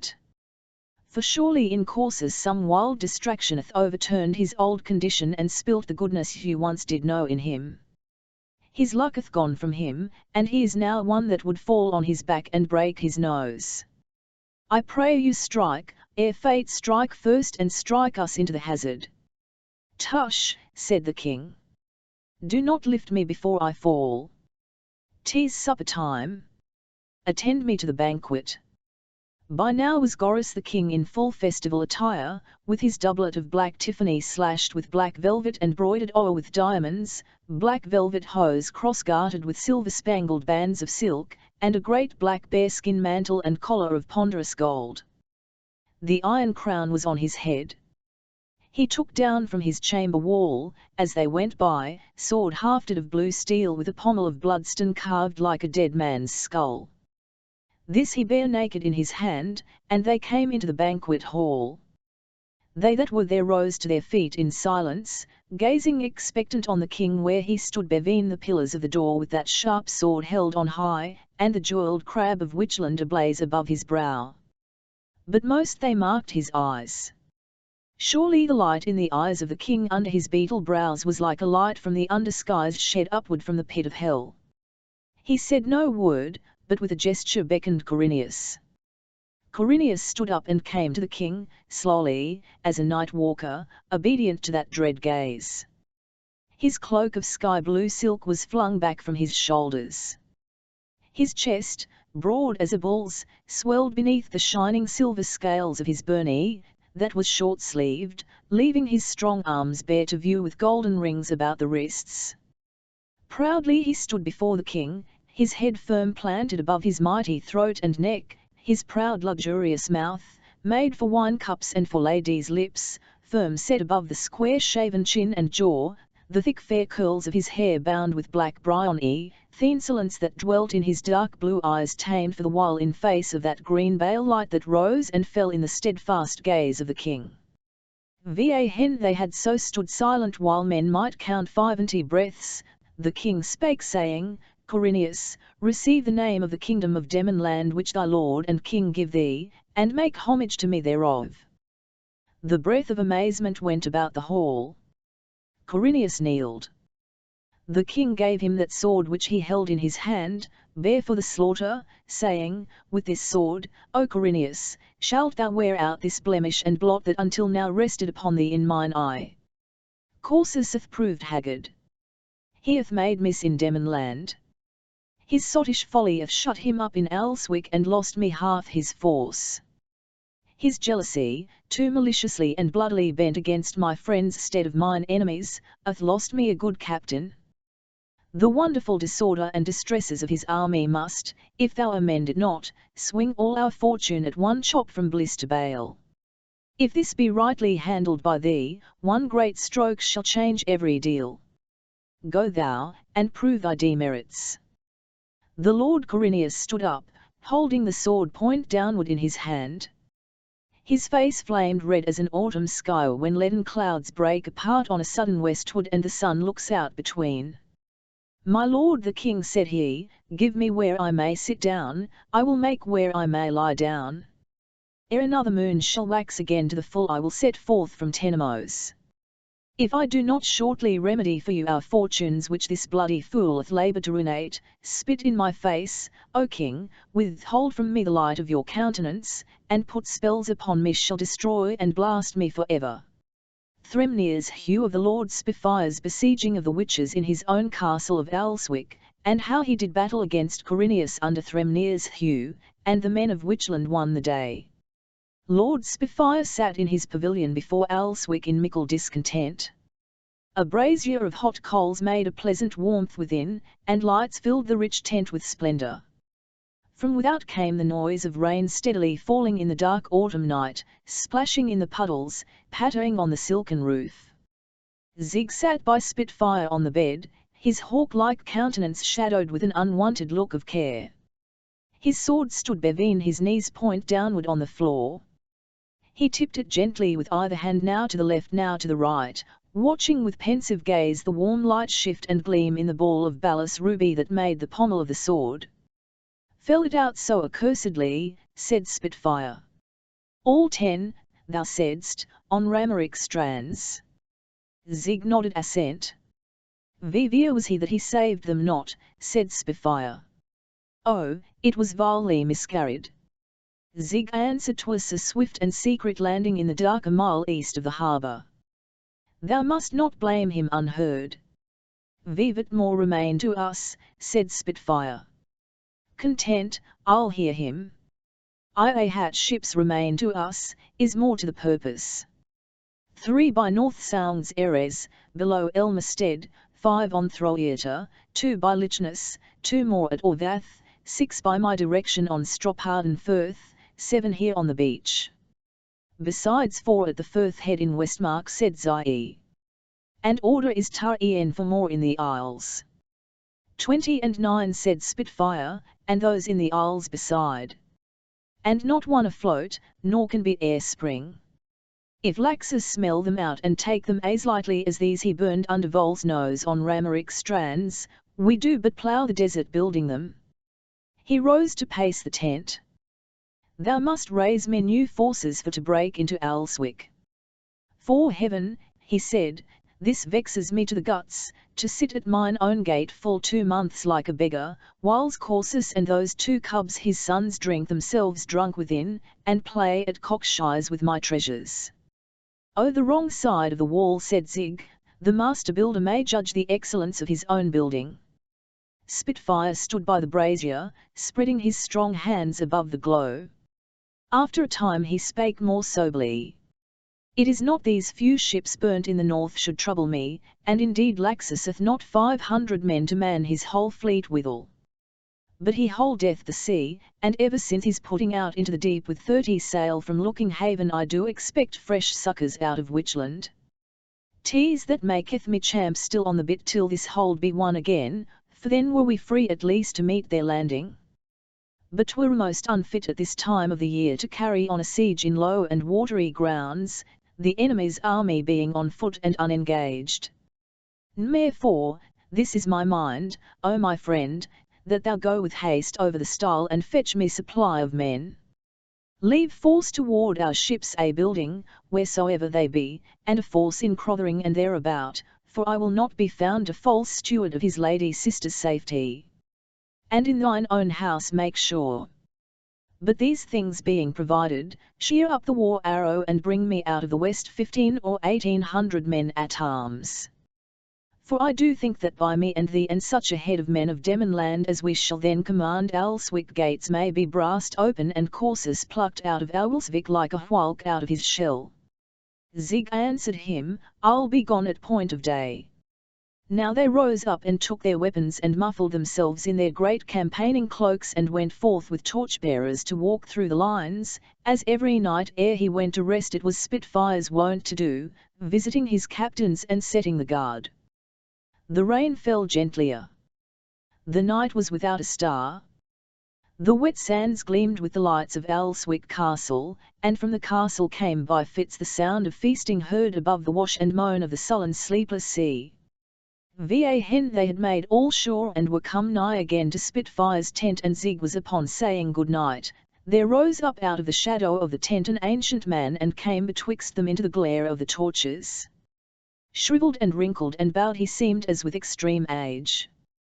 His hair and his beard hung down in elf locks adrip with rain.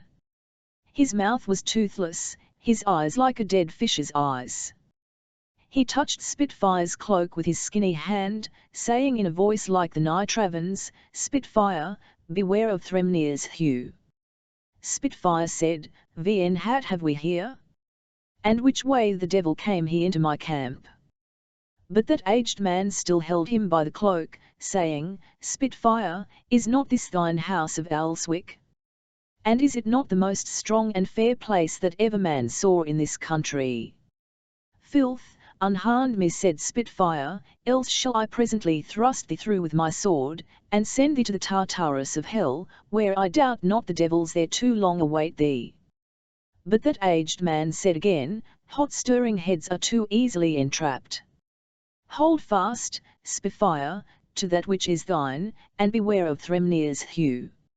Now was Lord Spitfirewood angry, and because the old carle still held him by the cloak and would not let him go, plucked forth his sword, thinking to have stricken him about the head with the flat of his sword. But with that stroke went a gust of wind about them, so that the torch flames were nigh blown out. And that was strange, of a still windless night. And in that gust was the old man vanished away like a cloud passing in the night. Zig spake, "The thin habit of spirits is beyond the force of weapons." "Pish," said Spitfire. "Was this a spirit? I hold it rather a simulacrum or illusion prepared for us by Witchland's cunning, to darken our counsel and shake our resolution." On the morrow, while yet sunrise was red, Lord Zig went down to the seashore to bathe in the great rock pools that face southward across the little bay of Alswick. The salt air was fresh after the rain. The wind that had veered to the east blew in cold and pinching gusts. In a rift between slate-blue clouds the low sun flamed blood-red. Far to the south-east, where the waters of Michaelfirth open on the main, the low cliffs of Looking Haven Ness loomed shadowy as a bank of cloud. Zig laid down his and spear and looked south-east across the firth, and behold, a ship in full sail rounding the Ness and steering northward on the larboard tack. And when he had put off his kirtle he looked again, and behold, 2 more ships steering round the Ness and sailing hard in the wake of the first. So he donned his kirtle again and took his weapons, and by then were 15 sail steering up the firth in line ahead, dragons of. So he fared hastily to Spitfire's tent, and found him yet abed, for sweet sleep yet nursed in her bosom impetuous Spitfire. His head was thrown back on the broidered pillow, displaying his strong shaven throat and chin. His fierce mouth beneath his bristling fair mustachios was relaxed in slumber, and his fierce eyes closed in slumber beneath their yellow, bristling eyebrows. Zig took him by the foot and waked him and told him all the matter, 15 ships, and every ship, as I might plainly see as they drew nigh, as full of men as there be eggs in a herring's roe. So cometh our expectation to the birth, and so said Spitfire, leaping from the couch, cometh Laxus again to Demon land, with fresh meat to glut our swords withal. He caught up his weapons and ran to a little knoll that stood above the beach over against Gvilsvik castle. And all the host ran to behold those dragons of war sail up the firth at dawn of day. They douse sail, said Spitfire, and put in for Scaramsea. 'Tis not for nothing I taught these witchlanders on the rapes of Bruma. Laxus, since he witnessed that downthrow of their army, now accounteth islands more wholesomer than the mainland, well knowing we have nor sails nor wings to strike across the firth at him. Yet scarcely by skulking in the islands shall he break up the siege of Gvilswick. Zig said, El would know where be his 15 other ships. In 15 ships, said Spitfire, it is not possible he beareth more than 1600 or 1700 men of war. Against so many I am strong enough today, should they adventure a landing, to throw him into the sea and still contain Corsus if he make a sally. If more be added, I am the less secure. Therefore occasion calleth but the louder for thy purposed faring to the west. So the Lord Zig called him out a dozen men at arms and went a horseback. By then were all the ships rowed ashore under the southern spit of Scaramsea, where is anchorage for ships. They were there hidden from view, all save their masts that showed over the spit, so that the demons might observe naught of their disembarking. Spitfire rode Zig 3 miles or 4, as far as the brow of the descent to the fords of Ethray water, and there bade him farewell. Lightning shall be slow to my hasting, said Zig, till I be back again. Meantime, I would have thee be not too scornfully unmindful of that old man. Chirking of sparrows, said Spitfire.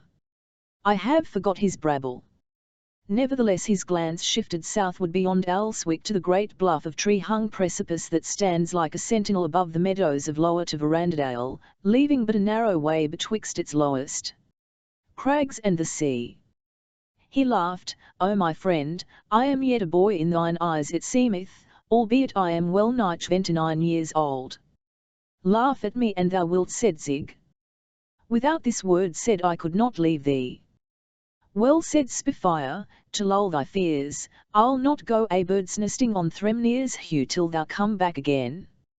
Now for a week or more was naught to tell of save that Spitfire's army sat before Alswick, and they on the island sent ever and again 3 or 4 ships to land suddenly about Looking Haven or at the head of the firth, or south away beyond Drapar by, as far as the coastlands under Ramon Arman, harrying and burning. And as oft as force was gathered against them, they fared aboard again and sailed back to Scaramsea. In those days came Vol from the west with 100 men and joined him with Spitfire. The 8th day of November the weather worsened, and clouds gathered from the west and south, till all the sky was a welter of huge watery leaden clouds, separated one from another by oily streaks of white. The wind grew fitful as the day wore. The sea was dark like dull iron. Rain began to fall in big drops. The mountains showed monstrous and shadowy, some dark inky blue, others in the west like walls and bastions of clotted mist against the hueless mist of heaven behind them. Evening closed with thunder and rain and lightning-torn banks of vapour. All night long the thunder roared in sullen intermission, and all night long new banks of thunder clouds swung together and parted and swung together again. and the light of the moon was abated, and no light seen save the leverbrand, and the campfires before Alswick, and the light of revelry within. So that the demons camped before the castle were not ware of those 15 ships that put out from Scaramsey on that wild sea and landed 2 or 3 miles to the southward by the great bluff on Thrumundiscornearus. Nor were they ware at all of them that landed from the ships, 15 or 1600 men at arms with Hemming of Witchland and his young brother Cargo for their leaders. And the ships rowed back to Scaramsey through loud storm and fury of the weather, all save one that foundered in Bothry Sound. But on the morn, when the tempest was abated, might all behold the putting forth of 14 ships of war from Scaramsey, every ship of them laden with men at arms. They had passage swiftly over the firth, and came a harn 2 miles south of Alswick. And the ships stood off again from the land, but the army marshalled for battle on the meads above Ming and Hope. Now Lord Spitfire let draw up his men and moved out southward from the lines before Alswick. Vn they were come within some half miles distance of the Witchland army, so that they might see clearly their russet kirtles and their shields and body armour of bronze, and the dull glint of their sword blades and the heads of their spears. Vol, that rode by Spitfire, spake and said, Markest thou him, O Spitfire, that rideth back and forth before their battle, marshalling them? So ever rode Corineus, and well mayst thou know him even afar off by his showiness and jaunting carriage. Yet see a great wonder now, for who ever heard tell of this young Hotspur giving back from the fight? And now, or ever we be gotten within spear shot by the bright eye of day, cried Spitfire, 'tis so. Will he balk me quite of a battle? I'll loose a handful of horse upon them to delay their haste ere they be flown beyond sight and finding. Therewith he gave command to his horsemen to ride forth upon the enemy. And they rode forth with Astor of Rattray, that was brother-in-law to Lord Zig, for their leader. But the Witchland horse met them by the shallows of Arran Pow and held them in the shallows while Corineus with his main army won across the river. And when the main body of the demons were come up and the passage forced, the Witchlanders were gotten clean away across the water meadows to the pass bevixt the shore and the steeps of Thrumundiscornearus. Then said Spitfire, they stay not to form even I the narrow way twixt the sea and the Heugh.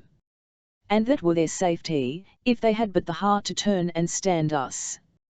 And he shouted with a great shout upon his men to charge the enemy, and suffer not a witch to overlive that slaughter. So the footmen caught hold of the stirrup leathers of the horsemen, and running and riding they poured into the narrow pass, and ever was Spitfire foremost among his men, hewing to left and to right among the press, riding on that whelming battle tide that seemed to bear him on to triumph. But now on a sudden was he, who with but 500 men had so hotly followed 1500 into the strait passage under Thremnear's Heugh, made ware too late that he must have to do with 3000, Corineus rallying his folk and turning like a wolf in the pass, while Corun's sons, that had landed as aforesaid in the storm in the murk of night, swept down with their battalions from the wooded slopes behind the Heugh. In such wise that Spitfire wist not sooner of any foreshadowing of disaster than of disaster's self, the thunder of the blow in flank and front and rear. Then befell great man's laying between the sea cliffs and the sea. The demons, taken at that advantage, were like a man tripped in mid-stride by a rope across the way. By the sore onset of the witches they were driven down into the shallows of the sea, and the spume of the sea was red with blood. And the Lord Corineus, now that he had done with feigned retreat, fared through the battle like a stream of unquenchable wildfire, that none might sustain his strokes that were about him. Now was Spitfire's horse slain under him with a spear thrust, as riding fetlock deep in the yielding sand he rallied his men to fling back Hemming.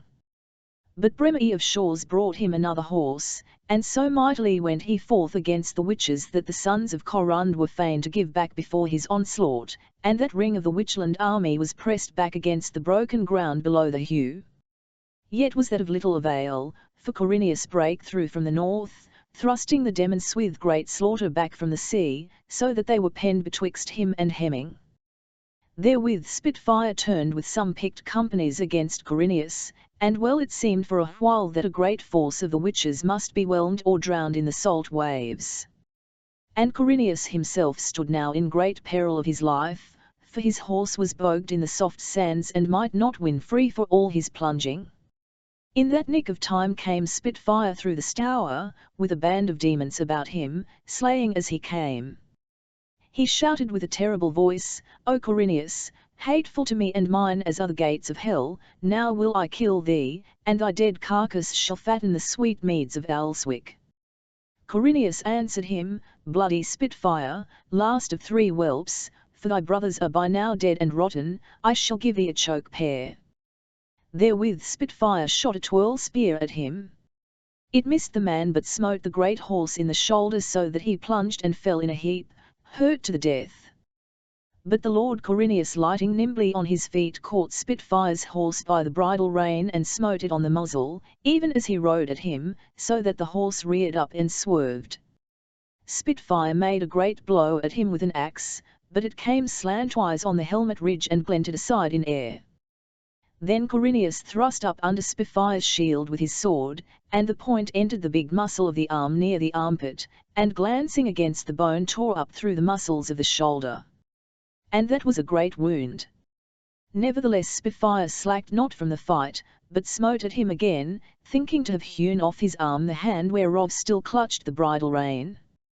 Corineus caught the axe on his shield, but his fingers loosed the rein, and almost he fell to earth under that mighty stroke, and the good bronze shield was dented and battered in.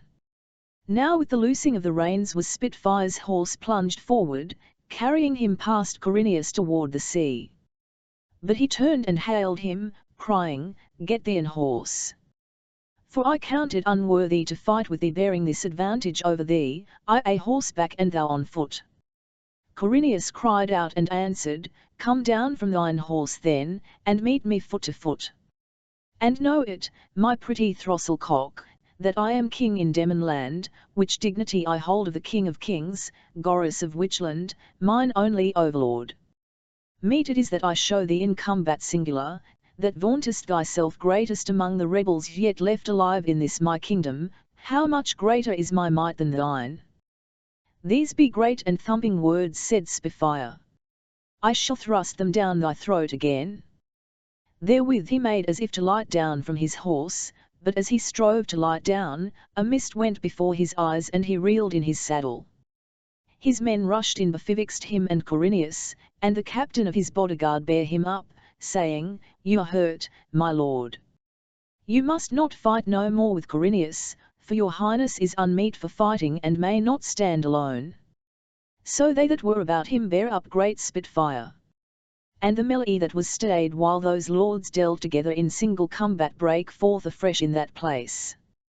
But all the while had furious war swung and ravened below Thremneir's hew, and wondrous was the valour of the demons, for many hundred were slain or wounded to the death, and but a small force were they that yet remained to bear up the battle against the witches.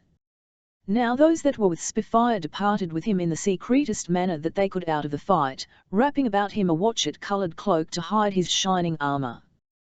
They stanched the blood that ran from the great wound in his shoulder and bound it up carefully, and carried him a horseback by Vol's command into Tremedale by secret mountain paths up to a desolate corrie east of Sterry Gap, under the great scree shoot that flanks the precipices of the south summit of Dina. A long time he lay there senseless, like to one dead. For many hurts had he taken in the unequal fight, and greatly was he bruised and battered, but worst of all was the sore hurt Corineus gave him ere they parted befivixt the limits of land and sea. And when night was fallen and all the ways were darkened, came the Lord Vol with a few companions utterly wearied to that lonely corrie. The night was still and cloudless, and the maiden moon walked high heaven, blackening the shadows of the great peaks that were like sharks' teeth against the night. Spitfire lay on a bed of ling and cloaks in the lee of a great boulder. Ghastly pale was his face in the silver moonlight. Vol leaned upon his spear looking earnestly upon him. They asked him tidings. And Vol answered, all lost, and still looked upon Spitfire. They said, "My lord, we have stanched the blood and bound up the wound, but his lordship abideth yet senseless. And greatly we fear for his life, lest this great hurt yet prove his bane sore." Vol kneeled beside him on the cold sharp stones and tended him as a mother might her sick child, applying to the wound leaves of black horehound and milf oil and other healing simples, and giving him to drink out of a flask of precious wine of Arshalma, ripened for an age in the deep cellars below Crothering. So that in a while Spitfire opened his eyes and said, "Draw back the curtains of the bed, for 'tis many a day since I woke up in Alswick. Or is it night indeed? How went the fight, then?" His eyes stared at the naked rocks and the naked sky beyond them. Then with a great groan he lifted himself on his right elbow. Vol put a strong arm about him, saying, "Drink the good wine, and have patience. There be great doings toward." Spitfire stared round him a while, then said violently, "Shall we be foxes and fugitive men to dwell in holes o' the hollow mountain side? So the bright day is done, ha? Then off with these trammels." And he fell a tearing at the bandage on his wounds. But Voyle prevented him with strong hands, saying, "Bethink thee how on thee alone, O glorious Spitfire, and on thy wise heart and valiant soul that delighteth in furious war, resteth all our hope to ward off from our lady wives and dear children and all our good land and fee the fury of the men of Witchland, and to save alive the great name of Demon land. Let not thy proud heart be capable of despair." But Spitfire groaned and said, "Certain it was that woe and evil hap must be to Emon land until my kinsman be gotten home again. And that day I think shall never dawn." And he cried, "Boasted he not that he is king in Demon land? And yet I had not my sword in his umbles. And thou thinkest I'll live in shame?" Therewithal he strove again to tear off the bandages, but Voyle prevented him. And he raved and said, "Vn ho was it forced me from the battle. 'Tis pity of his life, to have abused me so. Better dead than run from Corineus like a beaten puppy. Let me go, false traitors. I will amend this. I will die fighting. Let me go back." Vol said, "Lift up thine eyes, great Spitfire, and behold the Lady Moon, how virgin free she walketh the wide fields of heaven, and the glory of the stars of heaven which in their multitudes attend her. And as little as earthly mists and storms do dim her, but though she be hid a while yet when the tempest is abated and the sky swept bare of clouds there she appeareth again in her steadfast course, mistress of tides and seasons and swayer of the fates of mortal men, even such is the glory of sea-girt Demon land, and the glory of thine house, O Spitfire. And as little as commotions in the heavens should avail to remove these everlasting mountains, so little availeth disastrous war, though it be a great fight lost as was today, to shake down our greatness, that are mightiest with the spear from of old and able to make all earth bow to our glory." So said Vol. And the Lord Spitfire looked out across the mist-choked sleeping valley to the great rock faces dim in the moonlight and the lean peaks grand and silent beneath the moon. He spake not, whether for strengthlessness or as charmed to silence by the mighty influences of night and the mountain solitudes and by Vol's voice speaking deep and quiet in his ear, like the voice of night herself calming earth-born tumults and despairs. After a time Vol spake once more, "Thy brethren shall come home again, doubt it not. But till then art thou our strength. Therefore have patience, heal thy wounds, and raise forces again. But shouldst thou in desperate madness destroy thy life, then were we shan't indeed." King Corineus of the entry of the Lord Corineus into Alswick and how he was crowned in Spitfire's sapphire chair as Viceroy of Goris the King and King in Demon land, and how all that were in Alswick Castle did so receive and acknowledge him.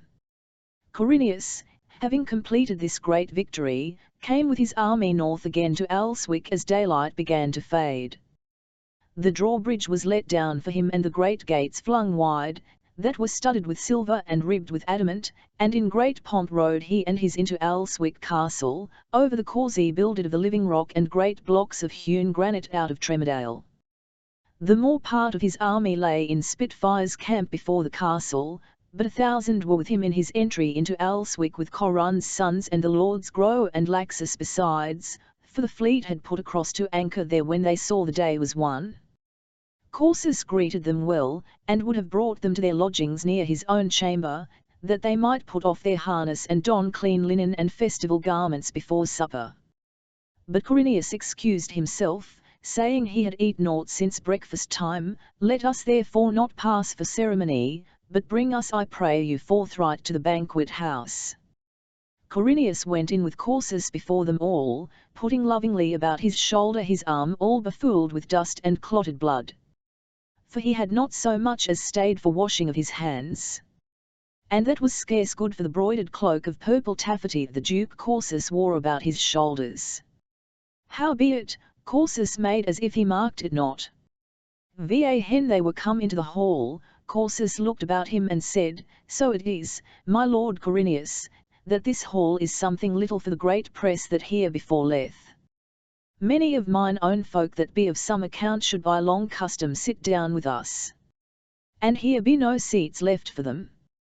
Prithee command some of the common sort that came in with thee to give a place, that all may be done orderly. Mine officers must not scramble in the buttery. I am sorry, my lord, answered Quirinius, but needs must that we bethink us o' these lads of mine which have chiefly borne the toil of battle, and well I weet thou wilt not deny them this honour to sit at meat with us, these that thou hast most to thank for opening Alswick gates and raising the siege our enemies held so long against you. So they took their seats, and supper was set before them, kids stuffed with walnuts and almonds and pistachios, herons in sauce camelin, chines of beef geese and bustards, and great beakers and jars of ruby-hearted wine. Right fain of the good banquet were Quirinius and his folk, and silence was in the hall for a while save for the clatter of dishes and the champing of the mouths of the feasters. At length Quirinius, quaffing down at one draught a mighty goblet of wine, spake and said, There was battle in the meads by Thremnius Hugh today, my lord Duke. Wast thou at that battle? Corsus's heavy cheeks flushed somewhat red. He answered, Thou knowest I was not. And I should account it most blamable hotheadedness to have sallied forth when it seemed Spitfire had the victory. O my lord, said Quirinius, think not I made this a quarrel to thee. The rather let me show thee how much I hold thee in honour. Therewith he called his boy that stood behind his chair, and the boy retumed anon with a diadem of polished gold set all about with topazes that had passed through the fire, and on the frontlet of that diadem was the small figure of a crabfish in dull iron, the eyes of 2 green beryls on stalks of silver. The boy set it down on the table before the lord Quirinius, as it had been a dish of meat before him. Quirinius took a writing from his purse, and laid it on the table for Corsus to see. And there was the signet upon it of the worm Ouroboros in scarlet wax, and the sign manual of Gorus the king. My lord Corsus, said he, and ye sons of Corsus, and ye other witches, I do you to wit that our lord the king made me by these tokens his viceroy for his province of Demonland, and will that I should bear a king's name in this land, and that unto him all should render me obedience. Corsus, on the crown and the royal warrant of the king, waxed in one instant deadly pale, and in the next red as blood. Quirinius said, To thee, O Corsus, out of all these great ones that here be gathered together in Alswick, will I submit me for thee to crown me with this crown, as king in Demonland. This, that thou mayst see and know how most I honour thee. Now were all silent, waiting on Corsus to speak.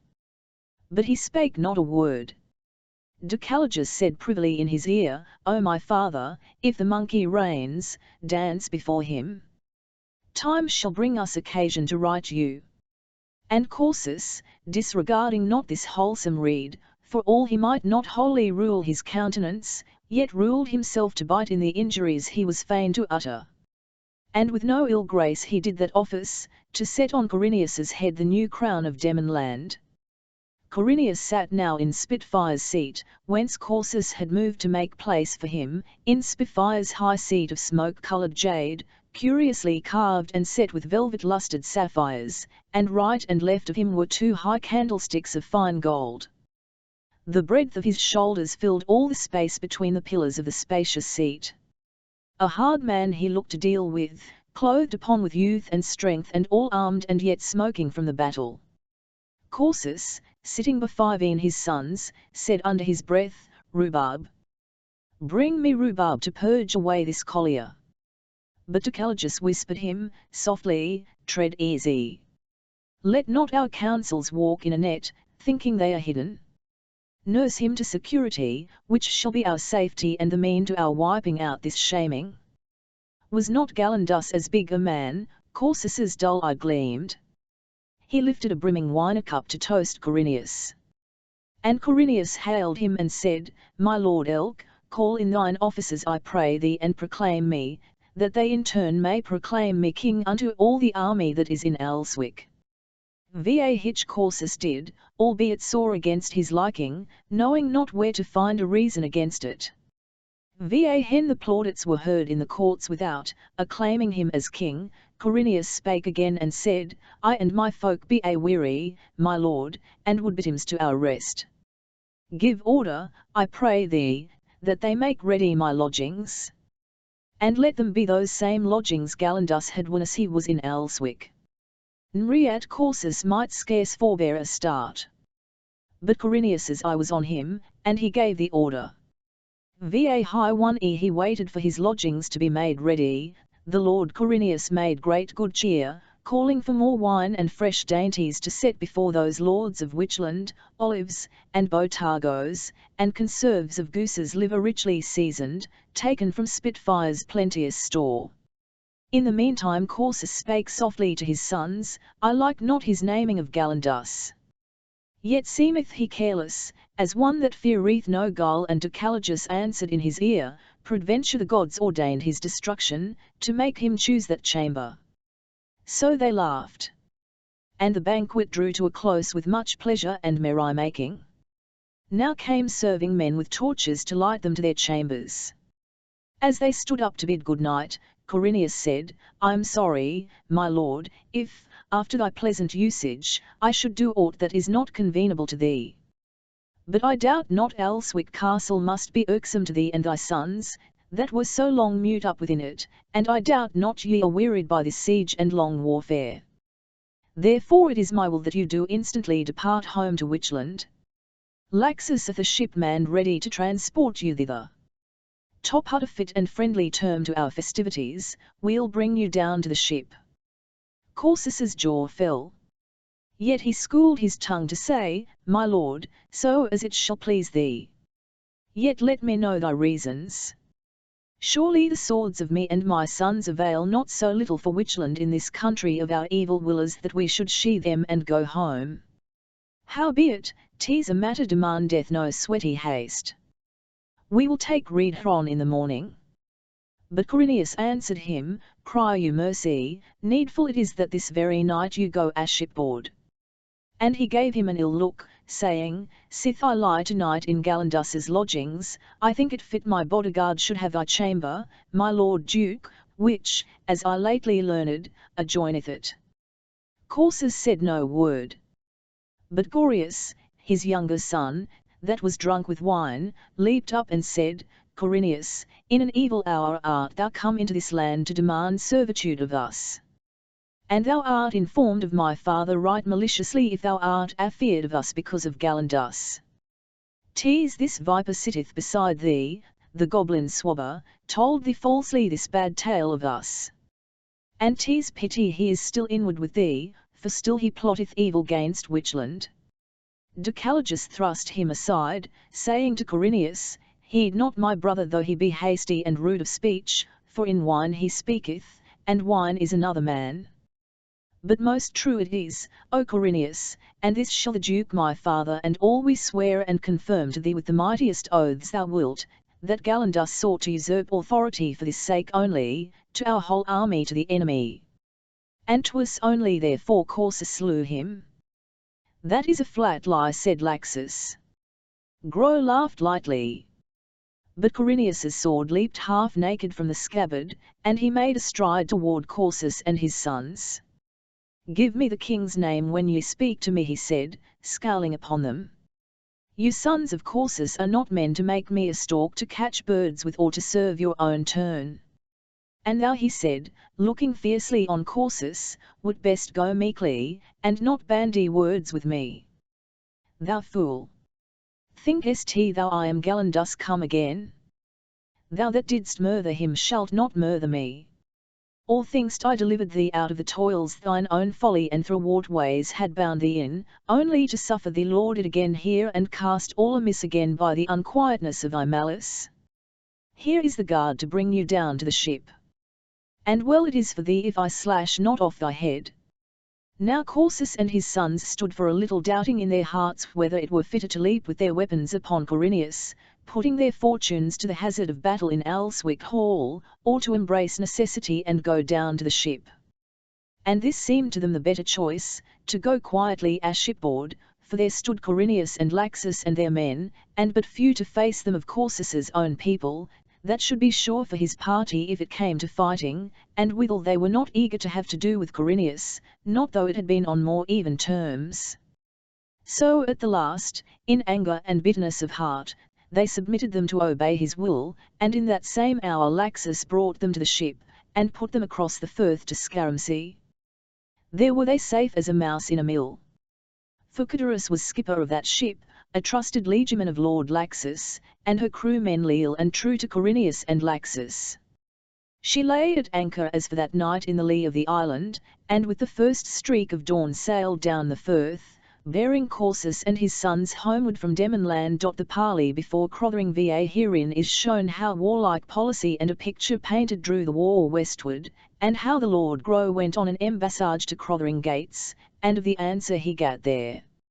Now it is to be said of Zig that he failed not to fulfil Spitfire's behest, but gathered hastily an army of more than 1,500 horse and foot out of the northern dales and the habitations about Shilgreth Heath and the pasture lands of Keeleland and Switchwater Way and the region of Ramerick, and came in haste over the Stile. But when Corineus knew of this faring from the west, he marched 3,000 strong to meet them above Moonmere Head, to deny them the way to Galing. But Zig, being yet in the upper defiles of Breakingdale, now for the first time had advertisement of the great slaughter at Thremneer's Heugh, and how the forces of Spitfire and Volh were broken and scattered and themselves fled up into the mountains, and so deeming it small gain with so little an army to give battle to Corineus, he turned back without more ado and returned hastily over the Stile whence he came.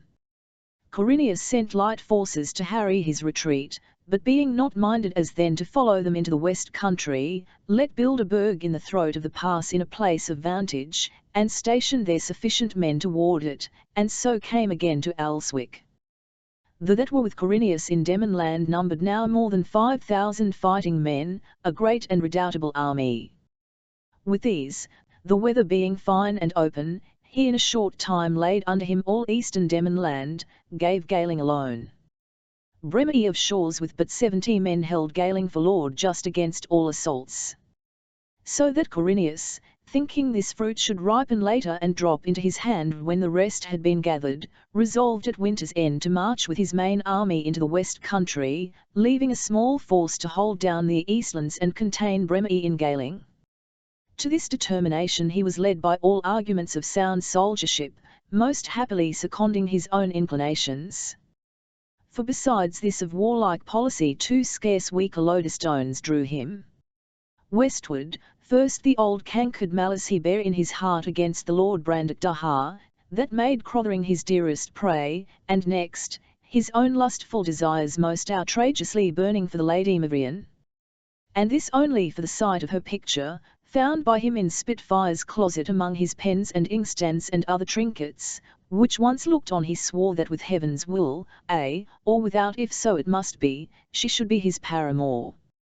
So on the 14th day of March, of a bright frosty mom, he with his main army marched up Breakingdale and over the Stile, by that same road that Lord just fared by and Lord Brandok Dahar, that summer's day or when they went to take counsel in Crothering before the impland expedition. So came the witches down to the water smeet and turned aside to many bushes. There they found not Zig nor his lady wife nor any of his folk, but found the house desolate. They robbed and burned and went their way.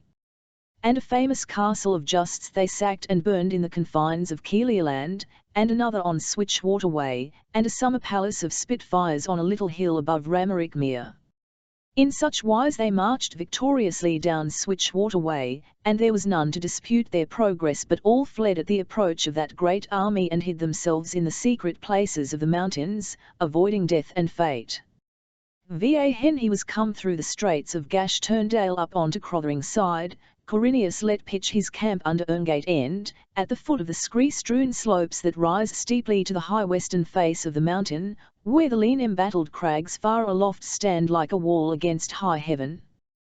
Corineus came to Lord Groe and said to him, To thee will I entrust mine embassage to this Mavrian. Thou shalt go with a flag of truce to gain thee entry to the castle, or if they will not admit thee, then bid her parley with thee without the wall. Then shalt thou use what fantastic courtier's jargon nature and thine invention shall likeliest counsel thee, and say, Corineus, by the grace of the great king and the might of his own hand King of Demon land, sitteth as thou well mayst see in power invincible before this castle. But he willed me let thee know that he is not come for to make war against ladies and damosels, and be thou of this sure, that neither to thee nor to none of thy fortress he will naught say nor hurt. Only this honour he proffereth thee, to wed thee in sweet marriage and make thee his queen in Demon land. Whereto if she say yea, well and good, and we will go up peaceably into Crothering and possess it and the woman. But if she deny me less, then shalt thou say unto her right fiercely that I will set on against the castle like a lion, and neither rest nor give over until I have beaten it all to a ruin about her ears and slain the folk with the edge of the sword. And that which she refuseth me to have in peaceful love and kindness I will have of my own violent deed, that she and her stiff-necked demons may know that I am their king, and master of all that is theirs, and their own bodies but chattels to serve my pleasure. Groe said, My lord Corineus, choose I pray thee another who shall be fitter than I to do this errand for thee, and so for a long time most Eamesfly besought him. But Corineus, the more he perceived the duty hateful to Groe, the firmer became his resolution that none but Groe should undertake it. So that in the end Groe perforce consented, and in the same hour went with 11 up to the gates of Crothering, and a white flag of truce was borne before him. He sent his herald up to the gate to desire speech of the Lady Mavrian. And in a while the gates were opened, and she came down attended to meet Lord Groe in the open garden before the bridge gate. It was by then late and the burning sun swam low amid streaked level clouds in Carnarvon, setting aflame the waters of Thunderfirth with the reflection of his beams. From the horizon, high beyond the pine-clad hills of Westmark, a range of clouds reared themselves, solid and of an iron hue, so hard edged against the vapoury sky of sunset, that they seemed substantial mountains, not clouds, unearthly mountains, a man might fancy, divinely raised up for Demon land, for whom not all her ancient hills gave any longer refuge against her enemies. Here, in Crothering gates, winter sweet and the little purple daphne bush that blooms before the leaf breathed fragrance abroad. Yet was it not this sweetness in the air that troubled the Lord Groe, nor that western glory burning that dazzled his eyes, but to look upon that lady standing in the gate, white-skinned and dark, like the divine huntress, tall and proud and lovely. Mavrian, seeing him speechless, said at last, My lord, I heard thou hadst some errand to declare unto me. And seeing a great camp of war gathered under Erngate End, and having heard of robbers and evildoers rife about the land these many moons, I look not for soft speech. Take heart, therefore, and declare plainly what ill thou meanest. Groe answered and said, Tell me first if thou that speakest art in truth the Lady Mavrian, that I may know whether to humankind I speak or to some goddess come down from the shining floor of heaven. She answered, Of thy compliments I have naught to do. I am she thou namest. Madam, said Lord Groe, I would not have brought your highness this message nor delivered it, but that I know full well that did I refuse it another should bear it thee full speedily, and with less compliment and less sorrow than one. She nodded gravely, as who should say, Proceed. So, with what countenance he might, he rehearsed his message, saying when it was ended, Thus, Madam, saith Corineus the king, and thus he charged me deliver it unto your highness. Mavrian heard him attentively with head erect. When he had done she was silent a little, still studying him. Then she spake, Methinks I know thee now. Thou art Lord Groe of Goblinland that bearest me this message. Groe answered, Madam, he thou namest went years ago from this earth. I am Lord Groe of Witchland. So it seemeth, From thy talk, said she, and was silent again. The steady contemplation from that lady's eyes was like a knife scraping his tender skin, so that he was ill at ease, well nigh past bearing. After a little she said, I remember thee, my lord. Let me stir thy memory. 11 years ago, my brother went to war in Goblinland against the witches, and overcame them on Lormarin Field. There slew he the great king of Witchland in single combat, Gorus X, that until that day was held for the mightiest man at arms in all the world. My brother was as then but 18 winters old, and that was the first blazing up of his great fame and glory. So King Gazlark made great feasting and great rejoicing in Zage Zarkulo because of the ridding of his land of the oppressors. I was at those revels. I saw thee there, my lord, and being but a little maid of 11 summers, sat on thy knee in Gazlark's halls. Thou didst show me books, with pictures in strange colours of gold and green and scarlet, of birds and beasts and distant countries and wonders of the world. And I, being a little harmless maid, thought thee good and kind of heart, and loved thee. She ceased, and Grow, like a man hath taken some drowsy drug, stood looking on her confounded. Tell me, said she, of this Corineus. Is he such a fighter as men say? He is, said Grow, one of the most famousest captains that ever was. That might not his worst enemies gainsay. Mavrian said, a likely consort, think'st thou, for a lady of Demonland? I have said nay to crowned kings. I would know thy mind, for doubtless he is thy very familiar friend, since he made thee his go-between. Grow saw that she mocked, and he was troubled at heart. Madam, said he, and his voice shook somewhat, take not in too great scorn this vile part in me.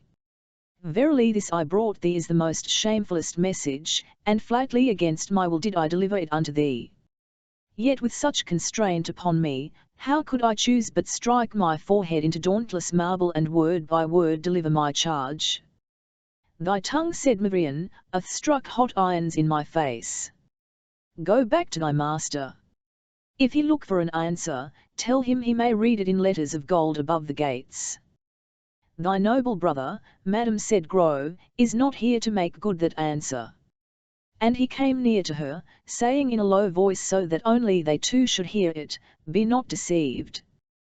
This Corineus is a naughty, wicked, and luxurious youth, that will use thee without any respect if once he break in by force into Crothering Castle. It were wisely carried to make some open show to receive him, so by fair words and putting of him off thou mayst yet escape.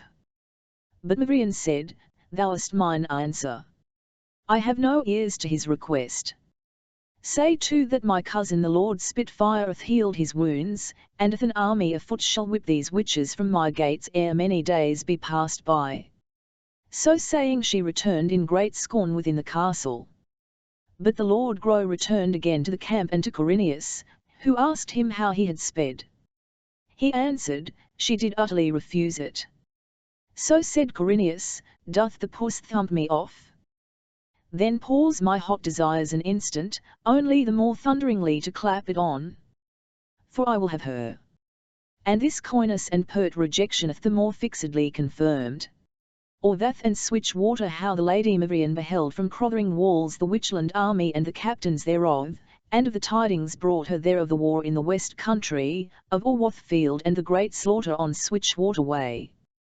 The 4th day after these doings afore it, the Lady Mavrian walked on the battlements of Crothering Keep.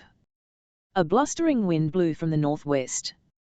The sky was cloudless, clear blue overhead, all else pearl grey, and the air a little misty. Her old steward, stalwart and soldier-like, greaved and helmed and clad in a plaited jerkin of bull's hide, walked with her. The hour should be about striking, said she. 'Tis today or tomorrow my lord Zig named to me when they were here a-guesting. If but Goblinland keep tryst it were the prettiest feat, to take them so pat. As your ladyship might clap a gnat twixt the palms of your 2 hands, said the old man, and he gazed again southward over the sea. Mavrian set her gaze in the same quarter. Nothing but mist and spray, she said after a few minutes searching. I'm glad I sent Lord Spitfire those 200 horse. He must have every man can be scraped up, for such a day. How thinkest thou, Ravna, if King Gazlark come not, hath Lord Spitfire force enow to cope them alone? Ravna chuckled in his beard. I think and my lord your brother were here he should tell your highness lay to that. Since first I bowled a hoop, they taught me Emin was undermatched against 5 witches. She looked at him a little wistfully. Ah, she said, were he at home? And were just at home?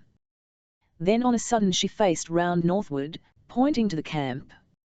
Were they at home, she cried, thou shouldst not see outlanders insulting in arms on Crothering side, sending me shameful offers, caging me like a bird in this castle. Have such things been in Demon land, until now? Now came a boy running along the battlements from the far side of the tower, crying that ships were hove in sight sailing from the south and east, and they make for the Firth. Of what land? Said Marian, while they hastened back to look. Vivat but Goblinland, said Ravna.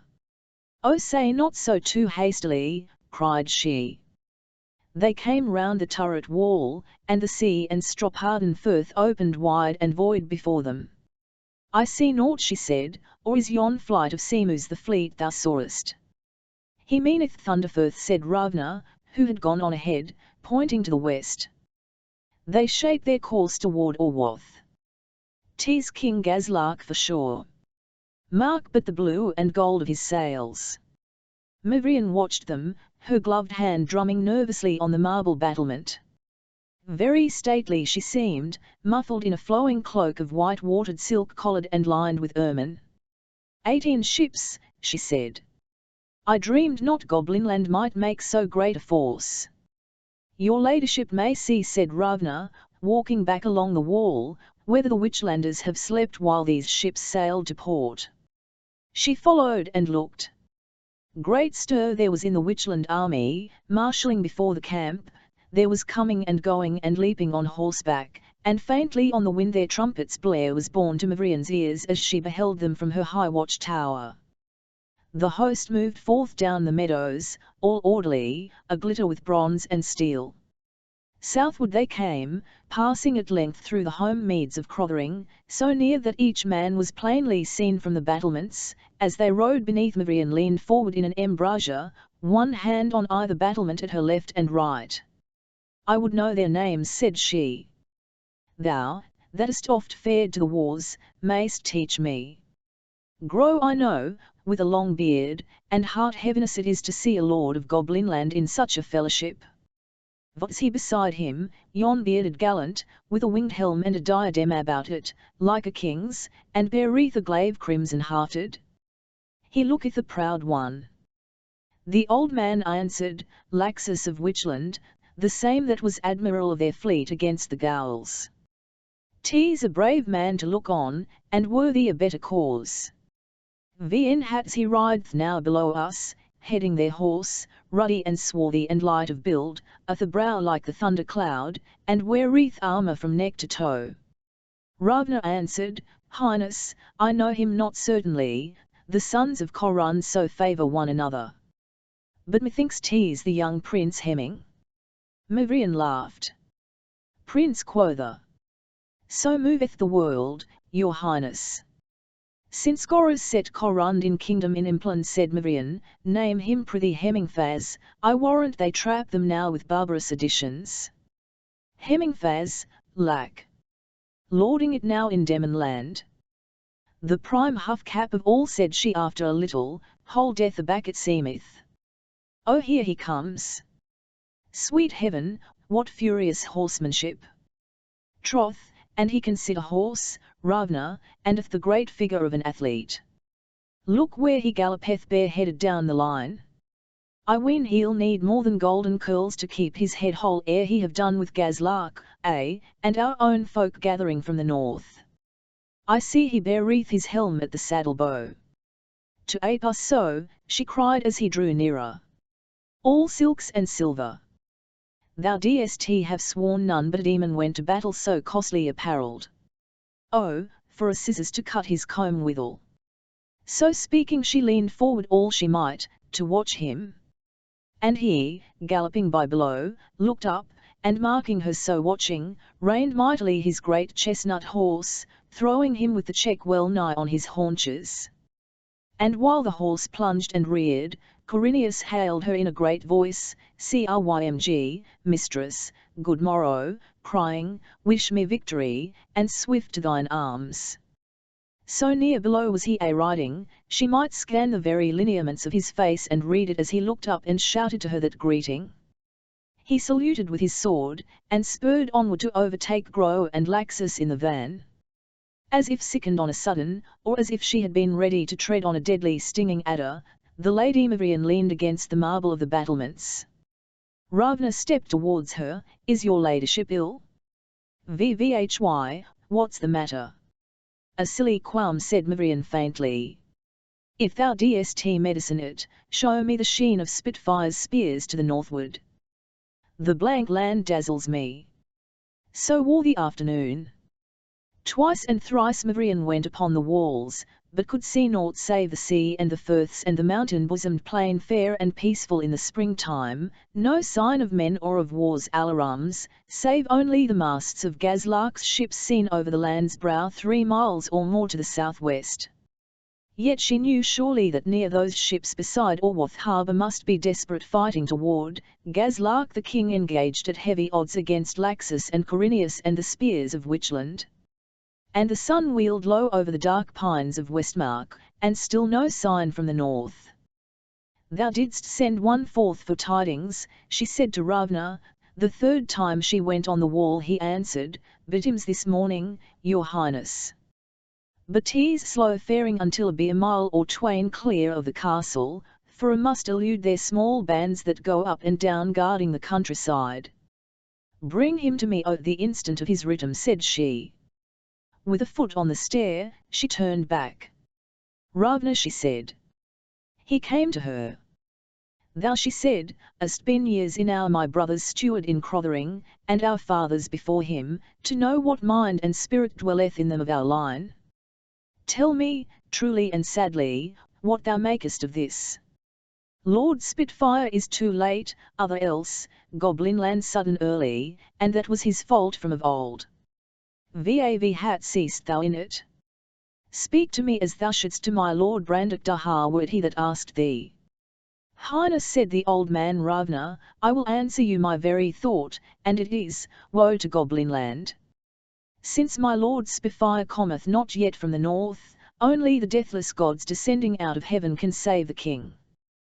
The witches number at an humble reckoning twice his strength, and man to man you were as well pit a hound against a bear, as against witches goblins.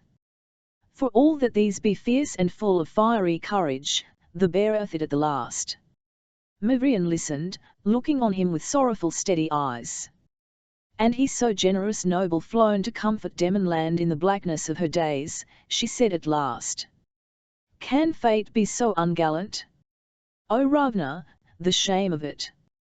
First La Fire is, now Gazlark. How shall any love us any more? The shame of it, Ravna." "I would not have your highness," said Ravna, "too hasty to blame us. If their plan and compact have gone amiss, 'tis likelier King Gazlark's misprision than Lord Spitfire's. We know not for sure which day was set for this landing." Va high one ere he so spake, he was looking past her seaward, a little south of the reddest part of the sunset. His eyes widened. He touched her arm and pointed. Sails were hoisted among the masts at Orwath. Smoke, as of burning, reeked up against the sky. As they watched, the most part of the ships moved out to sea. From those that remained, some 5 or 6, fire leaped and black clouds of smoke. The rest, as they came out of the lee of the land, made southward for the open sea under oar and sail. Neither spake, and the Lady Mavrian, leaning her elbows on the parapet of the wall, hid her face in her hands. Now came Ravna's messenger at length back from his faring, and the old man brought him into Mavrian in her bower in the south part of Crothering. The messenger said, "Highness, I bring no writing, since that were too perilous had I fallen in my way among witches. But I had audience of my lord Spitfire and my lord Zig in the gates of Gash Turndale. And thus their lordships commanded me deliver it unto you, that your highness should be at ease and secure, seeing that they do in such sort hold all the ways to Crothering, that the Witchland army cannot escape out of this countryside that is betwixt Thunderfirth and Stropphardenfirth and the sea, but and if they will give battle unto their lordships. But if they choose rather to abide here by Crothering, then may our armies close on them and oppress them, since our forces do exceed theirs by near 1,000 spears. Vivek tomorrow will be done wait or betide, since that is the day appointed for Gazlark the king to land with a force at Orvath. Mavrian said, they know naught then of this direful miscarriage, and Gazlark here already before his time and thrown back into the sea. And she said, we must apprise them on tea, and that hastily and tonight. Va Hen the man understood this, he answered, 10 minutes for a bite and a stirrup cup, and I am at your ladyship's service. And in a short while, that man went forth again secretly out of Crothering in the dusk of night to bring word to Lord Spitfire of what was befallen. And the watchman watching in the night from Crothering walls beheld northward under Erngate End the campfires of the witches like the stars night passed and day dawned, and the camp of the witches showed empty as an empty shell. Mavrian said, they have moved in the night. Then shall your highness hear great tidings ere long, said Ravna. 'Tis like we may have guests in Crothering tonight, said Mavrian. And she gave order for all to be made ready against their coming, and the choicest bedchambers for Spitfire and Zig to welcome them.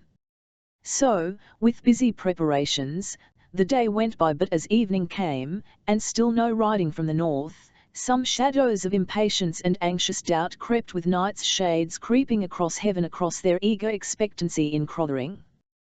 For Mavrian's messenger returned not. Late to rest went the Lady Mavrian, and with the first peeping light she was abroad, muffled in her great mantle of velvet and swan's down against the eager winds of morning.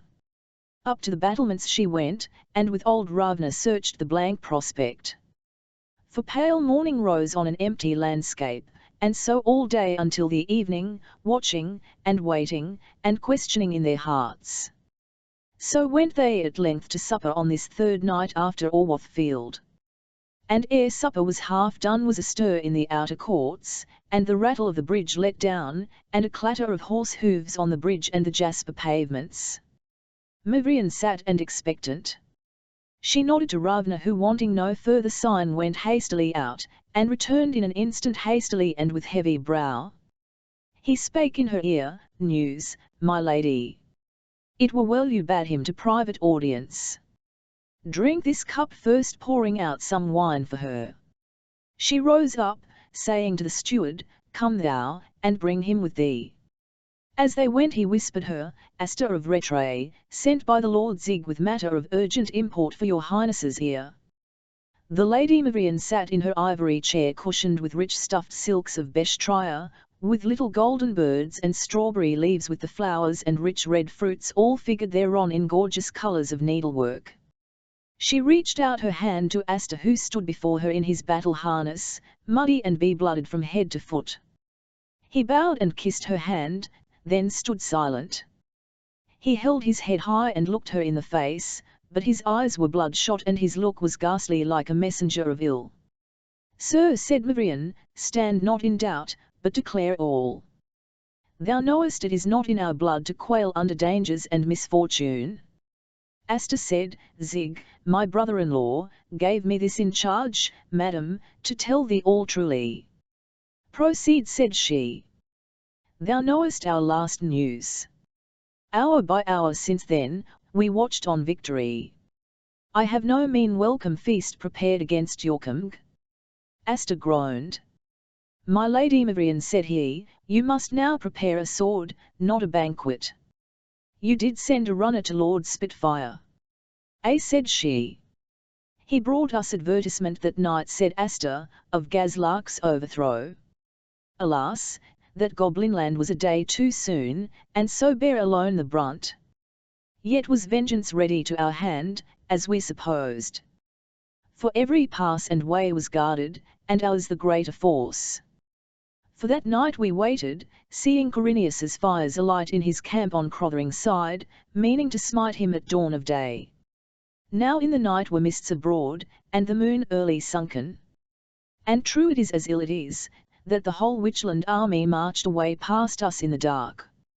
Vivat, cried Mavrian, and slept ye all to let them by? In the middle night answered he, we had sure tidings he was afoot, and the fires yet burning in his camp a show to mock us withal by all sure signs, we might know he was broke forth northwest ward, where he must take the upper road into Mealand over Broxty House. Zig with 700 horse galloped to Heathby to head him off, whiles our main force fared their swiftest up Little Ravendale. Thou seest, madam, Corineus must march along the bow and we along the bowstring. Yes, said Mavrian. Ye had but to check him with the horse at Heathby, and he must fight or fall back toward Justdale, where he was like to lose half his folk in memory moss. Outlanders shall scarce find a firm way there in a dark night. Certain it is we should have had him, said Astor. Yet certain it is he doubled like a hare and fooled us all to the top of our bent, turned in his tracks, as later we concluded, somewhere by Goosey Sand, and with all his army slipped back eastward under our rear. And that was the wonderfulest feat heard tell of in all chronicles of war. Tush, noble Astor, said Mavrian. Labour not Witchland's praises, nor imagine not I'll deem less of Spitfires nor Zig's generalship because Corineus, by art or fortune's favour, dodged em in the dark. Dear lady, said he, even look for the worst and prepare yourself for the her grey eyes steadily beheld him. Certain intelligence, said he, was brought us of their faring with all speed they might east away past Switchwater, and ere the sun looked well over Gemsar edge we were hot on the track of them, knowing our force the stronger and our only hope to bring them to battle ere they reached the stile, where they have made a fortress of great strength we might scarce hope to houst them out from if they should win thither.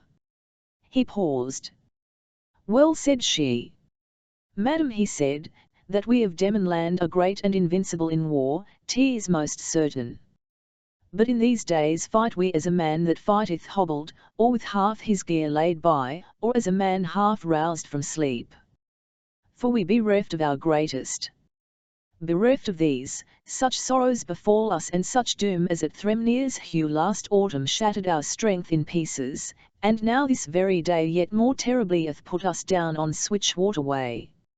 Mavrian's cheek turned white, but she said no word, waiting. We were eager in the chase, said Astor. I have told thee why, madam. Thou knowest how near to the mountains runneth the road past Switchwater, and the shores of the lake hem in the way for miles against the mountain spurs, and woods clothe the lower slopes, and dells and gorges run up betwixt the spurs into the mountain side.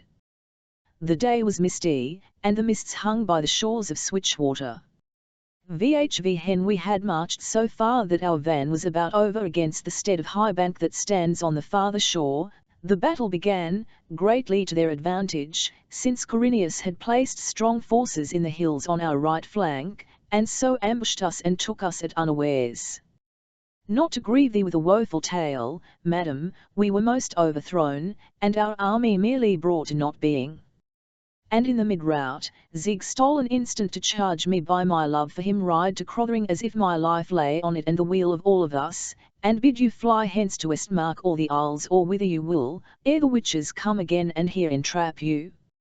Since save for these walls and these few brave soldiers you have toward them, no help standeth any more twixt you and these devilish witches.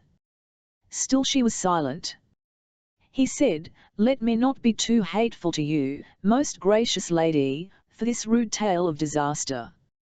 The suddenness of the times bar any pleasant glozing. And indeed I thought I should satisfy you more with plainness, than should opinion of I know not what false courtliness bind me to show you comfort where comfort is not. The Lady Mavrian stood up and took him by both hands. Surely the light of that lady's eyes was like the new light of morning glancing through mists on the grey still surface of a mountain tarn, and the accent of her voice sweet as the voices of the morning as she said, "Oh, Astor, think me not so unhandsome, nor yet so foolish." "Thanks, gentle Astor. But thou hast not supped, and sure in a great soldier battle and swift far riding should breed hunger, howsoever the news he beareth thy welcome shall not be the colder because we looked for more than thee, alas, and for far other tidings. A chamber is prepared for thee. Eat and drink, and when night is done is time enough to speak more of these things. Madam, he said, you must come now or 'tis too late. But she answered him, No, noble Astor. This is my brother's house. So long as I may keep it for him against his coming home I will not creep out of Crothering like a rat, but stand to my watch.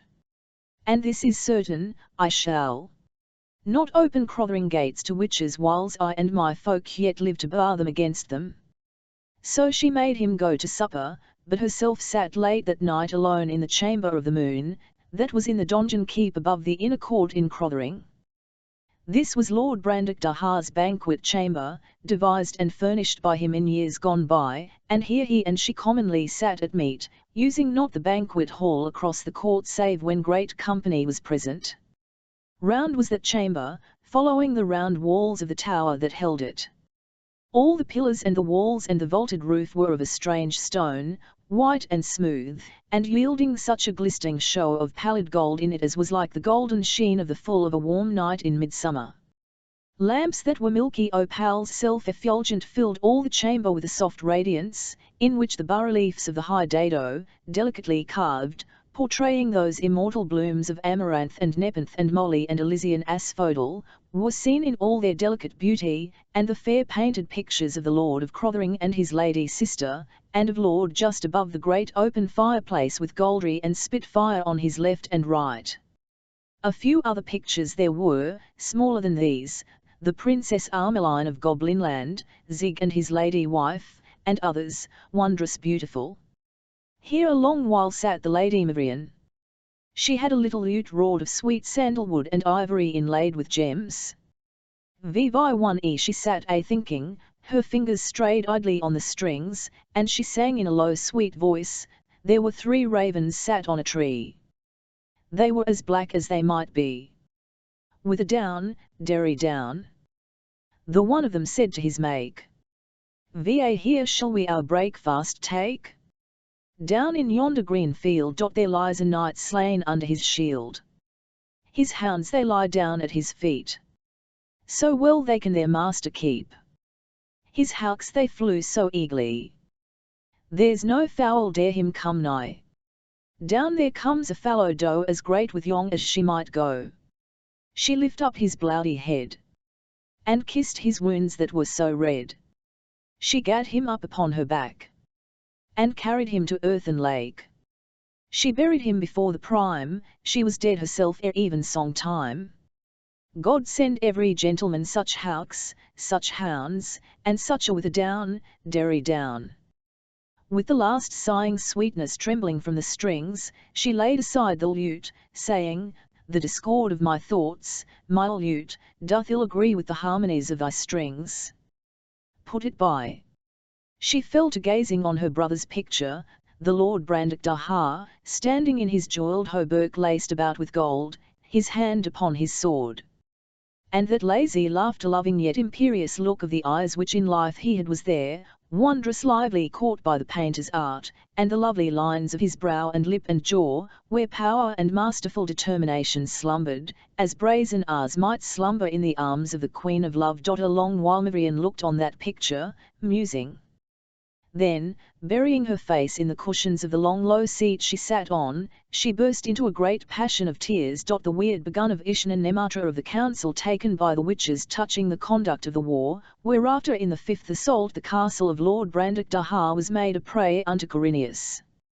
Now was little time for debate or conjecture, but with the morrow's mom came the Witchland army once more before Crothering, and a herald sent by Corinius to bid Mavrian yield up the castle and her own proper person lest a worse thing befall them. Vhich she stoutly refusing, Corinius let straight assault the castle, but won it not.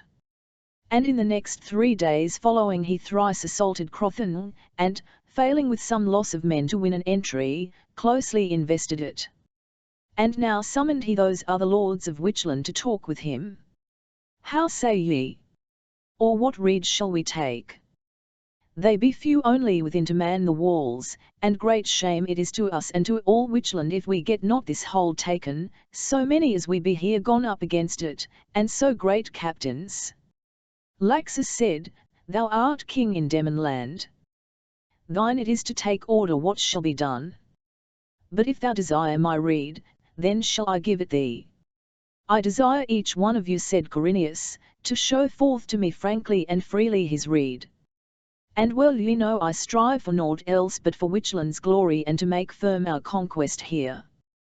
Well, said Laxus, I told thee once already my counsel, and thou wast angry with me. Thou madest a mighty victory on Switchwater Way, which had we followed up, pushing home the sword of our advantage till the hilts came clap against the breastplate of our adversary, we might now have exterminated from the land the whole nest of them, Spitfire, Zig, and Vol. But now are they gotten away the devil knows whither, for the preparing of fresh thorns to prick our sides withal. Corineus said, Claim not wisdom after the event, my lord. 'Twas not so thou didst advise. Thou didst bid me let go Crothering, a thing I will not do, once I have set mine hand to it. Laxus answered him, Not only did I so advise thee as I have said, but Hemming was by, and will bear me out, that I did offer that he or I with a small force should keep this comfort box shut for thee till thou shouldst have done the main business. 'Tis so, said Hemming. But Corineus said, 'Tis not so, Hemming. And were it so, 'tis easily seen why he or thou shouldst hanker for first suck at this luscious fruit. Yet not so easy to see why I should yield it you. That, said Laxus, is very ill said. I see thy memory needs jogging, and thou art sliding into ingratitude. How many such like fruits hast thou enjoyed since we came out hither, that we had all the pains and plucking, oh cry thee mercy, my lord, said Corineus, I should have remembered, dreams of Sreva's moist lips keep thee from straying. But enough of this fooling, to the matter. Lord Laxus flushed. By my faith, said he, this is very much to the matter. 'Twere well, Corineus, if thy loose thoughts were kept from straying. Spend men on a fortress? Better assay galing, then, that were a prize worth more to our safety and our lordship here. Said Hemming. Seek out the enemy. 'Tis therefore we came hither, not to find women for thee. Thereupon the Lord Corineus struck him across the table a great buffet in the face. Hemming, mad wrath, snatched out a dagger, but Grow and Laxus catching him one by either hand restrained him. Grow said, my lords, you must not word it so dangerous ill.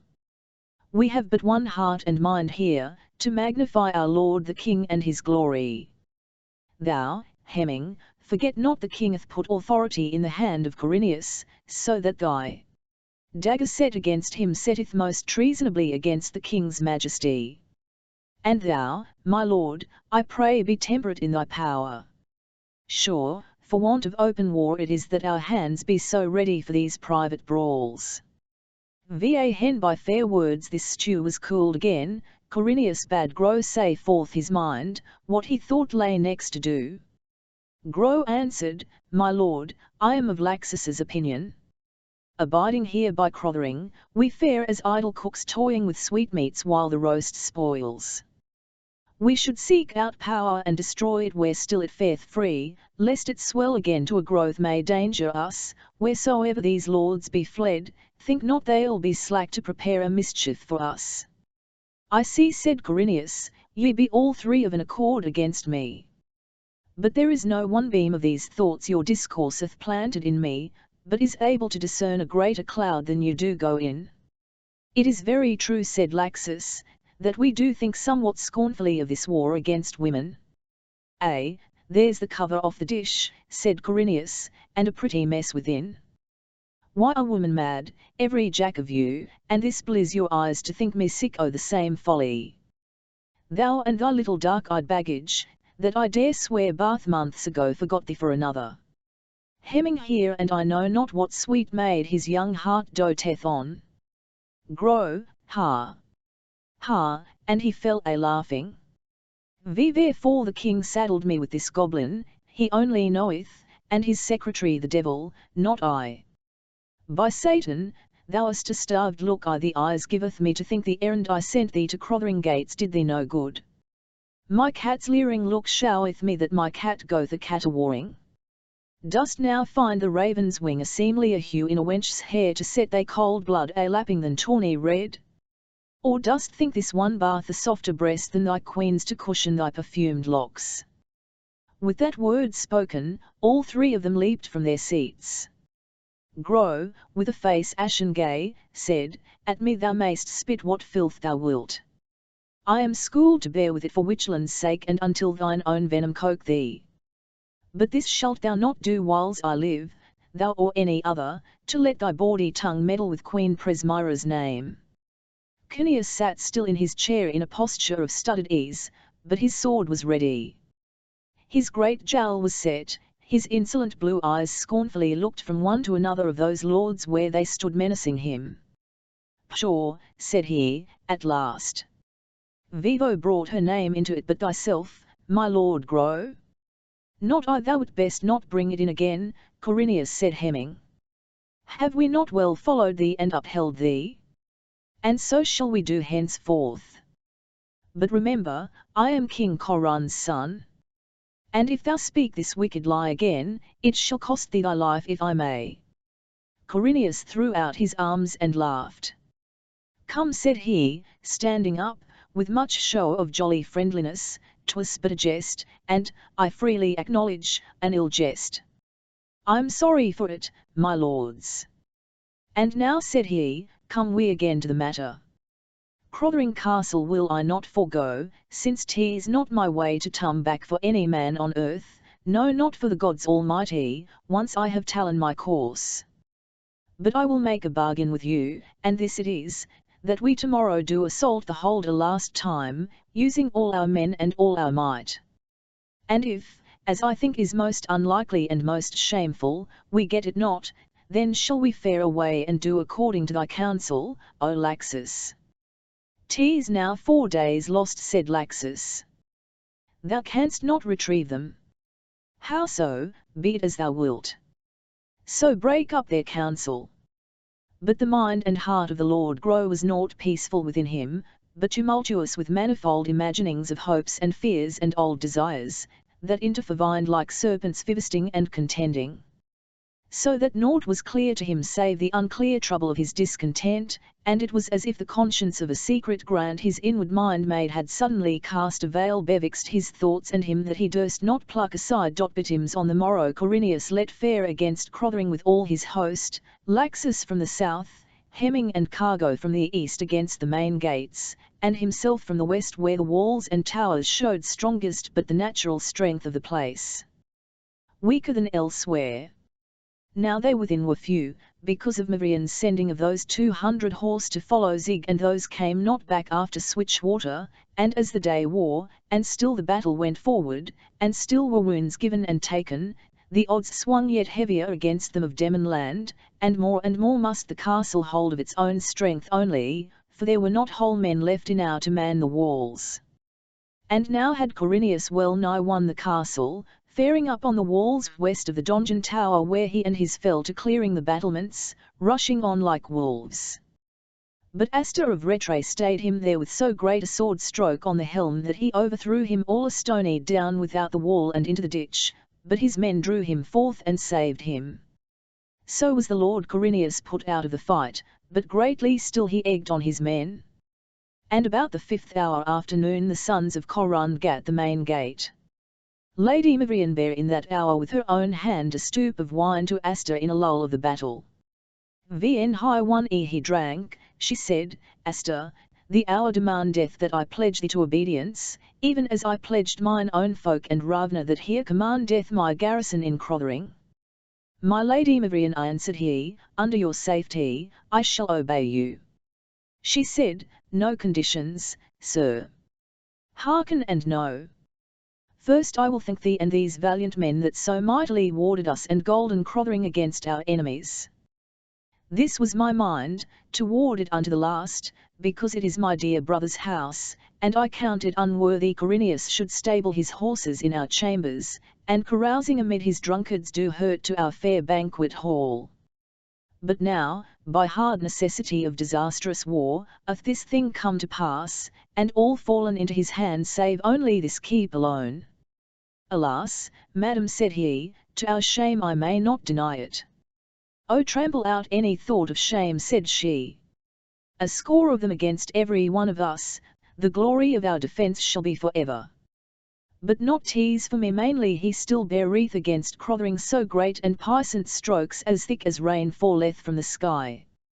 And now must ye obey me and do my commandment, else must we perish, for even this tower we are not enough to hold against him many days. Divine lady, said Aster, but once shall one pass the cruel pass of death. I and your folk will defend you unto that end. Sir, said she, standing like a queen before him, I shall now defend myself and our precious things in crothering more certainly than ye men of war may do. And she showed him shortly that this was her design, to yield up the keep unto Corineus under promise of a safe conduct for Aster and Ravna and all her men. And submit thee to this, Corineus, said Aster. But she answered, Thy sword hath likely cut his claws for a while. I fear him not. Of all this would Aster at first have naught to do, and the old steward withal was well nigh mutinous. But so firm of purpose was she, and withal showed them so plainly that this was the only hope to save herself and Crothering, and the witches must else sack the house of Crothering and in a few days win the keep, and then, snaky despair, and the fault on't not in fortune but in ourselves, that could not frame ourselves to our fortune, that at last with heavy hearts they consented to do her bidding. Without more ado, was a parley called, Mavrian speaking for herself from a high window opening on the court and grove for Corineus. In which parley it was articled that she should render up the tower, and that the fighting men which were within should have peace and safe passage whither they would, and that there should be no scathe nor outrage done to Crothering neither to the lands thereof, and that all this should be writ down and sealed under the hands of Corineus, Gro, and Laxus, and the gates opened to the witches and all keys delivered up within an half hour of the giving of the sealed writing into Mavrian's hand. Now was all this performed accordingly, and Crothering keep rendered to the Lord Corineus. Aster and Ravna and their men would have abided as prisoners for Mavrian's sake, but Corineus would not suffer it, vowing with imprecations that he would let slay out of hand any man of them he should take after an hour's space within 3 miles of Crothering. So, under Mavrian's strait commands, they departed.